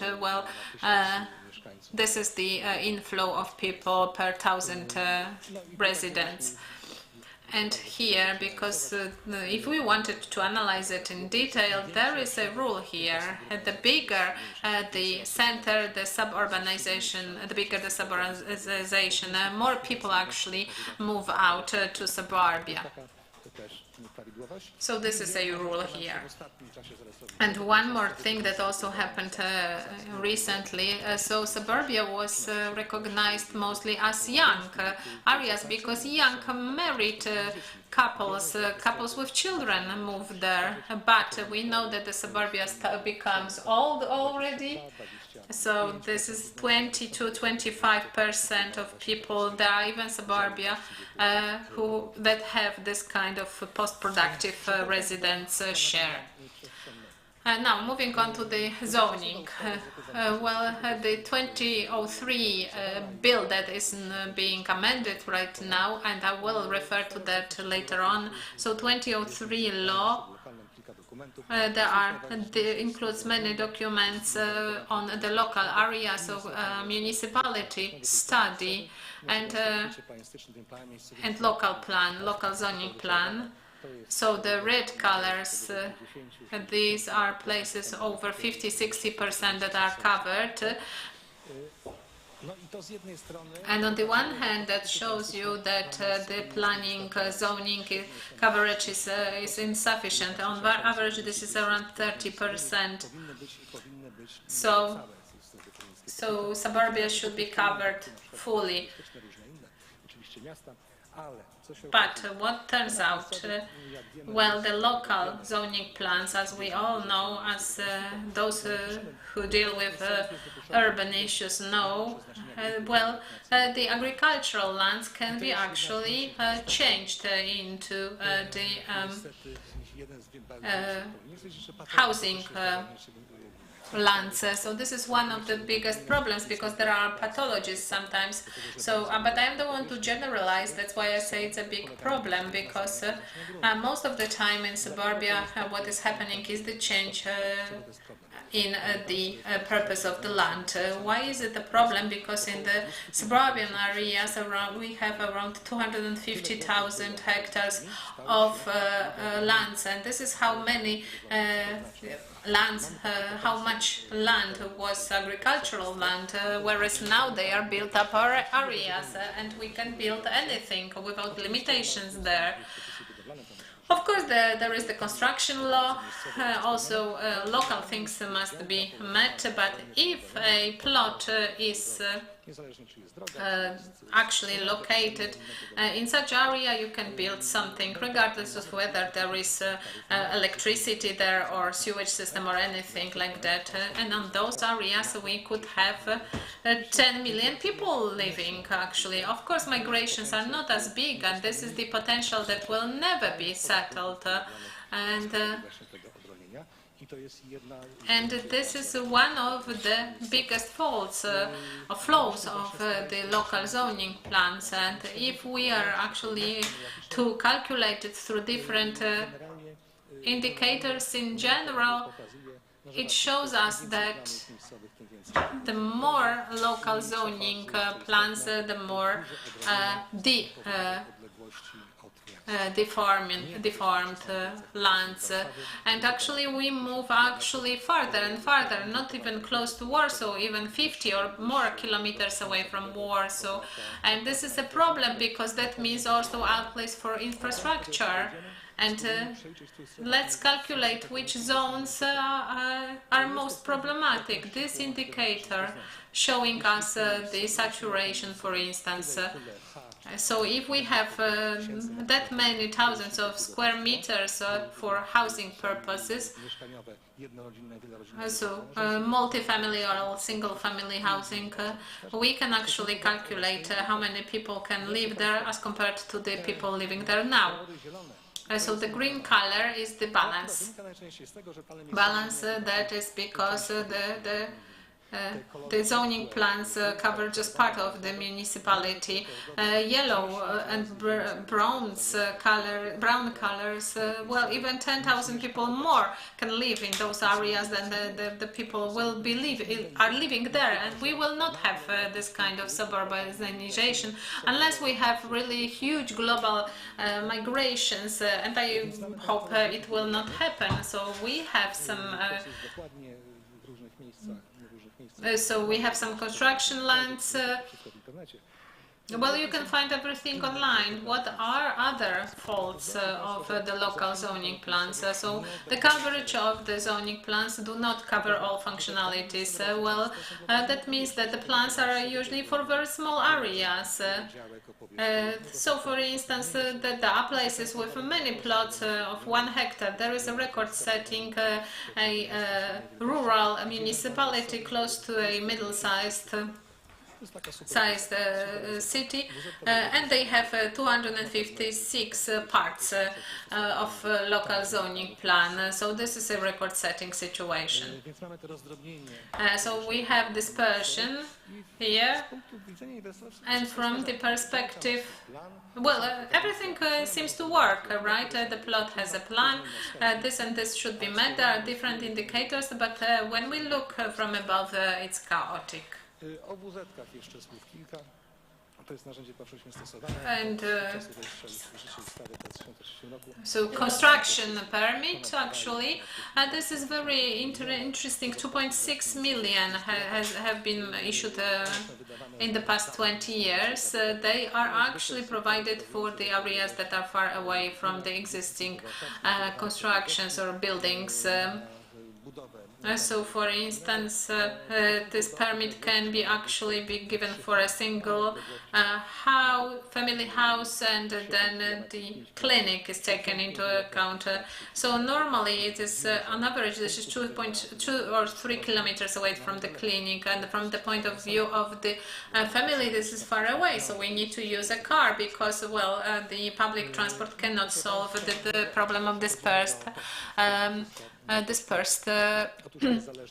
build-up areas. So we also have this relationship between the dispersed or deformed lands and the spendings of the municipality. Investments are very important, but we need to concentrate here, and then they are overscaled, those investments. That's what I would say. And then the data about the balances of the local zoning plans. Big part of those have those documents, and these come with financial effects. Approving the zoning plan, but let's look at those two right-hand side columns. What are the effects? On the one hand, there are profits, and then also spendings. So construction of various media such as canalization, sewage system, and so on.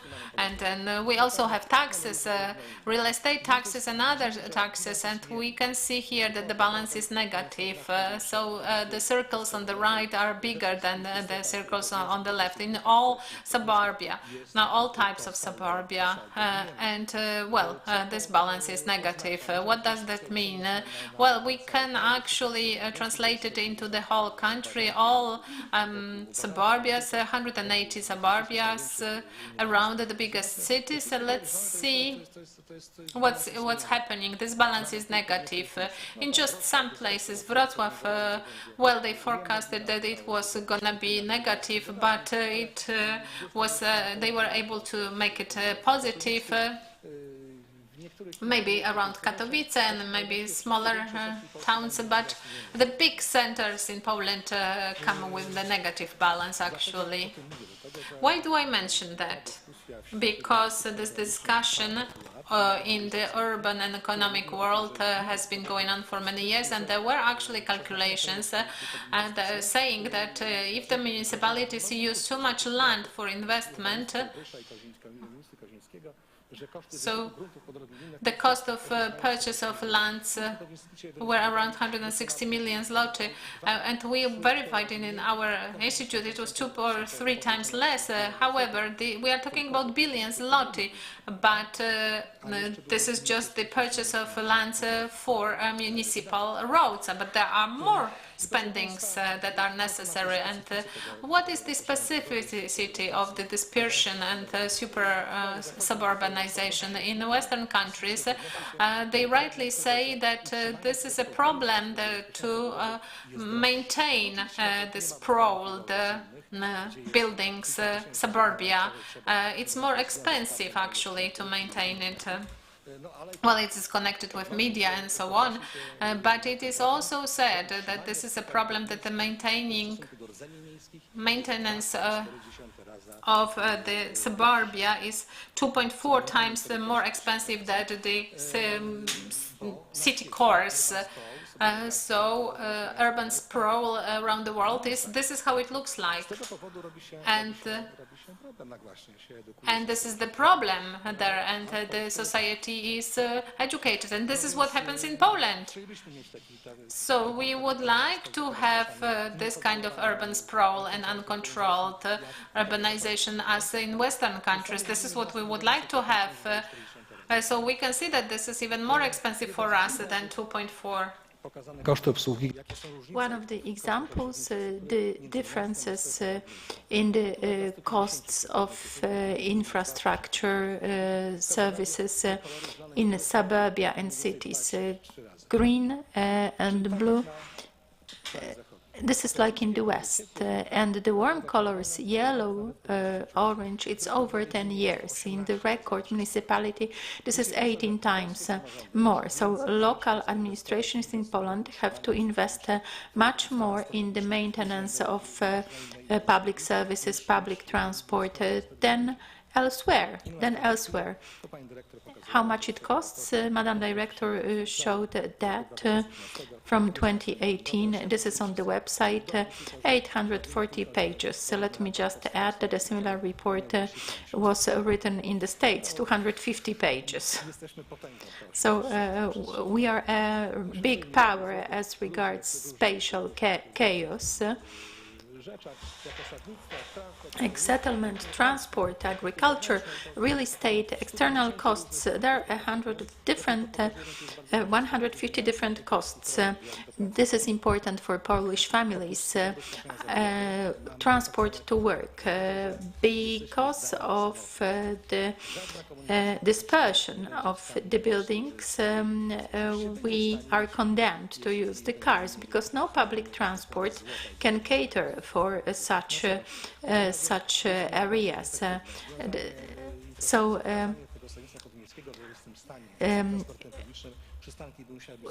There would have to be public transport stops every 300 meters, and people have to use the cars. And the costs of the lost time and the costs of the fuel. This is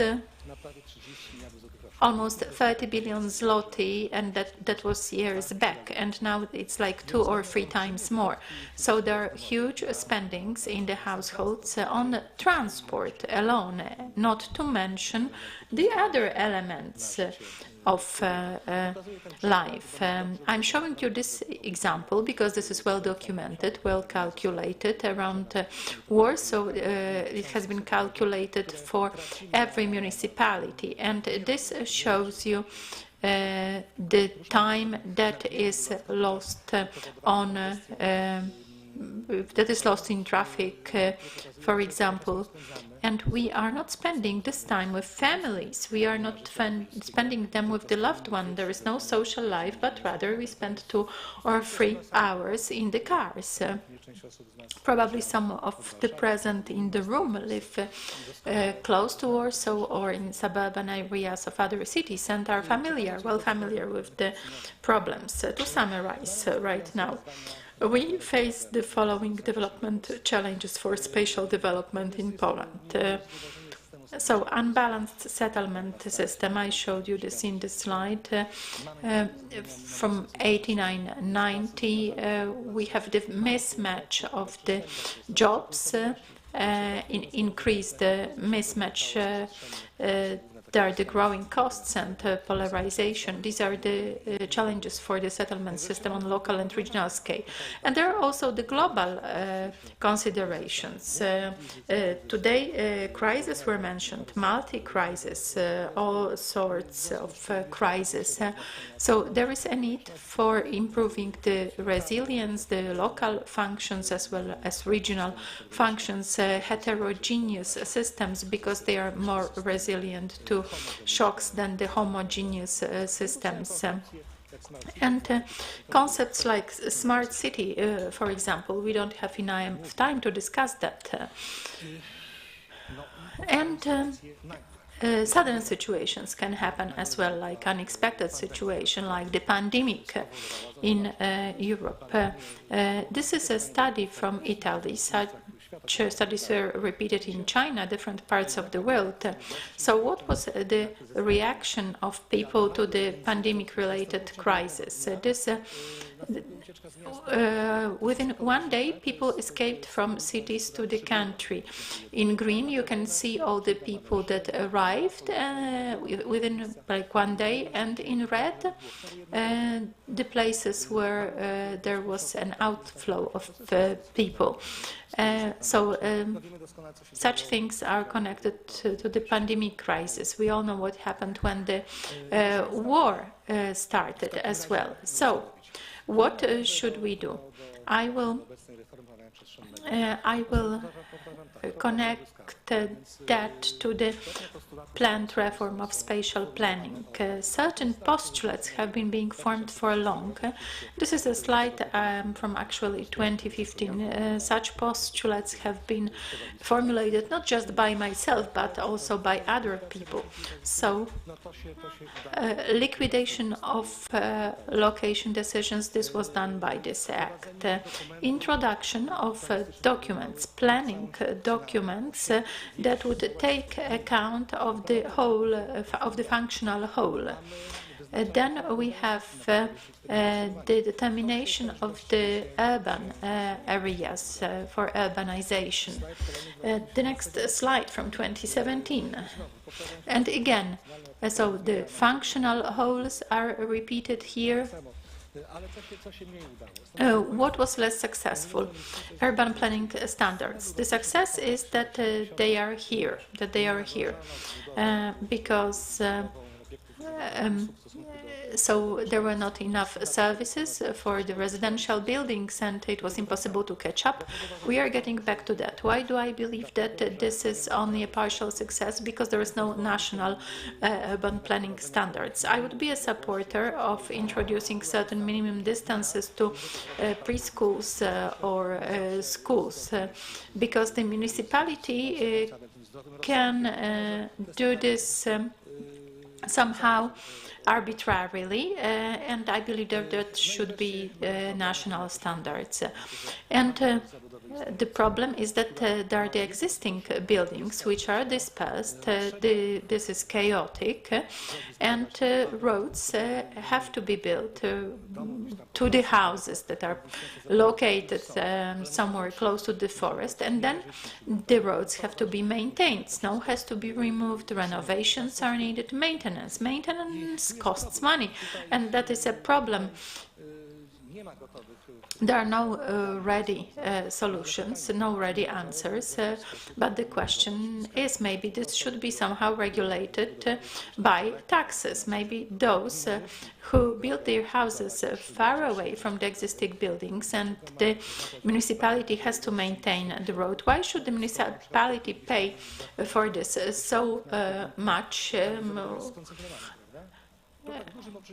So, of course, I'm oversimplifying right now, but I am a supporter of certain tax-related regulations, like undeveloped lands which can be developed. They are this speculation bubble. Maybe the taxes on them should be higher. So that's all from me. And the last thing, very much up to date. And we could have a separate presentation on that. And this is connected with energy, the current energy crisis, renewable energy sources, dispersed energy. This can be a chance for improving the stability, energy stability of our dispersed buildings. And there is this study here, renewable energy source in Poland is a chance for improving the energy stability in the dispersed buildings. Thank you, Professor. Over to Michał Kot, director of the Institute Pokolenia Generations, who will present the report on the local administration measures.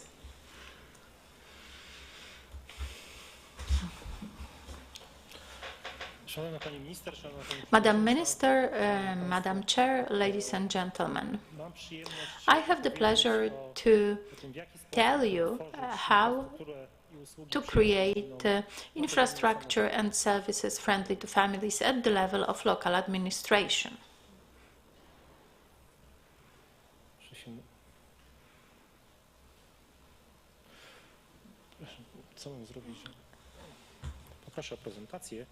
Can I have my presentation, please?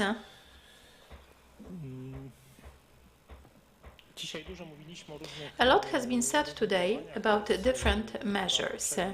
The two previous presentations, very interesting, talked about the infrastructure and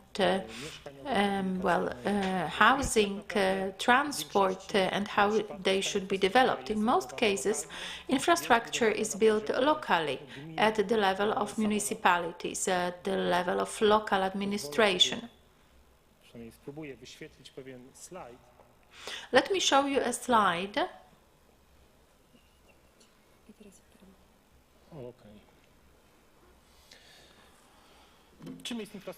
What is infrastructure at the level of local administration? First of all, this picture that you can see here shows that infrastructure, any infrastructure, doesn't make sense if there are no people. If we build the best stadium with the best seats, with the best seats, but there are no people, the infrastructure will be unnecessary and very soon will stop performing its function. It will get destroyed. On the other hand, to maintain infrastructure, people are also needed. And in turn, for people to want to live in a given local administration unit, infrastructure is needed. So we have this dependency here. People need infrastructure, infrastructure needs people. The question is, where should people come from in a given municipality? First of all, residents come from families. Children are born in families, they mature in families. And second, talking of migration, like the professor said, these are mostly families with younger children, slightly older children that migrate. So if we are thinking of building infrastructure, by definition, infrastructure, just like social services, should be family friendly, should target families, should attract families, because these are broadly understood families that will use the infrastructure. And if families are happy with the infrastructure, then there will be people who use it, and there will be people who, well, let's not fool ourselves, maintain it. Who will want to maintain it? This is the first thing. Infrastructure and social services built by the local administrations, by definition, should all be friendly for families. I don't want to talk about selected infrastructure for families, but whole infrastructure should be built with families in mind. A moment ago, the professor showed the migration processes in Poland. The big cities, the big five, are developing, while the smaller ones are actually shrinking. If there are local administrations, and I know that there are local administrations that want to strengthen their communities. They have to prepare for creating surroundings that are helpful to families. And what is family-friendly infrastructure? We have become accustomed, when you think about family-friendly infrastructure, to think about nurseries, preschools, schools, sometimes clinics, hospitals. But when we look at a family, considering the whole life cycle, Ms. Lenkiewicz showed the picture of family development, and we are looking at it a bit more broadly, starting with the childhood up to the moment when children become independent. So going through the family's life cycle, we can show that actually all the elements of infrastructure and social services, Professor Rymsza talked about social services centers. So actually, each of these elements in one or more stages of family life is needed and serves the family. So starting with the childhood. Childhood begins in a maternity ward in the hospital. Then there are preschools, nurseries, the whole infrastructure that the parents use to bring the children to hospitals and preschools. Then there is the school, the whole infrastructure connected with child upbringing and education. Another stage is the adulthood, and from the point of view of happiness of the families, this seems to be a crucial element today. So we faced a high level of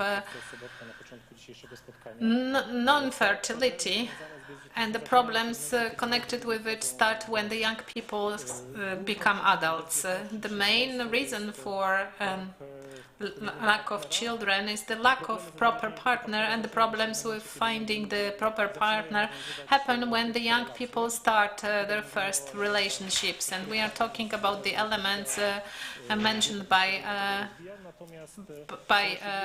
the representative of Ezra. There is also another element where young people become adults and they migrate from small towns to bigger towns. What can the municipality do to keep those people? Well, this is connected with education. Not every municipality has a good university, but the municipality can take care of the young people, especially young women, because mostly young women today emigrate to big cities, and in small towns there are too many men.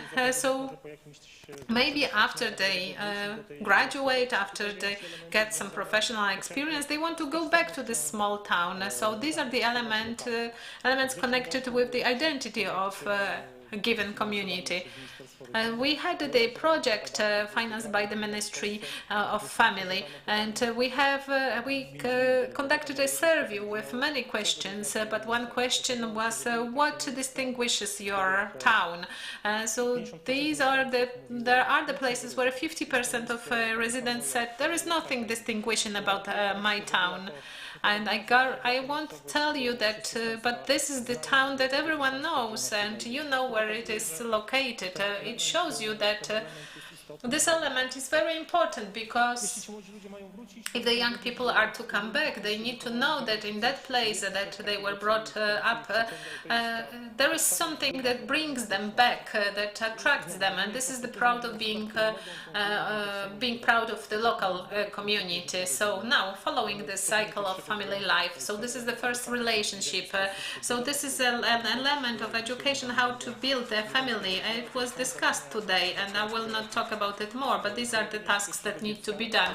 So the first child appears. This is the time when the whole life revolves upside down, and everything changes, and you have to learn how to live again and again through hard infrastructure such as nurseries, such as healthcare system, but also soft infrastructure such as social services centers and the services offered by those centers, but also other initiatives on the level of municipality, such as the mothers' clubs. So the shock after giving birth to a first child can be alleviated, mitigated. So there is a bigger chance of another child, the second and the third child, and many elements can be done on the local level. And the last element, so when the children become independent, in most well, mostly in Poland, it means that the children stay in the big 5 cities, but outside of those metropolis. This means that the children live for big cities or to the suburbia of the big cities, and this is where they become independent. So what is the infrastructure friendly to family? So the whole infrastructure that is implemented on the local level, all services and infrastructure should be family friendly.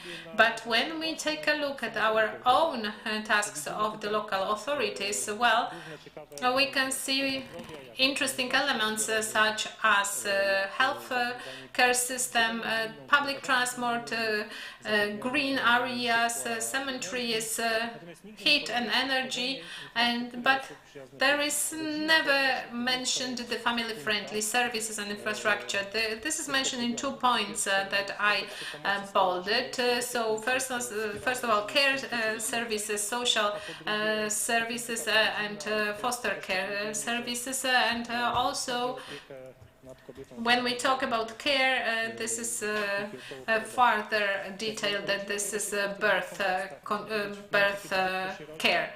So when the child is being born and when the family fails to conduct to do their function. So green and cemeteries are just listed without the information that this is the municipality green areas that are abandoned, for instance. So public transport that does not work, but family is actually mentioned only in those areas where it fails to play its role. Therefore, the local authorities face difficulties to actually implement the tasks that have been defined by me. So they have tasks and they implement them. There's many tasks that they do. In addition, there are also other issues that they take care of, and how to make all those measures that are implemented, how to make sure that they help to improve the condition, the status of the families that live there, so that those tasks support the activities that help to create new families or bring new families into the municipality. It's very difficult because this perspective of the current law focuses on some sections and turns our attention from the whole picture, bigger picture. If we look at the strategy of development of local authorities, we rarely see the family. And in the family supporting strategies are mentioned family only in negative context, whenever the family fails to deal with the problems. And with because of the difficulty and translating 20-something tasks of the municipality into the most important task, which is supporting family-friendly infrastructure and services, so we prepared some management model, and it is called 6 family functioning areas model. So this actually can be placed over the tasks of local areas in order to get the right perspective. 6, because we analyzed what is important for the family, and we found out 6 areas that are important. So firstly, material basis, foundation. Well, that's obvious. We talked about it today. Tomorrow this subject will also be discussed. This is necessary to ensure material foundation for the new families to be created and for people to live there. But this is not sufficient. There are local authorities in Poland with very good financial situation, where there is more jobs than residents, and despite that there are only people who come there to work, but they spend weekends somewhere else. They go back to their original place, so that does not build the society or the community. So this is a very important element, but not sufficient. Education and bringing up, well, important. In order for the family to live somewhere, they need to have access to education. We talked about it yesterday, and tomorrow it will be further discussed. But there is also another area mentioned by Madam Professor. So bringing people up in order for them to start a family. Well, we have a subject like that at school, but that's not about it. So we need to make sure that the young people in the future will be able to take responsibility of themselves, of the another person, of children that will come to the world. And this kind of knowledge should be shared at school and in other places. Another element is the health, sport and recreation. And this is the area that is very much connected with everything else. The local communities are not responsible for the clinics or hospitals, but prevention, for instance. Prevention that makes sure that the infertility rate is going down. Recreation is also another element that must be ensured so that families want to live somewhere. Another element is the culture. So maybe this looks like two cemetery lights, but this is the cinema theater. We are talking about the culture defined very broadly, so not just, for instance, high culture such as symphony halls, but also material culture. And mostly, in most local authorities in Poland have some gems that they could use, but also, for instance, culinary culture that also is behind the identity of given place. Well, what makes young people, young graduates in big cities want or not want to go back to their place is the fact whether they like their city. They like their city when they build local bonds, when they have young people, when they have friends there, when they feel that this is their place on earth.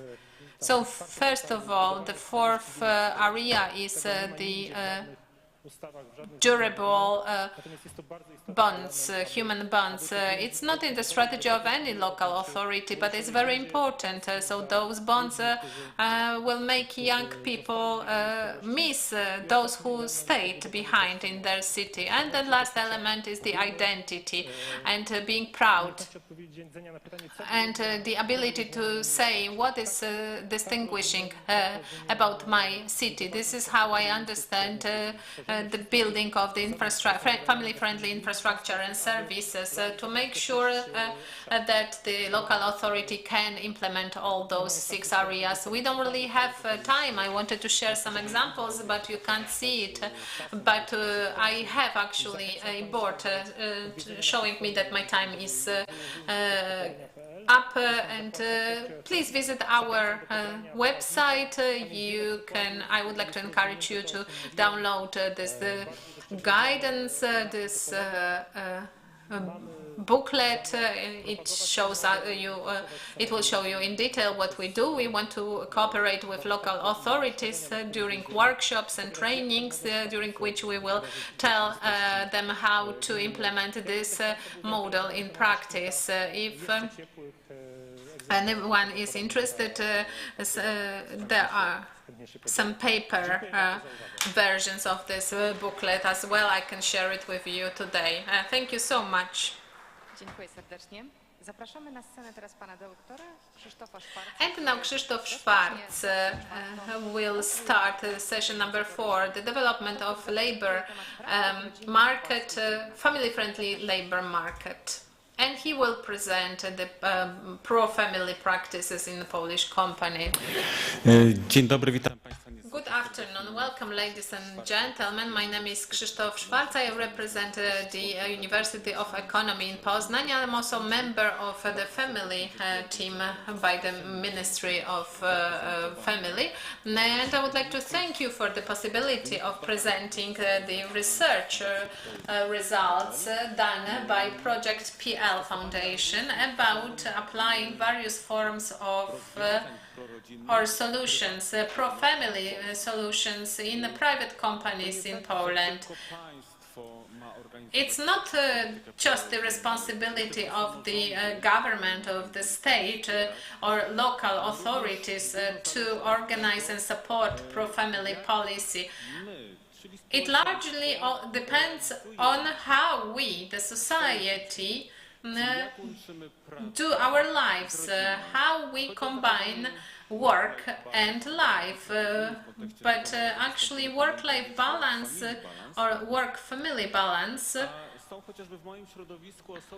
In my circles, there are people who decide to postpone the decision, procreational decision for later because they are afraid that this will disturb their professional success. Well, in my university, people say it straight.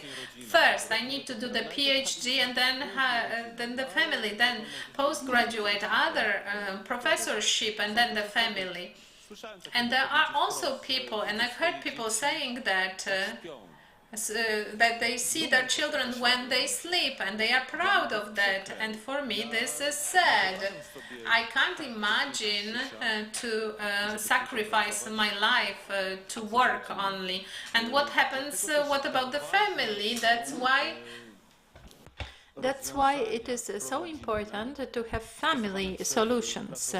This is so important for employers to use family solutions. During my speech, I will be discussing the results of the study of the Project PL Foundation. I will inform how this study was conducted, then I will discuss the results and I will say how the particular solutions were assessed and what is their role in business. And then I will present the most important conclusions. The Project PL Foundation conducted a study in April last year on 253 enterprises. Answers were provided by people who were the decision makers in the enterprise. It was about getting the opinions of employers on family practices. The sample was representative for the size of employment and share of private capital. The questionnaire consisted of not so many questions actually, although included in the questionnaire were ready solutions, 22 solutions, and respondents were asked to choose 3 that were being used, and the question was also how attractive they were. All the 3 solutions, based on the factor analysis, were divided into 4 groups, all the solutions. The names that you can see are the names introduced by the researchers. To the right, we can see the solutions that were qualified based on the factor analysis. In the first group, I mean just the first group, this doesn't mean the most important group. Group number 1 were solutions like the availability of courses for children, co-funding for preschool or nursery, different programs for children, workshops, the possibility of getting additional parental leave or family discount programs. The second group, this is the work time organization and the connected solutions. This is a remote work, flexi time, task-based working time, or working not necessarily full-time. The third group are the actions targeting young parent, availability of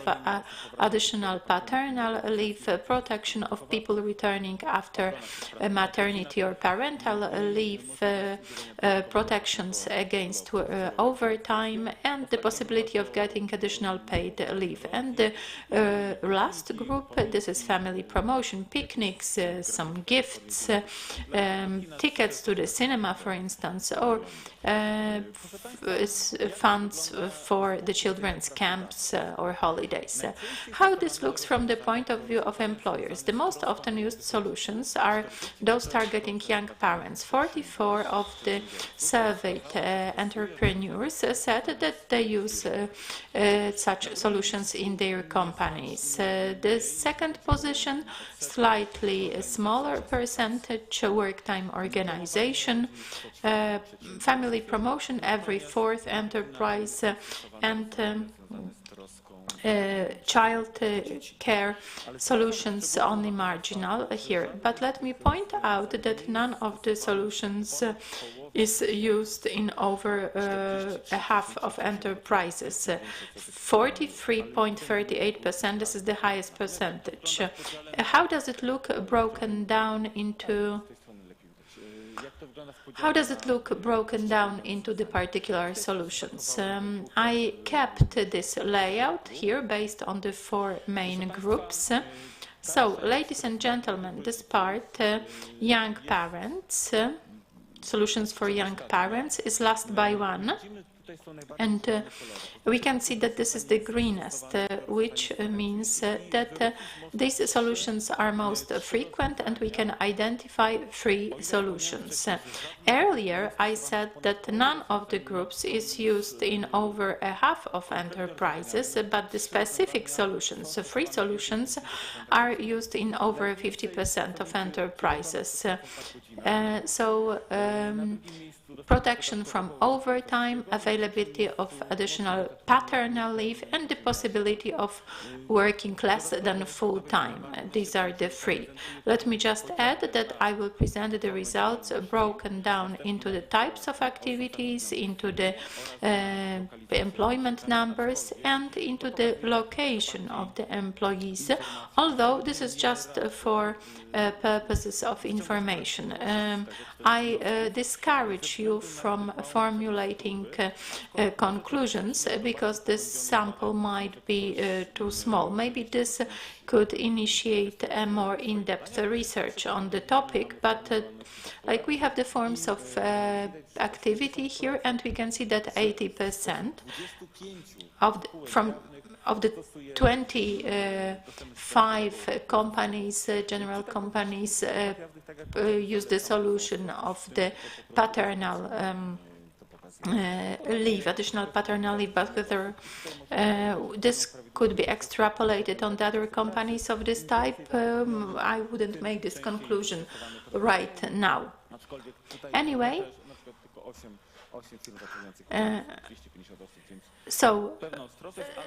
be careful, although maybe this could be elaborated on. And place of residence, there is also a regularity. The bigger the place of residence, the more frequently the solutions applied.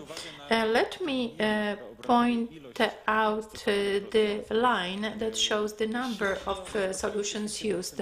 On average, it's 5.79. We asked for the assessment of 22 solutions. The average number of solutions selected by the enterprises is under 6, so not too many. Around 7 in joint stock companies, but still not too many. This is quite an interesting chart that provides basis for further research. The higher or the bigger the city, the more solutions are implemented, but there weren't too many big cities in the sample. Respondents were also requested to assess the attractiveness of the solutions, not to say whether they use them, but whether they subjectively assess them as attractive on a 5-point scale. And like in the previously shown slide, where there were young parents, this group was most often selected.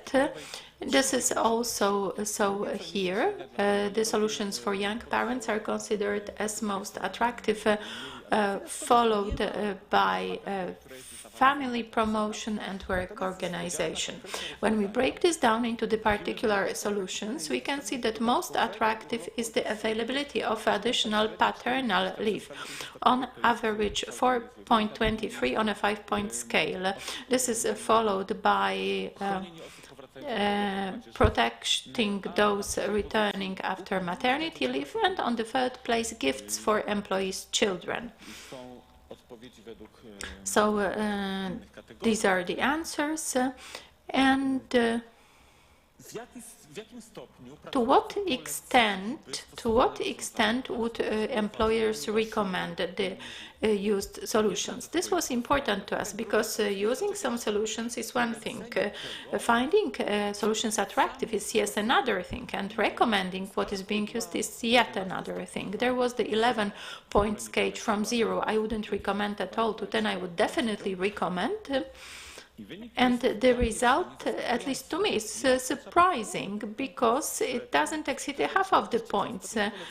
4.42, this is the average. This is quite little. This slide presents the answers to the question about the role or importance of family solutions in an enterprise. Respondents had to answer the question or say what they think about the statement that the enterprise pays a lot of attention to family matters. So in gray, you can see neither agree nor disagree. So in one third didn't know, and 40% of respondents said that family solutions are being used. Let me comment on that towards the end of the presentation when I discuss the conclusions. Because I will speed up right now. Quite interesting is whether some funds are spent on family solutions. We asked the respondents to say what part of the enterprise's budget is spent on family solutions. And please note that 42.5% of respondents said that no funds are used for these solutions, 42% under 3%, and only, this is marginal proportion, around 15% spent 3% or more on family solutions. So it is worth studying further that it's 9.5% in general companies, 8.3% in joint stock companies, allocate at least 5% for family solutions.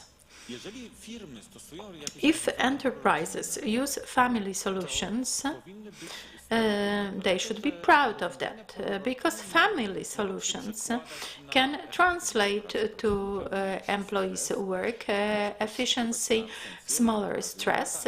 They can also affect reduce absenteeism, but family solutions also contribute to sales growth. So if family solutions are used, they should also be communicated. However, as it turns out, 70% of companies do not communicate them outside in any way whatsoever. And if they are communicated, this is done either in job ads or on the website. And a few conclusions. Among the presented solutions, the most frequently used are protection of employees from working overtime, additional paternal leave and the possibility to work less than full time. This pertains mainly to the situation of young parents, but it is worth noting that in no enterprise that these solutions are not used in more than 50% of enterprises. They are used under 50% of enterprises. Let me also point out the correlation coefficient between the attractiveness of solutions and the structures of enterprises that employ them. So this coefficient is relatively high, 0.76, which means that if an enterprise considers a solution attractive, it implements it. There are no serious investments in family solutions. 85% allocate 3% maximum for family solutions. And like I said a moment ago, the solutions are not communicated. The full report is available at the website of Projekt.pl, but I will make a personal reflection. If family solutions were effective, maybe it would be worth spreading word about them, because if using them would bring the effect in the form of improving the quality. So being happy with the work, but also in the form of development of a company, why not to announce it? This is not competition of any sort. That's why we offered 22 ready solutions to our entrepreneurs. But there was no strong one, and I'd like to stress here that maybe it's worth it if you have private companies or you know people like that. Maybe it's worth it to prepare a specific system, a powerful pro-family measures that could promote fertility among the employees. Sometimes I hear from people who graduated that women must sign the declaration that they will not get pregnant in the 5 years. Well, it is against the law, but I've heard that those situations happen. Maybe it's worth it to implement something powerful enough that will make us have more children. Thank you.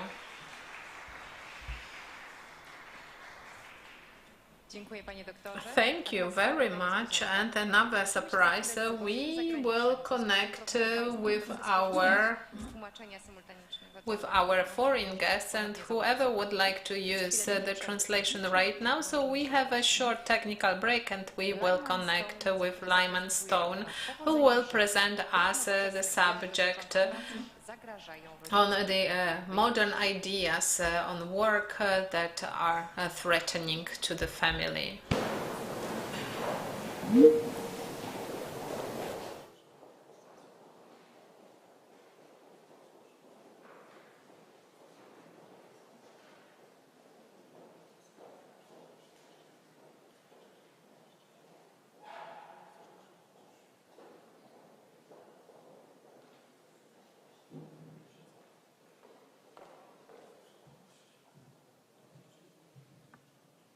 Hello, Lyman. The floor is yours. You can start. Thank you.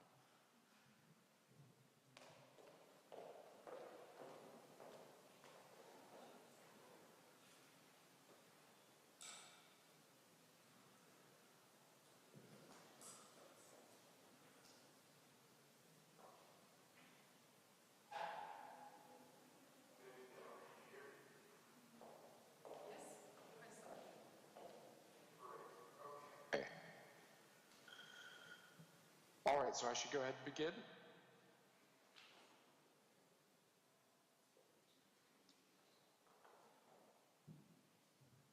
We see you now, but you're waiting for presentation. Yes.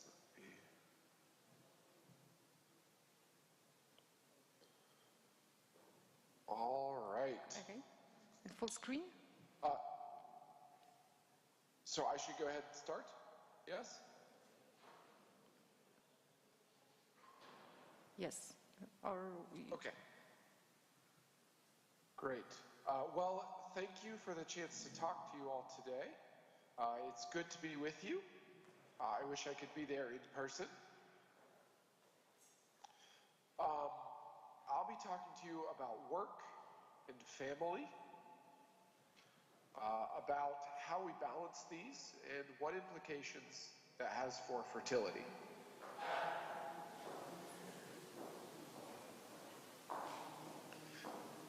So I want to start with a basic question, and that's, where are your kids right now? Now, maybe you don't have kids, so it's not a relevant question. But if you do have kids, I would ask, why aren't they with you? I don't see any kids in the audience. Maybe there are some. But why aren't they with you? The answer, obviously, is that you're at work. Well, you're at a conference, but it's work, right? And that seems like an answer.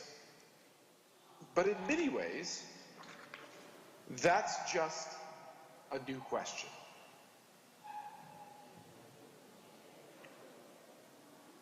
I've been told to press F5 for full screen.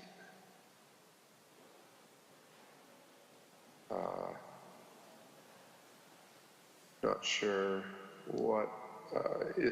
Can you all see my present? You can see my presentation, right?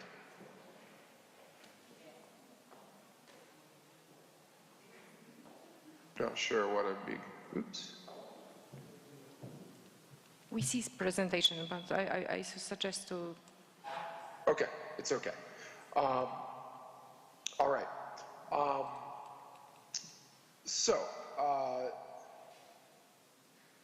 The question is, why do you work instead of being with your kids? Now, this can seem obvious. Of course I'm working. I have to work. I have to have a job. But is it obvious? There are basically two reasons why we might work. One is we need the money, right? Work gives us material returns. It gives us financial or pecuniary returns. But there's a second reason why we work. Work gives us meaning or satisfaction. We like what we do. We think what we do is valuable for society. And this second reason, this non-material reason, or what economists would call hedonic returns or hedonic utility from work, is what I'm interested in today. But I want to look at that first reason a bit more, working for money. So I have a question. If you don't work, will you die of starvation? I mean, really, if you stopped working, what would happen? Let's say you're someone in Sweden. If you don't work, will you die? Probably not. There's a welfare state. It will take care of you. You probably won't die. Most of your needs will be taken care of. Now, what if instead of Sweden we think about somewhere like Uganda?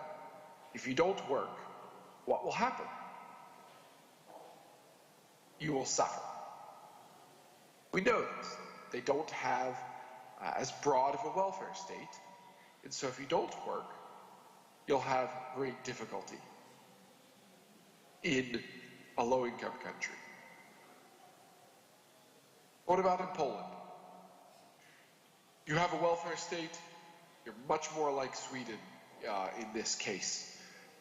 If someone doesn't work in Poland, they're not going to have immediate catastrophe in some objective sense. They're unlikely to immediately starve or go without basic human needs. So, when we think about these two reasons to work, we understand that different people in different places will have different reasons. In a country with a generous welfare state, a lot of the work we do is not to pay for our survival. It's about making meaning. It's because we get something else from our work. So with that in mind, I'll talk a bit about a paper that I and a co-author wrote recently. It's called More Work, Fewer Babies. What does workism have to do with falling fertility?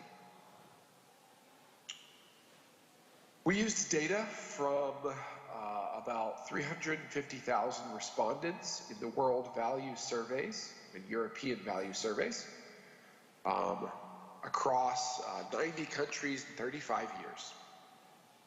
So it's a large data set of survey respondents. And then we identified a concept we called workism. We wanted to measure how many people had this sense of getting a lot of meaning from their work, that they were getting value from their work beyond their financial benefit. So we looked at how importantly they rated work and family in their life. And we ranked people, basically, rated them on how workist they were. So, where are people workist?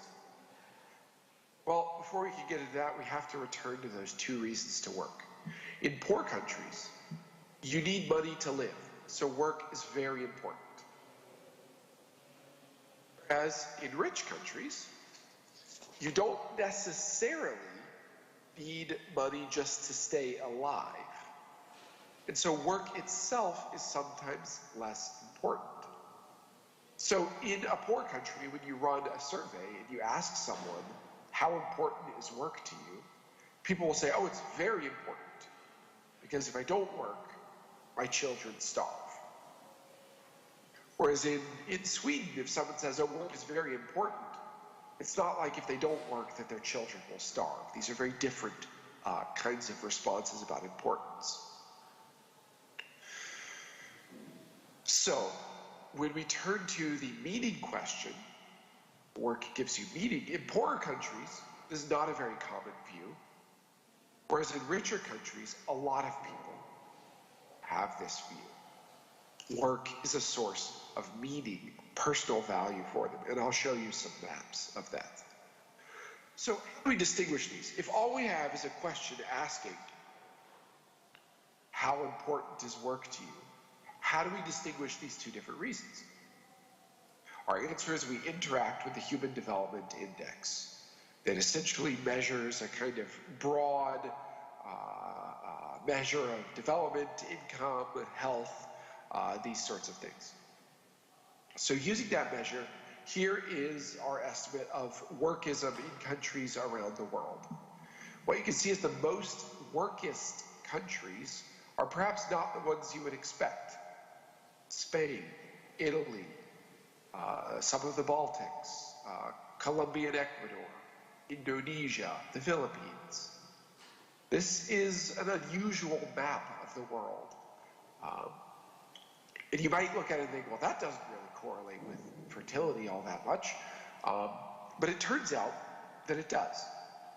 When we look at this data longitudinally, so we follow up a country across multiple survey waves, and we see how this changes, we find that workism, in fact, has a pretty strong association with fertility. And in particular, our key output is in Model 2, is the workism times HDI outcome. So it's the negative 5.65 there. Essentially, what we're saying here is that as countries become more workist, their fertility tends to fall. Now, before I go on, I want to highlight another finding here. You'll notice that we have two indicators of gender egalitarianism. There's a popular theory in demography right now that says as countries become more gender equal, their fertility falls. As they develop more progressive gender norms, so to speak. But then when they become very, very gender egalitarian, like Sweden or Norway or something like that, fertility rises again. So we have a measure of gender egalitarianism and that measure squared, which captures that sort of J-curve of gender egalitarianism. And we find evidence for this theory in our first model, right? That fertility falls along sort of the linear scale and then rises on the squared scale. Now, on its face, that supports this gender revolution theory. But when we go to model 2, where we fully incorporated workism, we find our big negative effect of workism in high-income countries. The evidence for the gender theory becomes much weaker. In fact, we find no significant evidence for the idea that more gender equality would lead to higher fertility. I want you to keep that in mind. We'll come back to that. Because our argument is that workism and attitudes towards work and the role that work plays in people's life is really, really important. So, here is just a summary of our effects. What you can see is that the x-axis is the human development score. The y-axis is change in fertility associated with 1 standard deviation difference in net workism. And what you can see is, again, in low-income countries, when workism rises, fertility rises, right? Because it tends to be that the reason people in low-income countries value work is because it pays for the things their family needs. Whereas in high income, in high HDI countries, when workism rises, fertility falls. I should say this is true for men and for women. This is not about women valuing work. This is true even if we only use men in our sample. So those are our key results. But I want to go through a few additional results as well. We also fielded a survey of about 6,000 women in the U.S.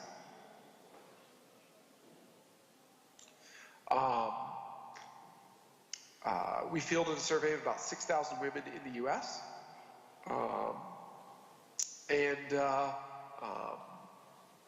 We found that about 23% of them say that a meaningful career is more important than time with family. So about a quarter of women in the US said that a meaningful career is more important than time with their family.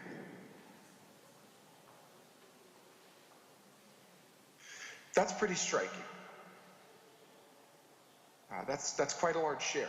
Now, if we go on, we find that 11% say a meaningful career is more important than time with family and more important than a good standard of living.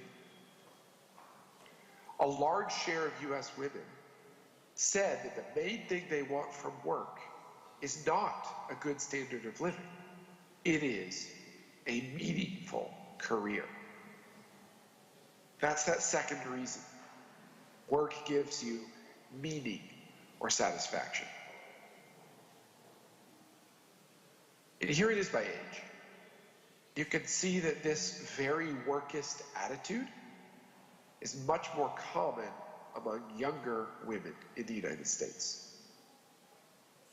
So there is this younger generation coming up that sees work not just as a way to get money to pay for a good life, but sees work as a goal in and of itself. Why do you work? You work just to work. You work because work has meaning in and of itself. This has a consistent effect on fertility no matter what controls we threw at it. These are different attitudes that we controlled for in different tests, and you can see no matter what control we threw, there's a negative effect on fertility of workism. There's controls here for gender, for all sorts of things. I'm being told to change slide. Are you all seeing the slides? Are they changing for you?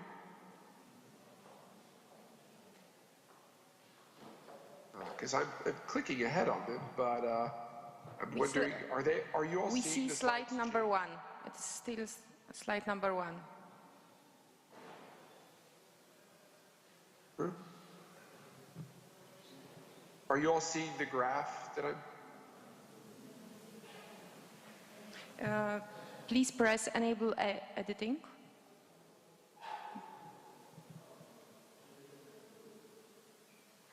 You are using protected view, probably you need to...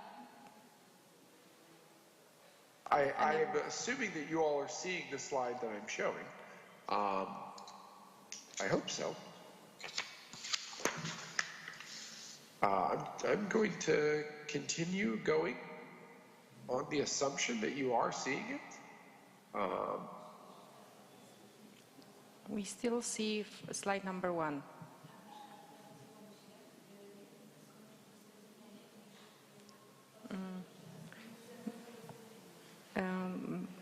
Maybe solution will be to refresh presentation, turn off and turn on.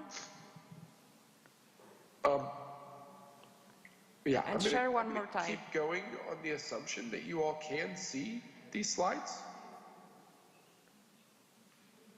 We see only presenter's view and slide number 1.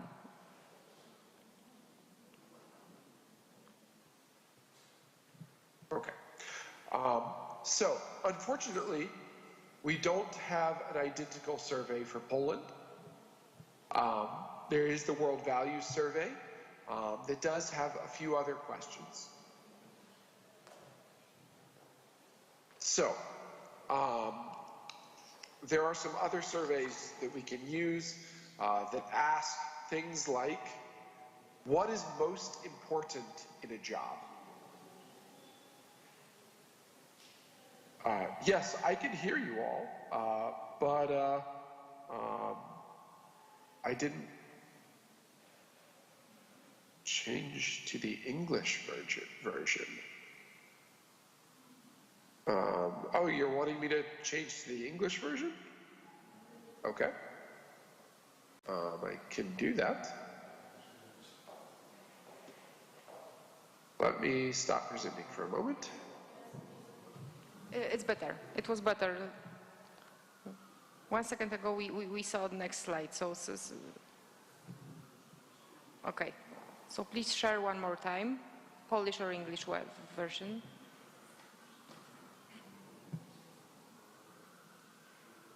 I'm being told to change to the English version, so I can do that.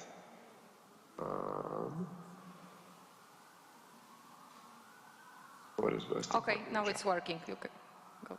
Thank you. Can you see it? Yes, we see. Okay. So, we ask, the survey asks, what is most important in a job? Getting a good income or that the work is important? Unfortunately, only a few survey waves asked this question, but it so happens that Poland was included in one of those. Here's fertility, children ever born, for women who said good income was most important in a job versus those who said it was important that a job be important or meaningful. You can see women who valued a job being important had lower fertility at every age. Now, not much lower, it's a small effect, but they did have lower fertility at every age than women who valued the income that came from a job. This is consistent with our theory that as people get meaning from work, they tend to have lower fertility. Here we have a map of the share of women who gave that answer, who valued the important work over other job features. This map might be a little bit more familiar to you. In Northern Europe, the English-speaking world, all are very high on this, and much lower in the developing world. So what does this mean for Poland? Well, if you look back at these maps, say this one, and you look at Poland, or you look back here at Poland, it's not an outlier. Poland is not a very high workism country. So is workism a big factor reducing Polish fertility? I think probably not, at least not yet. In fact, in the paper, my co-author and I highlighted Poland as a case where, between 2008 and 2015, workism actually declined and fertility rose. Not a lot, but it rose a bit. So is workism a big factor reducing Polish fertility? Probably not yet. Other factors may matter more. Uncertainty about the economic, political, social future is probably an important factor. A two-tier labor market with informality and long periods of uncertain work. Housing conditions.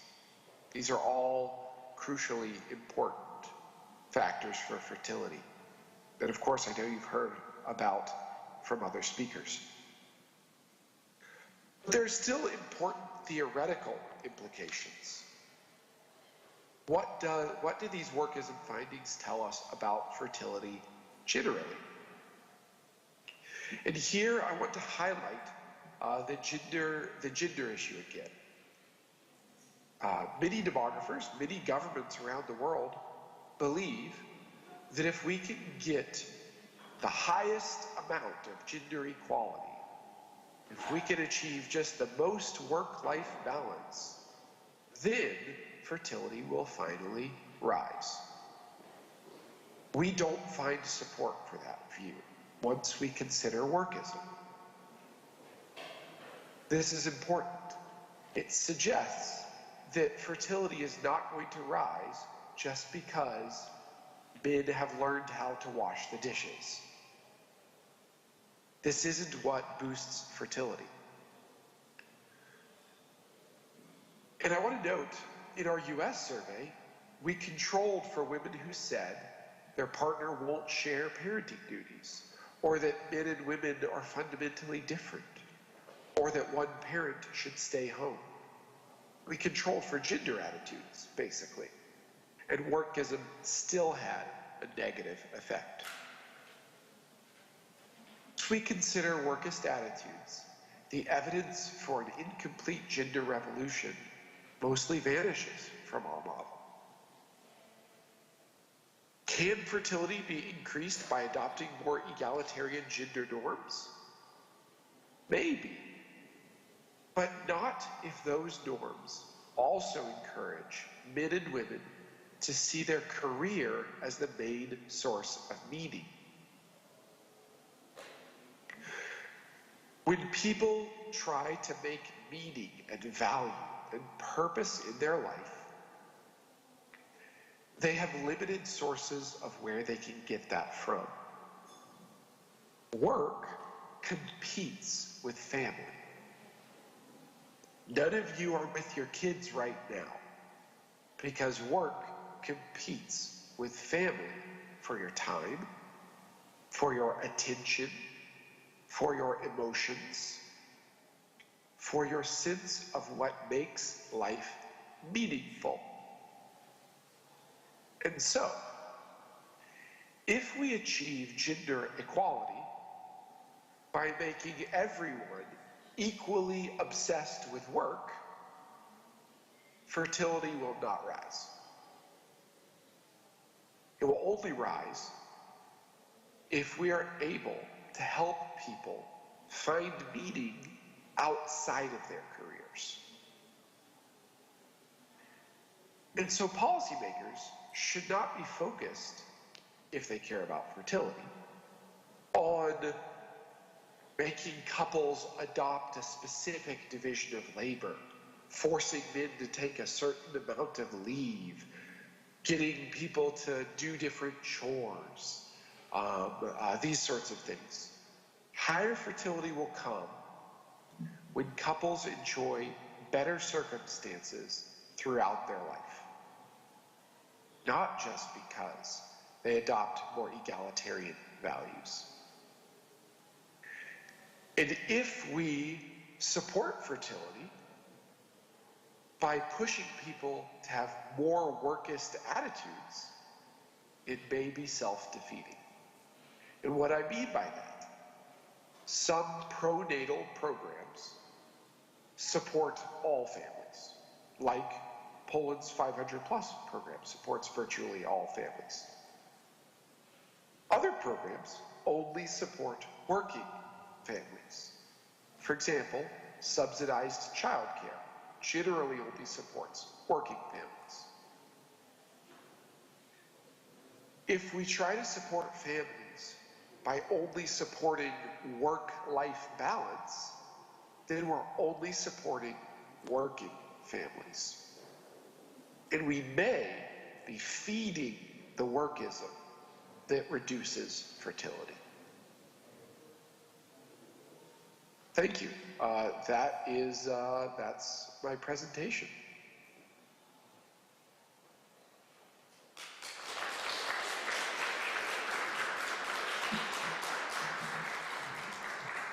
Thank you, Lyman. And now it's time for the last presentation.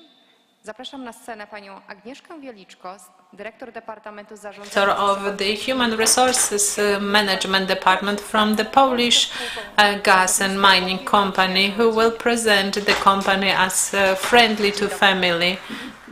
Good afternoon, ladies and gentlemen. I'd like to welcome everyone. Thank you for staying, and I'd like to thank Madam Minister for inviting me to this conference.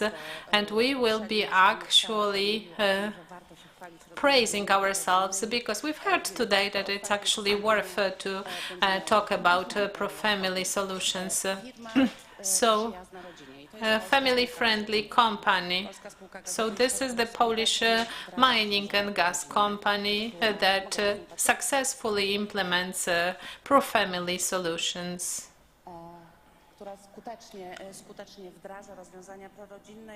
And who is effective in implementing work-life balance solutions. And now I will quickly show you the crucial areas of support for our employees in our company. This is a big company. We hire 11,500 people across Poland in 17 branches, gas institutions, 173 gas facilities around Poland. So a big employer with many employees, crucial areas of support, stable and safe work, flexible forms of work, programs supporting health and activity programs, supporting family life. And in the end, we will tell you about the research and service, because we are conducting service among our employees systematically. Now, as regards safe and stable work conditions in our company, we standardized values and priorities that we follow when we hire new employees and continue then their employment. We offer stable work, which translates into indicators that you can see here in the Polish Gas and Mining Company. The rotation is lower than the market, 4.5% long term of work, 19 years. This is the average time they stay with us. This is 9 years longer than the market. So they stay with us longer and they feel safe. Stable work conditions are favored, are supported by the group insurances offered to our employees and their employees. Also the pension program, because we think about the future of our employees. This is actually the program that is guaranteed by the collective agreement in our company.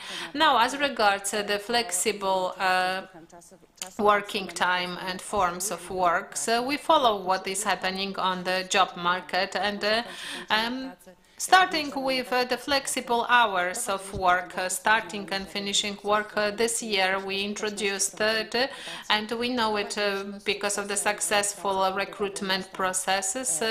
We've introduced a new program and remote work.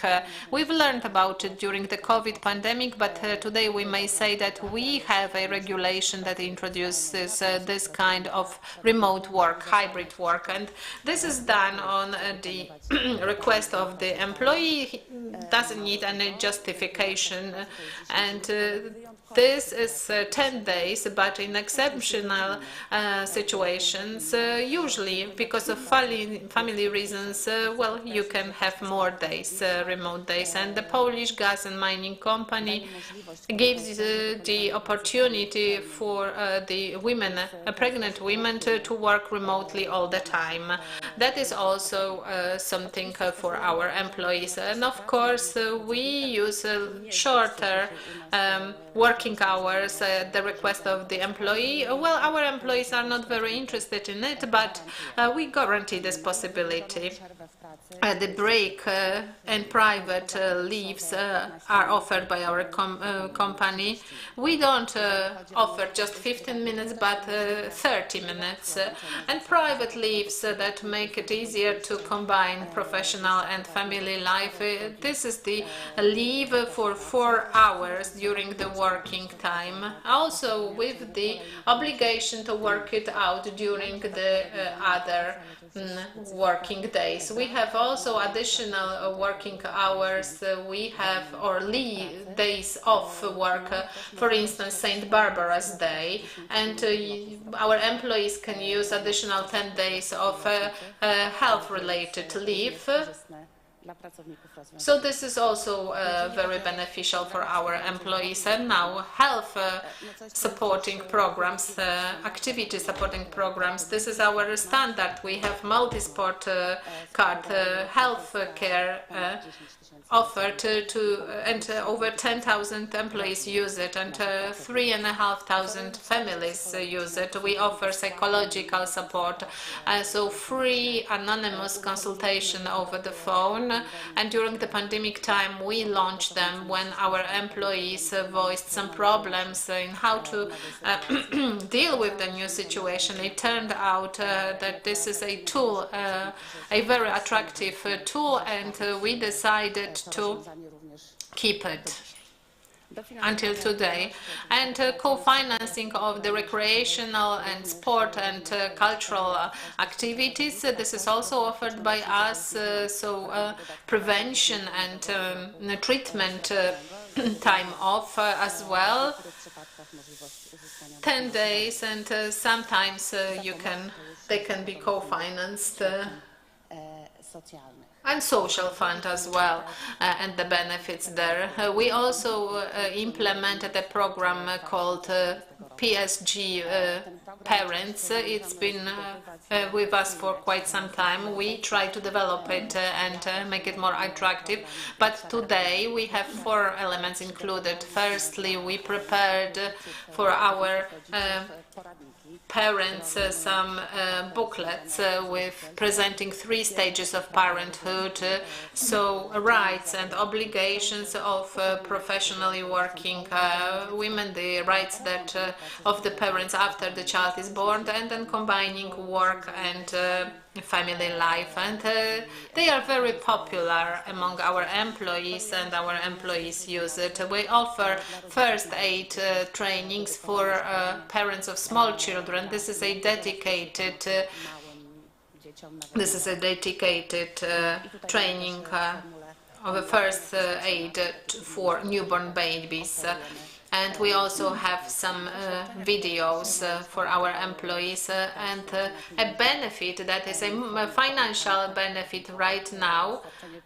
And this is a financial benefit which is the trolley benefit. So every employee receives this benefit for every newborn employee of our company. We also have a school bag benefit for every child that starts who starts school. So these are the solutions that definitely support family life. And in the very end, just summarizing the good solutions, we want to say that systematically we conduct service among our employees. We ask the same questions in order to research the trends and see what are the changes. And now, what factors are the most positively regarded by our employees? The stability of employment, well, that which is proved by a low rotation and the term of work. Also additional payments and benefits because our salary system is extended. Now, as regards the results from this year, the general satisfaction is 68%. This is in the middle of the market benchmark. So the atmosphere at work, this result is even higher than the benchmark. Well, our employees feel well at work. Now about the balance, we have, well, the company that is conducting the survey has not done it before in other places, but over 52% of employees have a work-life balance. And here you can see the particular solutions that enjoy greatest popularity and that are highest rated by employees. There is the possibility of remote and hybrid work assessed positively by 57% of employees. It might seem little, but it is worth adding that PSG employs also workers like for who remote work is not possible. So on some positions it is not possible to work remotely. So probably that's them. The turnout for the survey, that's high, 41%, for a company employing 11.5 thousand people. And the last slide that seems to summarize our